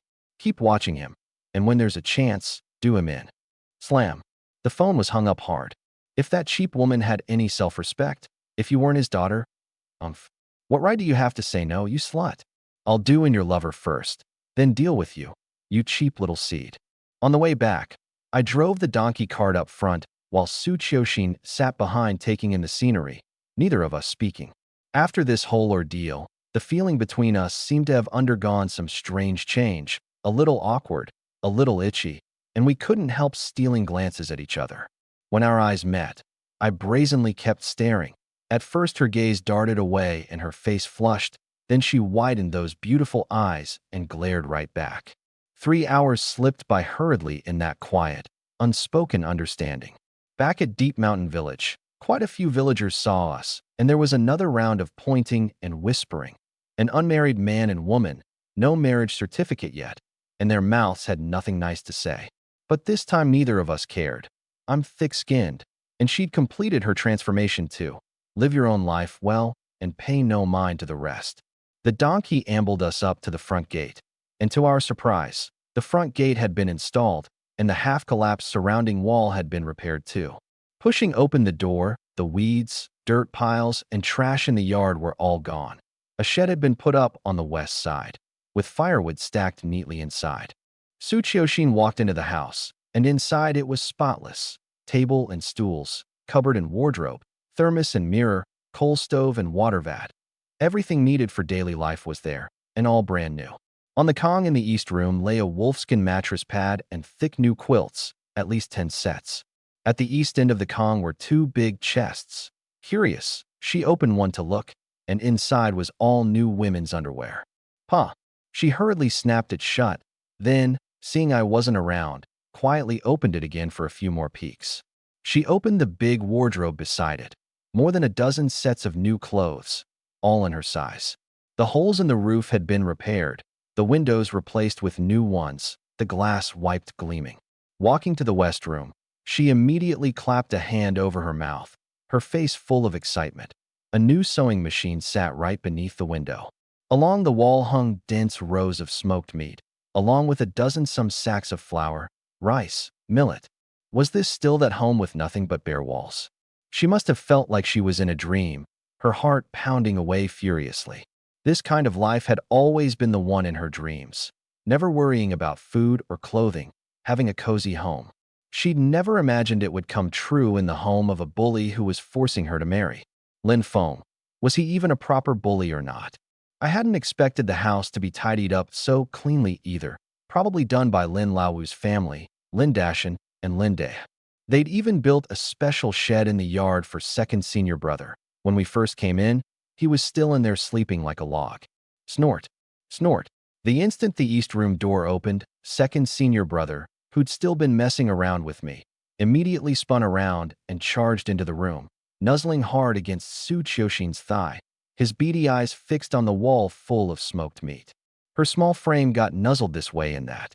I strode up and kicked him over, furious. Damn it. I haven't even gotten to nuzzle a thigh yet, and you beat me to it. Wife, let me check whether he scraped your skin. Another big eye roll from her. Now I was acting like a bully again. She really liked second senior brother. She took a piece of smoked meat straight off the wall and tossed it into his mouth.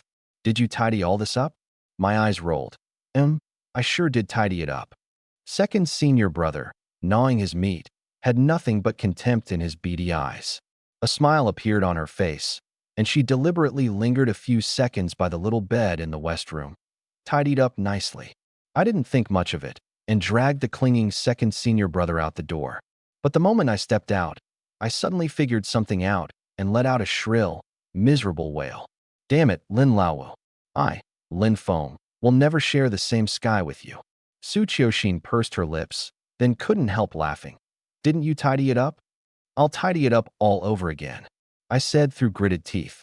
In the evening, she went to the kitchen and made 2 meat dishes, then took the time and effort to wrap dumplings and roasted a sweet potato for second senior brother, saying it was to celebrate.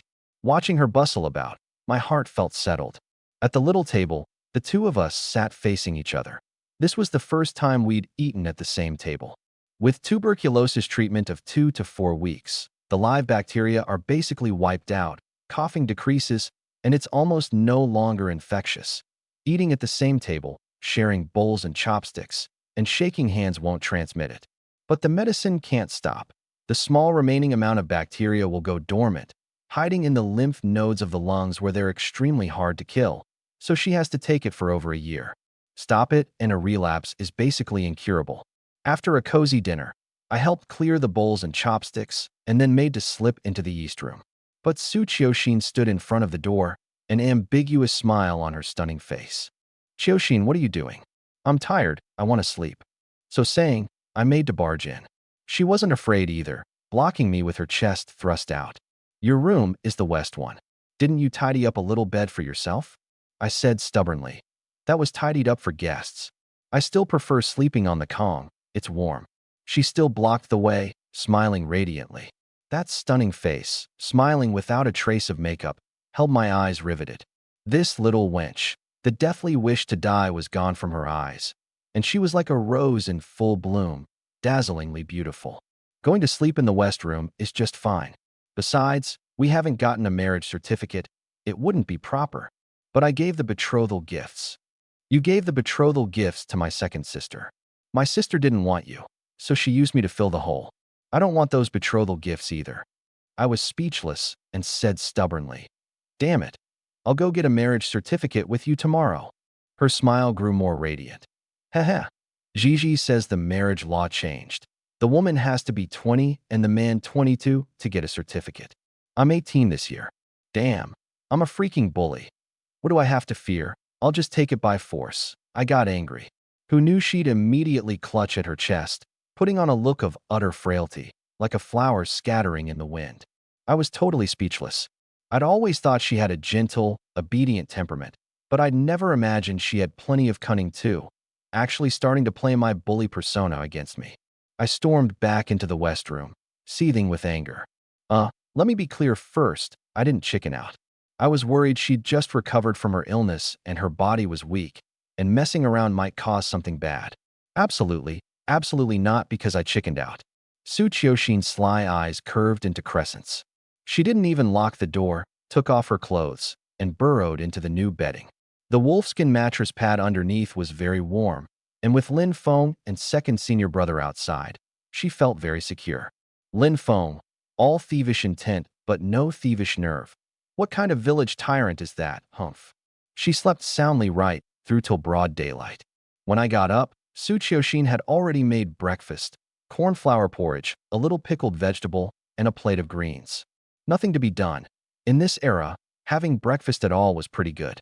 Today she wore a wool coat over a yellow sweater, paired with a scarf, her long braid draped over her shoulder and hanging down to her chest, setting off her smiling face all the whiter.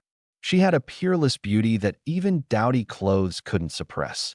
In a later era, she'd easily outshine top-tier celebrities. Well, except that her figure was a bit thin and small. I couldn't help sneaking several looks. The corners of her mouth turned up slightly, and having generously shown herself off, she went into the room. When she came out, she was in gray padded jacket and pants, bulky as a sack, with a big mask on her face too. I couldn't quite bear to look. Qiuxin, why aren't you wearing the new clothes anymore? She smiled brightly. These are new clothes too, and they're warm. Today I'm planning to go to the market fair, buy some chicks and ducklings, coarse salt for pickling vegetables, get some cloth, and buy a pair of scissors. Since there's a sewing machine at home, we've got to put it to use. Also buy some tea and a teapot set. When you've got nothing to do, you can drink some tea. From now on, no drinking alcohol allowed. I scratched my head. I really hadn't prepared these little odds and ends, and she'd thoughtfully considered them all. Since she wanted to go, I'd go along with her.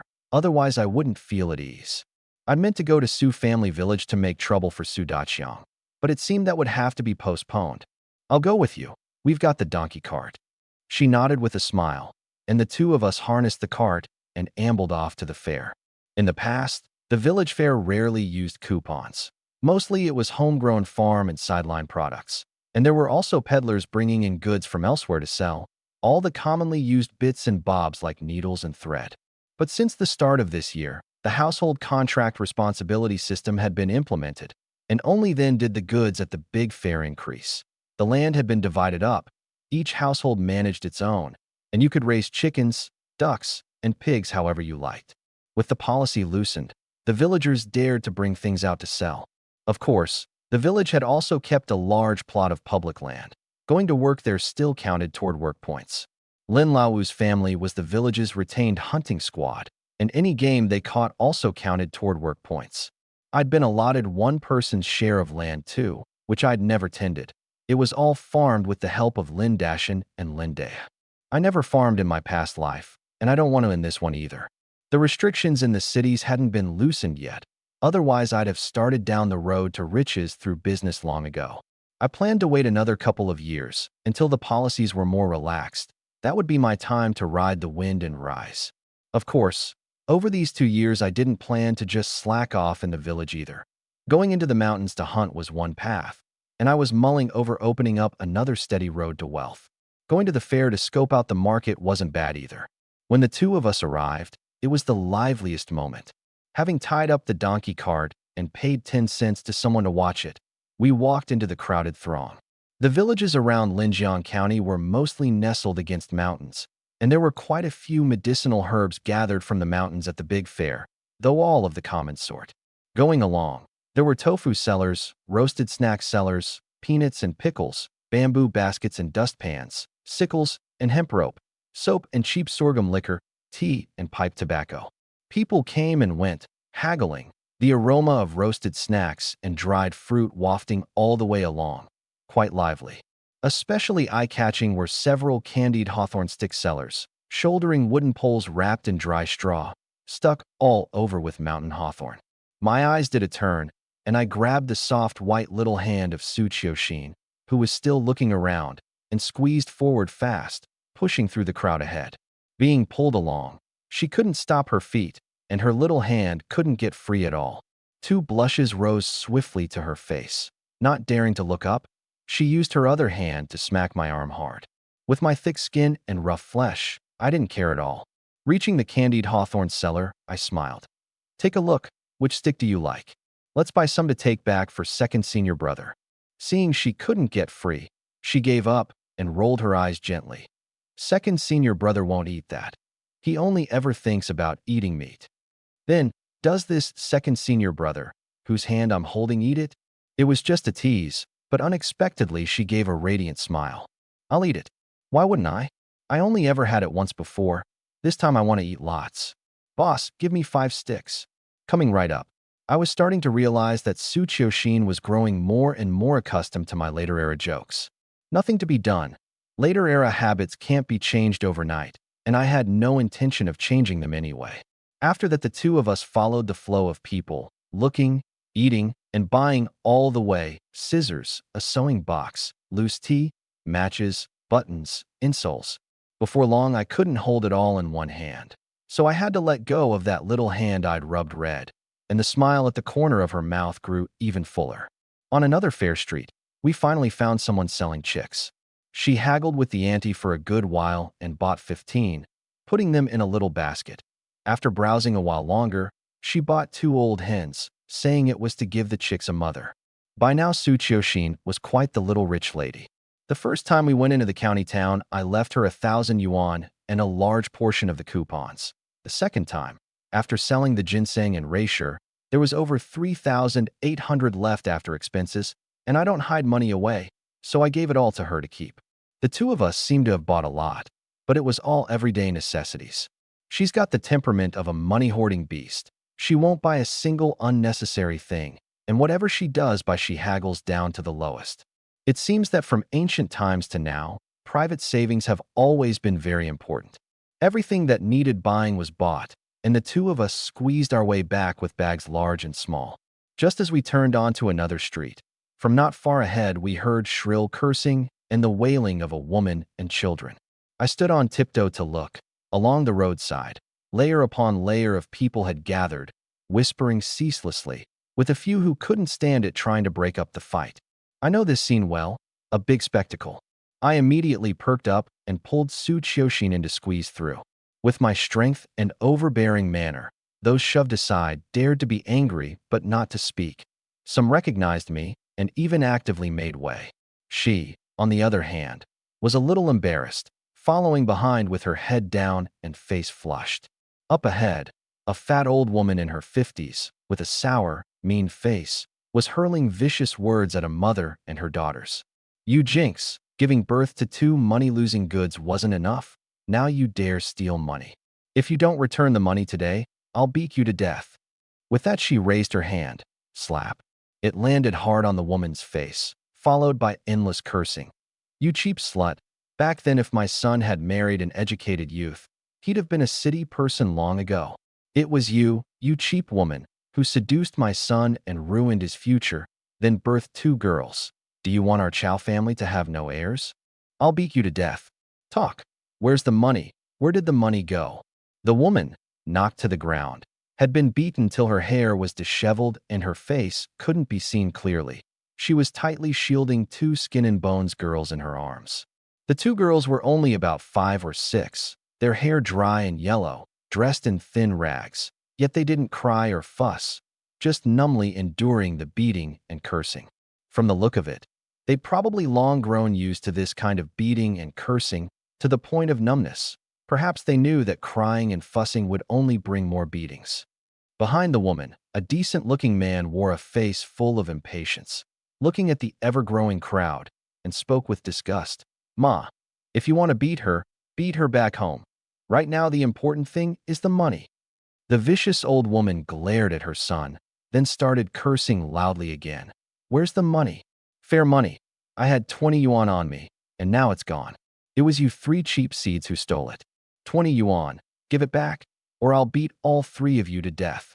After cursing, she laid into them with fists and kicks again. The woman kneeling on the ground tightly shielded the 2 little girls, letting herself be beaten and cursed. More and more onlookers gathered, 3 layers deep inside and out, packed solid. Some who knew this family couldn't stand it. Old woman Chow, you took the money out with you, and if the money's gone, what's that got to do with your daughter-in-law? At the fair, people are crammed together. Maybe some damned thief made off with it. You take out your temper on your daughter-in-law whether there's cause or not. That's a real sin, right? You're just favoring boys over girls, backward in your thinking. The broadcast even said it. Having a boy or a girl is the same. And your Chow Junsheng is a real dolt too. Such a good daughter-in-law. Every bit of heavy, exhausting work, inside and out, isn't it all done by her? Have any of you ever set foot in your fields even once? What the hell do you people know? This is our family business. None of your concern. All of you get lost. I had the money on me, and at the big fair only she and the two girls were behind me. If she didn't steal it, did you? Hey, Chow family, now you're being unreasonable. So many people at the fair, and only you lost money? I don't care. Chow Lao-san, if these three, mother and daughters, don't cough up 20 yuan today, I'll come to you for it. So I'm being unreasonable. So I'll beat my daughter-in-law, beat my two money-losing goods. What the hell business is it of yours? With that, she started throwing fists and kicks again. At this point, Su Qiuxin actively gripped my hand tight, her eyes full of pity. I was furious too. Even having been a village tyrant for so many years, an unreasonable good-for-nothing, I'd never bullied people like this. Those two twin-flower educated youths doesn't count as bullying, right?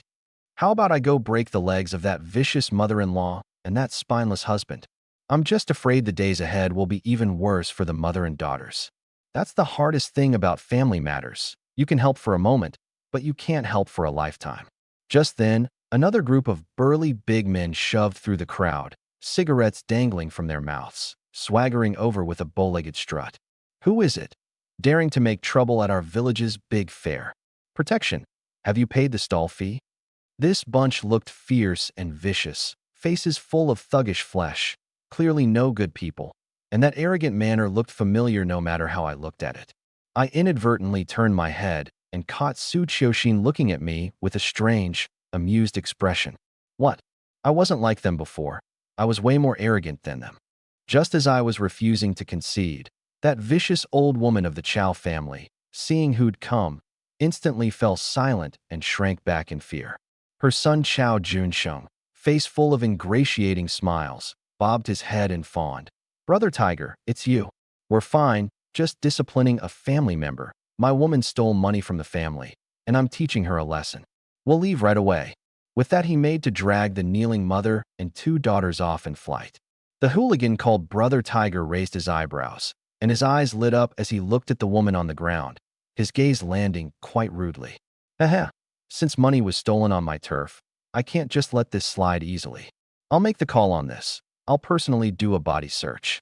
If I can't find it, I'll take her and get you justice too. Ha ha, haha. Hearing this, the expressions of Brother Tiger's underlings instantly turned lecherous. How could they not understand Brother Tiger's meaning? They immediately stepped up and surrounded the mother and two daughters. Brother Tiger, there's no need. It's our own family's money. No need to trouble Brother Tiger over it. Chow Junsheng's face was ugly as he stepped up to plead. This was the big fair, with several hundred onlookers inside and out. If they really did a public body search and stripped off her clothes, the Chow family would have no face to show people afterward.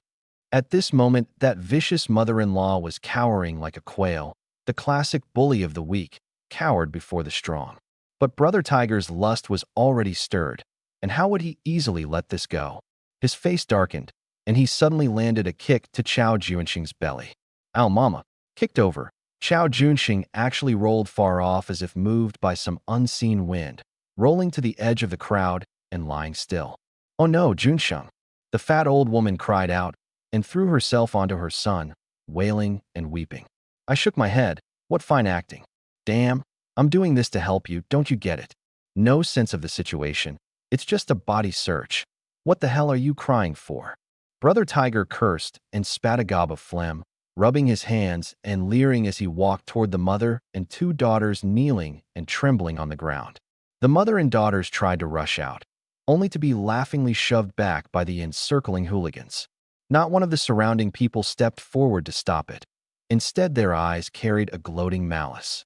Of course, there were some who couldn't stand it, but couldn't win a fight, so with a cold snort they walked off, out of sight, out of mind. At this point, Su Qiuxin turned her head, lips pursed, her beautiful big eyes brimming with a crystalline sheen, staring at me without a single blink. Her snow-white little hand actively grabbed my big hand and shook it. Her meaning was obvious. You're the strongest, the biggest bully. Shouldn't you do something about this? I immediately surrendered. stroking that crystal-clear little hand. Looking at those pitiful big eyes, my heart felt sweet as could be. I'd meant to just teach Brother Tiger a lesson and be done.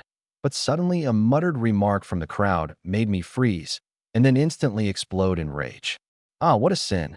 Qingxia, such a good daughter-in-law, married into the Chow family and never had a single good day. After today, this Qingxia girl is going to hang herself. Qingxia, Lin Qingxia. My aunt was named Lin Qingxia, and she'd married into Chow family village too. The original body's memories were extremely muddled, and I didn't remember much about my aunt.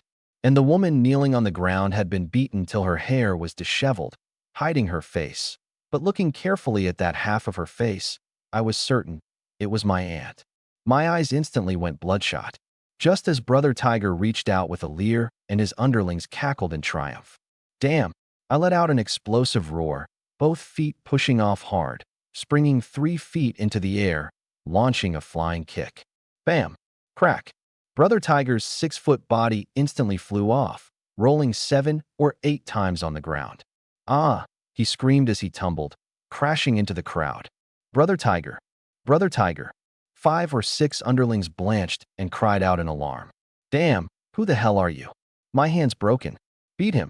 Brother Tiger yelled sternly, disheveled and dust-covered. Just as the 5 or 6 big men were about to make their move, I shouted loudly. It's me, Lin Feng of Deep Mountain Village. Gah! Huh! The faces of Brother Tiger's hooligan underlings abruptly changed color. The so-called Brother Tiger's face was already full of terror, and he immediately flopped to the ground playing dead. The onlookers around all backed up several steps, their expressions dodging away. Lin Feng of Deep Mountain Village, the strongest, most unreasonable, most reckless bully for 10 miles around, who could take on 100 single-handedly and beat old and young into utter submission, the #1 bully. Compared to someone like Brother Tiger, who only knew how to bully by relying on power, he was in a completely different league. In the crowd, Su Qiuxin wanted to laugh, discovering for the first time how useful Lin Feng's evil reputation was. No matter how evil he was, wasn't he still wrapped around her finger? Humph.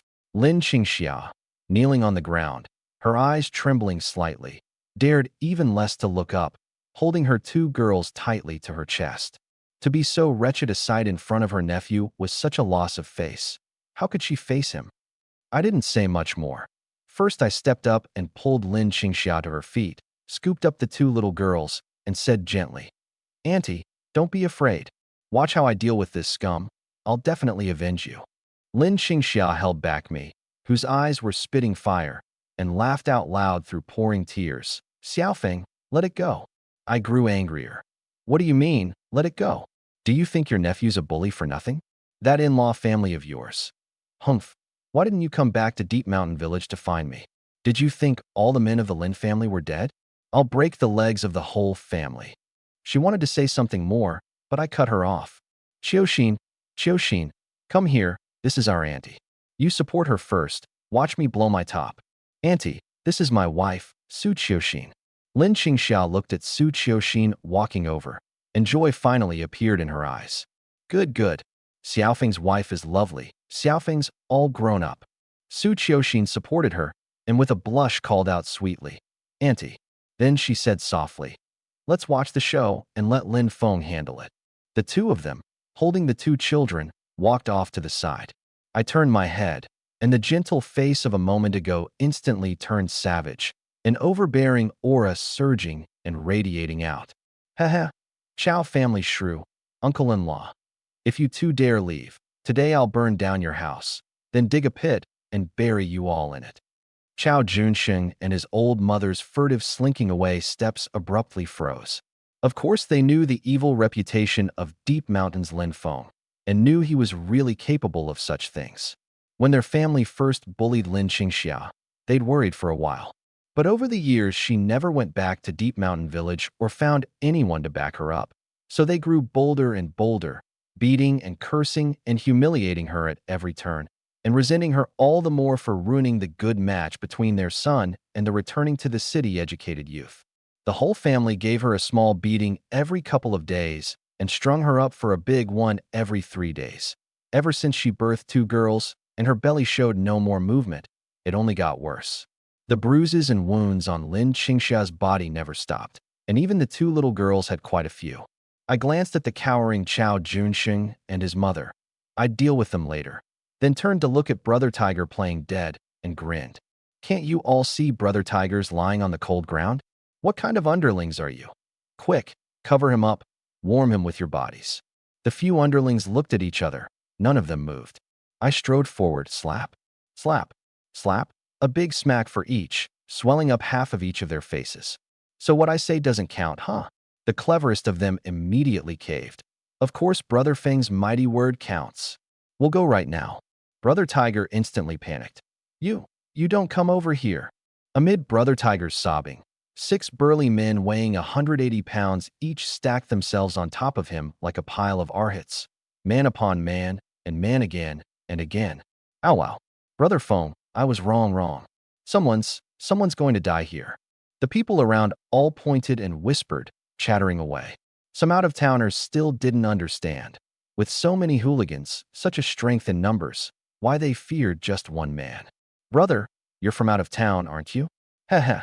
Don't be fooled by how Brother Tiger runs wild and lords it over this village, never doing anything decent all day. Compared to this fellow, he's a small, which before a great one, their evil differing by more than a little. His name's Lin Feng, the top dog bully for 10 miles around. 3 times he took on 100 single-handedly and beat 100 strong men in a scattering like rats. That was earned in genuine, all-out brawls. Never mind just one Brother Tiger. Even another one on top would turn into a sick cat. So overbearing? So evil. That evil exactly. Though lately he doesn't seem to have come out to make trouble. I hear he went off to grab himself a wife, and specifically picked a pretty one to grab. Damn, a role model for us all. Lin Qingxiao watched me deal with Brother Tiger, her expression complicated. Partly the shame of being humiliated, partly a sense of vindication, and partly a little worry. As for the 2 girls in her arms, light had come into their eyes, their little eyes fixed unblinking on my back. Su Qiuxin, on the other hand, found it novel. She'd seen my overbearing, cunning, scoundrelly side, and my all-thievish intent, but no thievish nerve, side that took little liberties with her. But she'd never seen me frighten a whole pack of bullies into utter submission with just a few words. So this was the true worth of the #1 bully for 10 miles around? Humph, wasn't he still wrapped around her finger? Brother Tiger, pressed at the very bottom, was still struggling and begging for mercy. I squatted down and patted his flesh-heavy face. I'm giving you a chance, and you lot are useless. Tell me, why don't you have a fight with me? I haven't stretched my muscles in I don't know how many days. I'm itching all over. I'll give you another chance. Call in your people, bring as many as you can, and I'll take them all on. Hearing this, Brother Tiger's face turned green. Was he joking, calling people? No matter how many he called in, it wouldn't be enough for this master to beat. Brother Feng, I really was wrong. I beg you to spare me. Boo-hoo. I was speechless, afraid of this and that. How did you ever make it in this life? I really did want a group brawl. Hidden in this body was a prehistoric tyrannosaur, and with no way to let off the fire, I was hot and dry as if burning. Ah, fine. Go kneel and apologize. Mental damages fee, 200. I waved my hand, and Brother Tiger and his underlings, as if granted amnesty, scrambled up and knelt fast in front of Lin Qingxia. Slap, slap, slap, slap. They slapped their own faces, shouting, I was wrong. I was wrong. Lin Qingxiao and Su Qiuxin were a bit at a loss.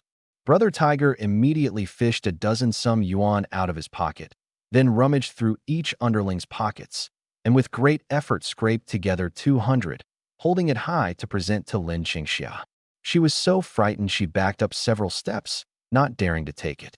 In the end, it was Su Qiuxin who screwed up her courage and took the money.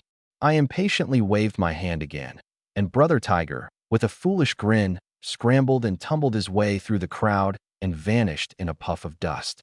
The cowering Chow mother and son off to the side, on the other hand, seeing the money forced into Lin Qingxia's hands, had their eyes light up. 200 yuan. Their Chow family couldn't save up that much in a whole year. Once this cheap woman got home, the 200 yuan would be theirs. Chao Junxing and Wang Xiui exchanged a glance. the greed in each other's eyes plain to see. Yet on the surface they put on faces full of guilt and concern. Old woman Chow hurried over to Lin Qingxia's side, supported her, and wailingly launched into her performance. Qingxia, my poor daughter-in-law, you were almost taken advantage of by that bully. Her son was no worse. Wife, we were in the wrong just now. The money's lost, so it's lost. Our family isn't short those 20 yuan. Wife, let me hold Dia, you've had it hard. As Chao Junxing said this, his eyes were full of guilt, and he made to pick up Dia, but the moment his gaze swept across Su Qiuxin, it turned to amazement in an instant, then swiftly to greed and lust. Su Qiuxin pulled Lin Qingxia back a step, her face full of revulsion. My senses were sharp. Of course I could tell Chao Junxing was no good thing. I strode over, slap, and his face instantly swelled up like a steamed bun. Old woman Chow immediately changed face. How dare you hit my son? I. Slap. I backhanded another big smack. Half of her face swelled up too. Old woman, do you know what a bully is? Don't you freaking put on a performance in front of me. I don't play by the rules. Did you think I didn't see how you treated my auntie? Wang Xiui and Chao Junxing covered their faces, malice flashing in their eyes. My eye is vicious sharp. While I was around, of course I could keep these few bad seeds in check, but when I wasn't around, my auntie would probably suffer even more, and the two little girls, already unwelcome, would only have it harder. The hard part about family matters is exactly this. You can help for a moment, but not for a lifetime. Better if. A flash of dangerous light passed through my eyes. Looking at the surrounding crowd of chattering onlookers, I cupped my hands and spoke loudly. Elders and folks, one and all, you two are fathers, with daughters and granddaughters. You all just saw it. Is the life my auntie lives a life fit for a human being? Look at my two cousins here, thin as bamboo poles, without a shred of light in their eyes. Can they even survive to adulthood in this Chow family? Everyone, tell me. I may be a bully, but I'm a man who listens to reason. At this Wang Xiui mumbled with a wounded air. Didn't you just say you don't play by the rules? Slap. The other half of her face swelled up too. I wasn't about to indulge her. Who knows how many slaps my auntie had taken in the Chow family. I had to claim back at least a little. Oh, did I say that? I shot back. You did. Slap. Well, now I play by the rules again. Boo-hoo. Chao Junxing took another slap and couldn't hold back, bursting into loud sobs. The whispering all around grew louder, everyone pointing at the Chow mother and son. Su Qiuxin actually wanted to laugh, and wanted even more to ask, do you play by the rules or not? But she understood. I was trying to borrow the momentum of public opinion. Su Qiuxin pulled at Lin Qingxia's arm and rolled up her sleeve. Her arm was a mass of black and blue, with some scarred-over wounds too. The onlookers immediately gasped. Then she pulled open the two little girls' clothing, same interwoven bruises. The crowd instantly boiled over. Sister-in-law Chao Junxing, are you even human? I'm from Chow family village myself. Qingxia is a good daughter-in-law. All the heavy, tiring work in the house is done by her. You've lost your conscience, and you still beat her. The Chow family is a den of demons. Who dare have anything to do with their family after this? What's their head of household called? None of us would dare marry our daughters to relatives of this family. Chow family village, Chow date. I say it's not great virtue at all. It's freaking no virtue. Right, no virtue. That's Qingxia, right? Divorce him. After this, no one for 10 miles around will say a single bad word about you. From now on, everyone will speak well of you, Sister Qingxia. I'm a matchmaker myself. Divorce him, and all of us matchmakers will find you a good one together. In our Chow family village, it's just that no-virtue Chow family alone that's rotten. One bad apple. Seeing the wounds on the mother and two daughters, the onlookers were roused to fury, and some even threw vegetable leaves and rotten eggs. Wang Xiui and Chao Junxing's faces were about as ugly as could be, and they cowered back in fear.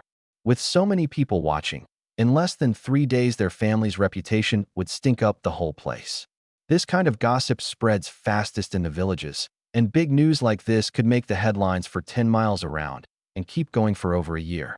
From now on, any wedding, funeral, or social dealing the Chow family had would be for nothing. They wouldn't even be able to get by in Chow family village.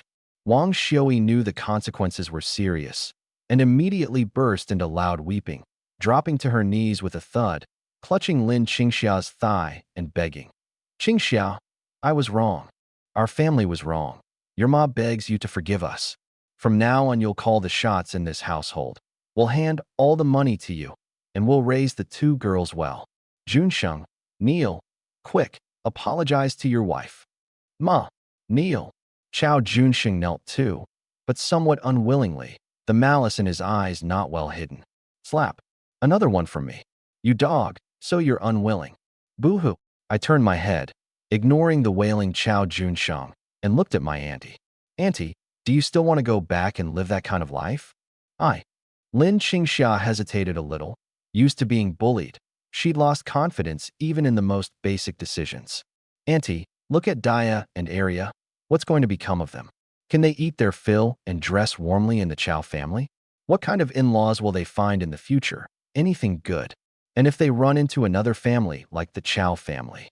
Lin Qingxia looked at her two daughters, then at her husband and mother-in-law with the resentment in their eyes, and her expression gradually firmed.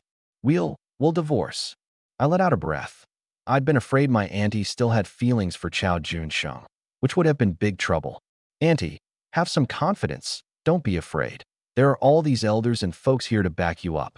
"Right, elders and folks." I turned and asked the crowd loudly. Right. After all that commotion, the Chow mother and son, cradling their pighead faces, slunk away in disgrace. I waved for the onlookers to disperse, scooped up the two little girls, and said with a smile, "Auntie, come home with us. Tomorrow you take me to Chow family village and we'll settle everything that needs settling. I'll personally give them a thrashing to avenge you. From now on, with your big nephew around, no one can bully you again." Su Qiuxin supported Lin Qingxia, right? He's the biggest bully around. "Come on, let's go home. From now on, we'll all live together and have a good life." Lin Qingxia laughed through her tears. Good. With a timid girl in each arm, I kept teasing them. "Hey, wife, there's someone selling sugar figures over there." "Okay." Su Qiuxin gave a big wave of her hand, no longer stingy, and just bought 6. Candied hawthorn, dough figures, sugar candy, honey. Before long, the two little girls were outfitted head to toe in brand new clothes and shoes. Dia and Arya ate their white rabbit candies, eyes curved with joy, clinging to Su Qiuxin and refusing to let go. "You two little ingrates, I bought you clothes too." I was indignant. We loaded the bags large and small onto the donkey cart. Everyone climbed aboard, and we ambled off home. 2 hours later, Deep Mountain Village. I lifted the two little girls down from the donkey cart, and second senior brother came thundering over at a gallop. Lin Qingxia was startled and was about to sharply cry out a warning, but Su Qiuxin quickly said, "This is second senior brother, the pig Lin Feng raised." The hunting pig." "What?" Before they could react, second senior brother was already circling Su Qiuxin and acting spoiled. 300 pounds of weight kept jostling her backward. I couldn't stand it and gave him a kick. "This is my wife. What are you rooting around for? I haven't even rooted." Su Qiuxin instantly glared and shouted, "Lin Feng, shut your mouth. Auntie and my cousins are still here." I'm thick-skinned and didn't mind Lin Qingxia laughing. I carried the two girls into the house. Lin Qingxia looked at the brand-new front gate, the level and tidy yard, the bright windows, and felt a bit dazed for a moment. 8 years ago, before she was married, she'd often come here to visit and play. This place seemed to have changed, yet also seemed unchanged, both familiar and strange. "Auntie, come, let me show you around, and I'll make up the Kong while I'm at it." Afraid she'd feel out of place, Su Qiuxin warmly took her hand and led her forward. "We'll live in the East Room. The Kong is big, roomy enough even with several more people. There's a wolfskin mattress pad underneath, very warm." Su Qiuxin showed off, flipping it back for her to see. "Ah, a wolfskin mattress pad?" Lin Qingxia couldn't help stroking it, both soft and warm. "Later I'll have Lin Feng move the chest off the Kong down to the floor, and you can sleep here tonight, so you won't bump Dia and Arya. Inside are some undergarments, all new, all wearable. And in the wardrobe there are more than a dozen sets of new clothes. You and I are about the same build, so you can wear them all." Su Qiuxin opened the mirrored wardrobe. Inside were brand new coats, fleece tops, scarves, padded jackets and pants, and even a stylish down jacket. This much? Is Xiaofeng. Lin Qingxiao was struck dumb with shock. All of this added up to several hundred yuan, not counting the new quilts, new curtains, thermos, furniture. She grew a little nervous. Such a wealthy life. Her big nephew couldn't have broken the law, could he? Su Qiuxin seemed to see through her thoughts and pulled her toward the west room. Auntie, look, this is meat Lin Feng caught in the mountains. He sold some of it, and the rest was all made into smoked meat, plus rice, flour, grain, oil, and some vegetables. Lin Qingxia's brain simply crashed. The smoked meat hanging all over the wall made her dizzy. Since her wedding day, she'd eaten meat exactly once, and only one piece. The Chow family's meat never had a share for the three of them. The dozen-some sacks of rice and flour by the wall, the great big barrels of oil, the piles of vegetables. The more she looked, the more unreal it seemed. She raised her hand, her fingers trembling, unable even to speak clearly. This. There's more. Annie, look, a sewing machine. From now on we can make clothes for Daya and Area. Kids grow fast. Our family, even has a sewing machine? Lin Qingxia swallowed hard, and with a trembling hand touched the cold body of the sewing machine, then quickly pulled back, as if scalded. Auntie, it's fine, this is our own family's. If it gets bumped and broken, so be it. Besides, you can't break it just by touching it. Before, the home had nothing for bare walls. After 2 trips into the city, the things bought were hauled back cartload by cartload on the flatbed, all brand new. Even Su Qiuxin, the mistress of this house, was new. Lin Qingxia made a full circuit around the house, carefully touching every single thing, not even missing the new soap and the needles and thread. This isn't the countryside at all. This is heaven. At this point, second senior brother darted into the house again, with Daya and Area riding on his back, heading straight for the west room. Su Qiuxin let out a startled cry, her face changing color, and immediately gave chase. Lin Qingxia, afraid the children would fall, followed right behind. Second senior brother stood by the west room wall, snorting and anxiously circling. He wanted the little ones on his back to fetch him the smoked meat from the wall, but the 2 kids gripping his mane had long been dazzled by the wall full of meat. When had they ever seen so much meat? Since they could remember, the times they'd eaten meat could be counted on one hand. They drooled with craving. Who still cared about second senior brother? Su Qiuxin swatted second senior brother crossly. It's only been a few days, and you've already gained over 20 pounds. No eating. Fatten up, and I'll slaughter you for New Year's, and make pork slaughter stew. Snort. Snort. Out you go. I'll mix some into your feed later. Su Qiuxin lifted Daya and Area down from the pig's back and shoved second senior brother out. Just then I came in too, and seeing Daya and Area drooling, I immediately said, "Tonight we're eating meat. I'll call over second uncle's family and third uncle's family. Annie's back. We ought to have a get-together. And Lin Laowu too. More people, more fun, a big pot of stewed meat." Su Qiuxin nodded with a smile in agreement. But Lin Qingxia was a bit reluctant. "We'll just cut 1 piece of smoked meat and stew it with cabbage. So many people all eating meat. That'd be so much. We've got to save." I waved my hand and made the call. "Stew up 20 pounds. We've got a lot of people, all big eaters. Stew plenty, add potatoes and cabbage. Besides, there's second senior brother too. He's a bottomless pit. Steam up some white rice." With that, I went off to round people up for dinner. Lin Qingxia watched Su Qiuxin take out meat piece by piece, and her heart ached. "You too. Young people just don't know how to run a household. The 3 of us can't stay too long anyway. We can't have you taking up 2 rooms, and you still need to hurry up and have a child." Hearing this, Su Qiuxin's pretty face flushed slightly. "Auntie, look at that little bed. That's where he sleeps. We still haven't done you know what yet." Lin Qingxia looked at the single bed by the east wall and frowned. What's going on here?" Su Qiuxin sighed, pulled her down to sit, and began to tell her own story. Driven to the back mountain to fend for herself for 3 years, then forcibly abducted by Lin Feng, who treated her illness and changed a great deal for her, and above all gave her the home of her dreams.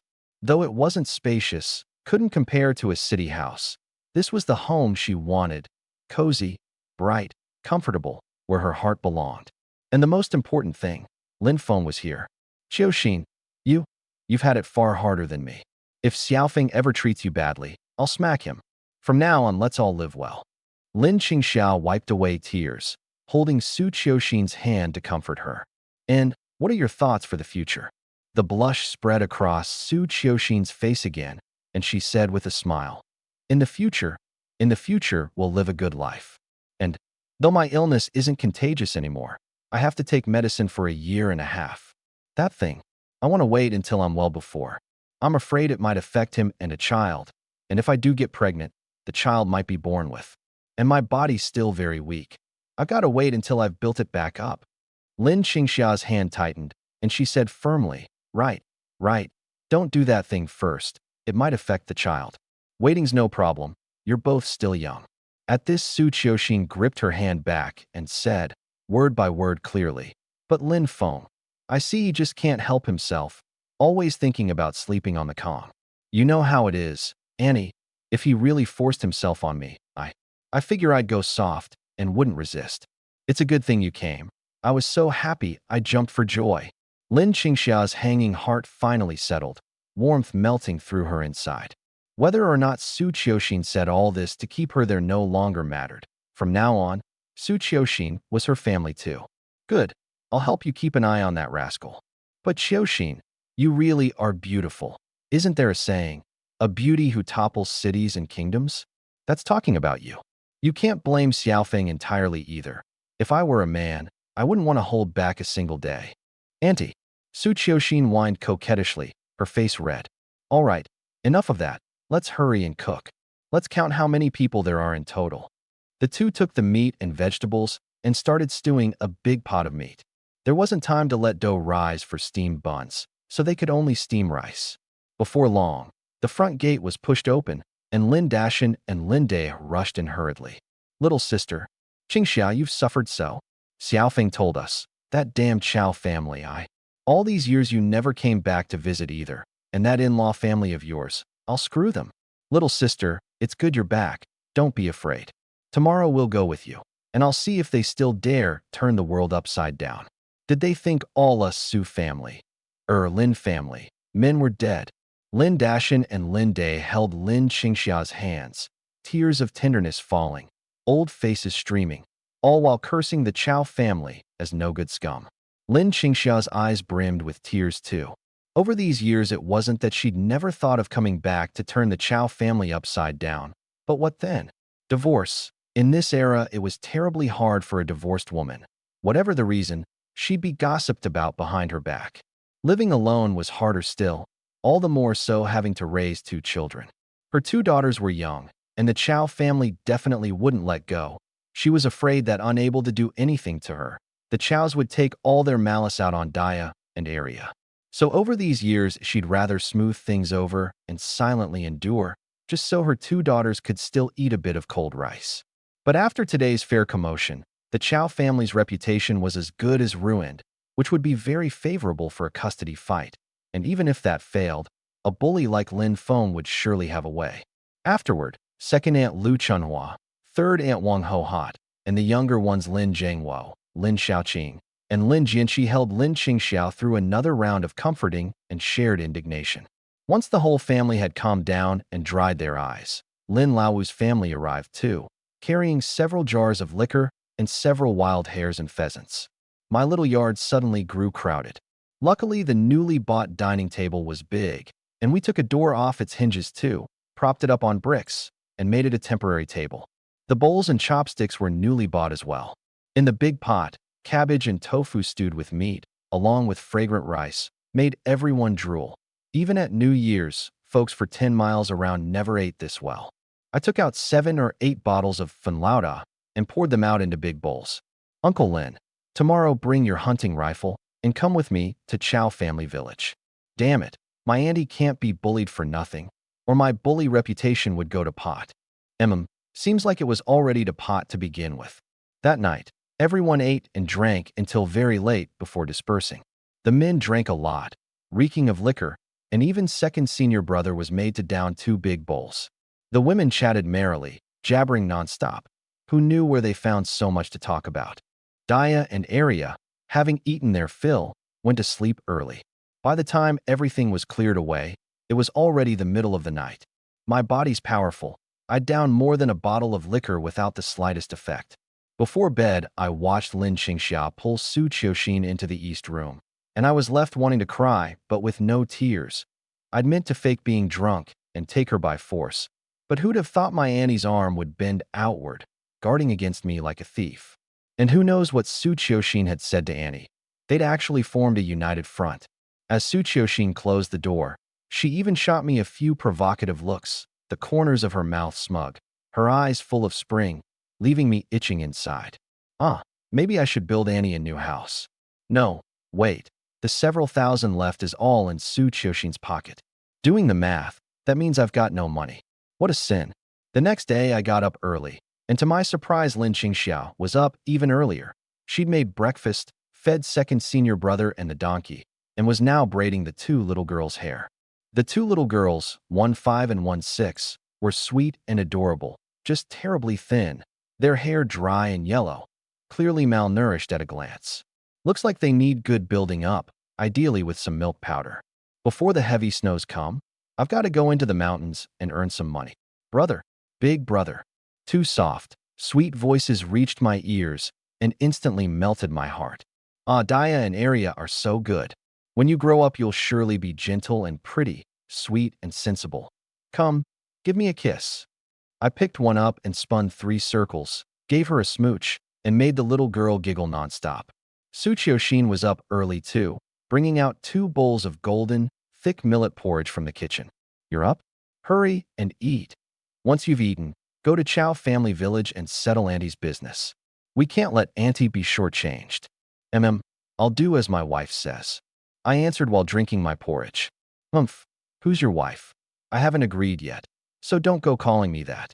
I might turn out to be your sister-in-law, who knows? It's only a matter of time anyway. I said shamelessly. Pa, I'm not talking to you. Su Qiuxin ducked into the kitchen with a red face. Lin Qingxia ate with a smile, saying nothing. After breakfast, Lin Dashan and Lin Dai came in, and Lin Luo arrived too, with Lin Bei, Lin Nan, and Lin Zhong, shouldering hunting rifles and driving a donkey cart.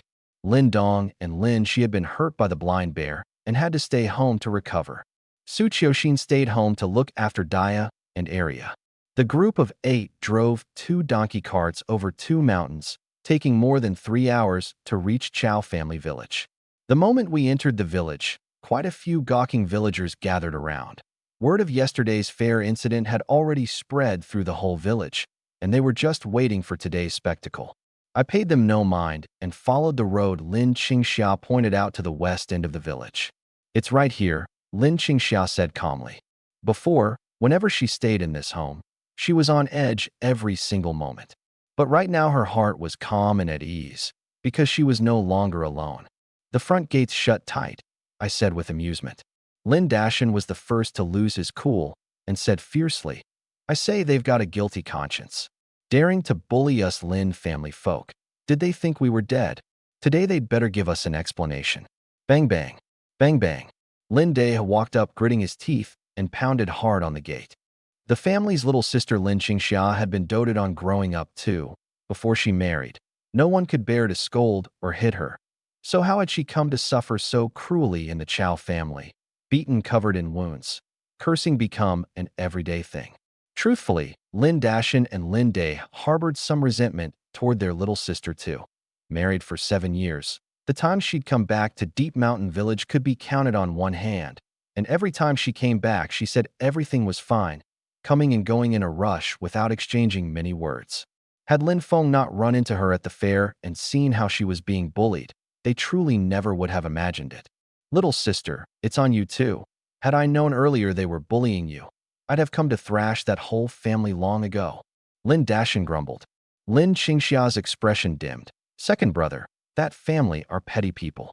If you beat them, they'll bear a grudge. Never mind them taking it out on me. But what about Daya and Arya? They're still too little. Even if I divorce, it's hard enough for a woman to make her own way, and the children would only be kept in the Chow family. Lin Dashan sighed. understanding her difficulty. Even an upright official finds family matters hard to judge. You can manage for a moment, but not for a lifetime. No matter how close the kin, life is something you ultimately have to shoulder yourself. Bang! Bang! You chows, come out here, you shrinking turtles. Hiding's no use. This divorce is happening. I'm telling you. Lin Day cursed as he pounded the gate, but there was still no movement whatsoever from within. I was already impatient, so I hopped off the donkey cart, yanked Lin Day, who was pounding the gate, aside, and lifted my foot for a kick. Crash! The two tightly shut gates flew off with the impact. Hiding won't do you any good either. I strode into the yard with an arrogant, swaggering gait. To my surprise, it wasn't that no one was inside. There were plenty of people. 7 or 8 burly men, 6 or 7 women, 2 old folks, all walking out from the inner room. At the very front were Wang Xiui and Chao Junxing from that day at the big fair, and beside them stood a middle-aged man with a sinister, gloomy face. None other than Lin Qingxia's father-in-law, Chao Date. Oomph. So you Lin family really dare to come. You cheap thing. Which way does your arm bend anyway? Get back inside. Wang Xiui shouted sharply at Lin Qingxia, trying to seize the upper hand first. Lin Qingxia, you cheap woman, actually leading outsiders to force your way into our home. Are you a Chao family daughter-in-law or not? And you still want to take the 2 money-losing goods and leave the Chao family? Dream on. The 2 girls can forget about leaving the Chao family. Chao Junsheng, the villain filing his grievance first, laced his words with threats. Lin Dashan and Lin Day instantly flew into a rage. Screw your grandmother. If I don't beat your teeth all over the floor today, my name isn't Lin. Damn, I'll freaking kill you. The 2 charged forward cursing, wanting to avenge Lin Qingxia. But before they could reach the front, several men shoved them to the ground. These past 2 days, Chao Dade's family had endured no end of cold stares and finger-pointing from the village.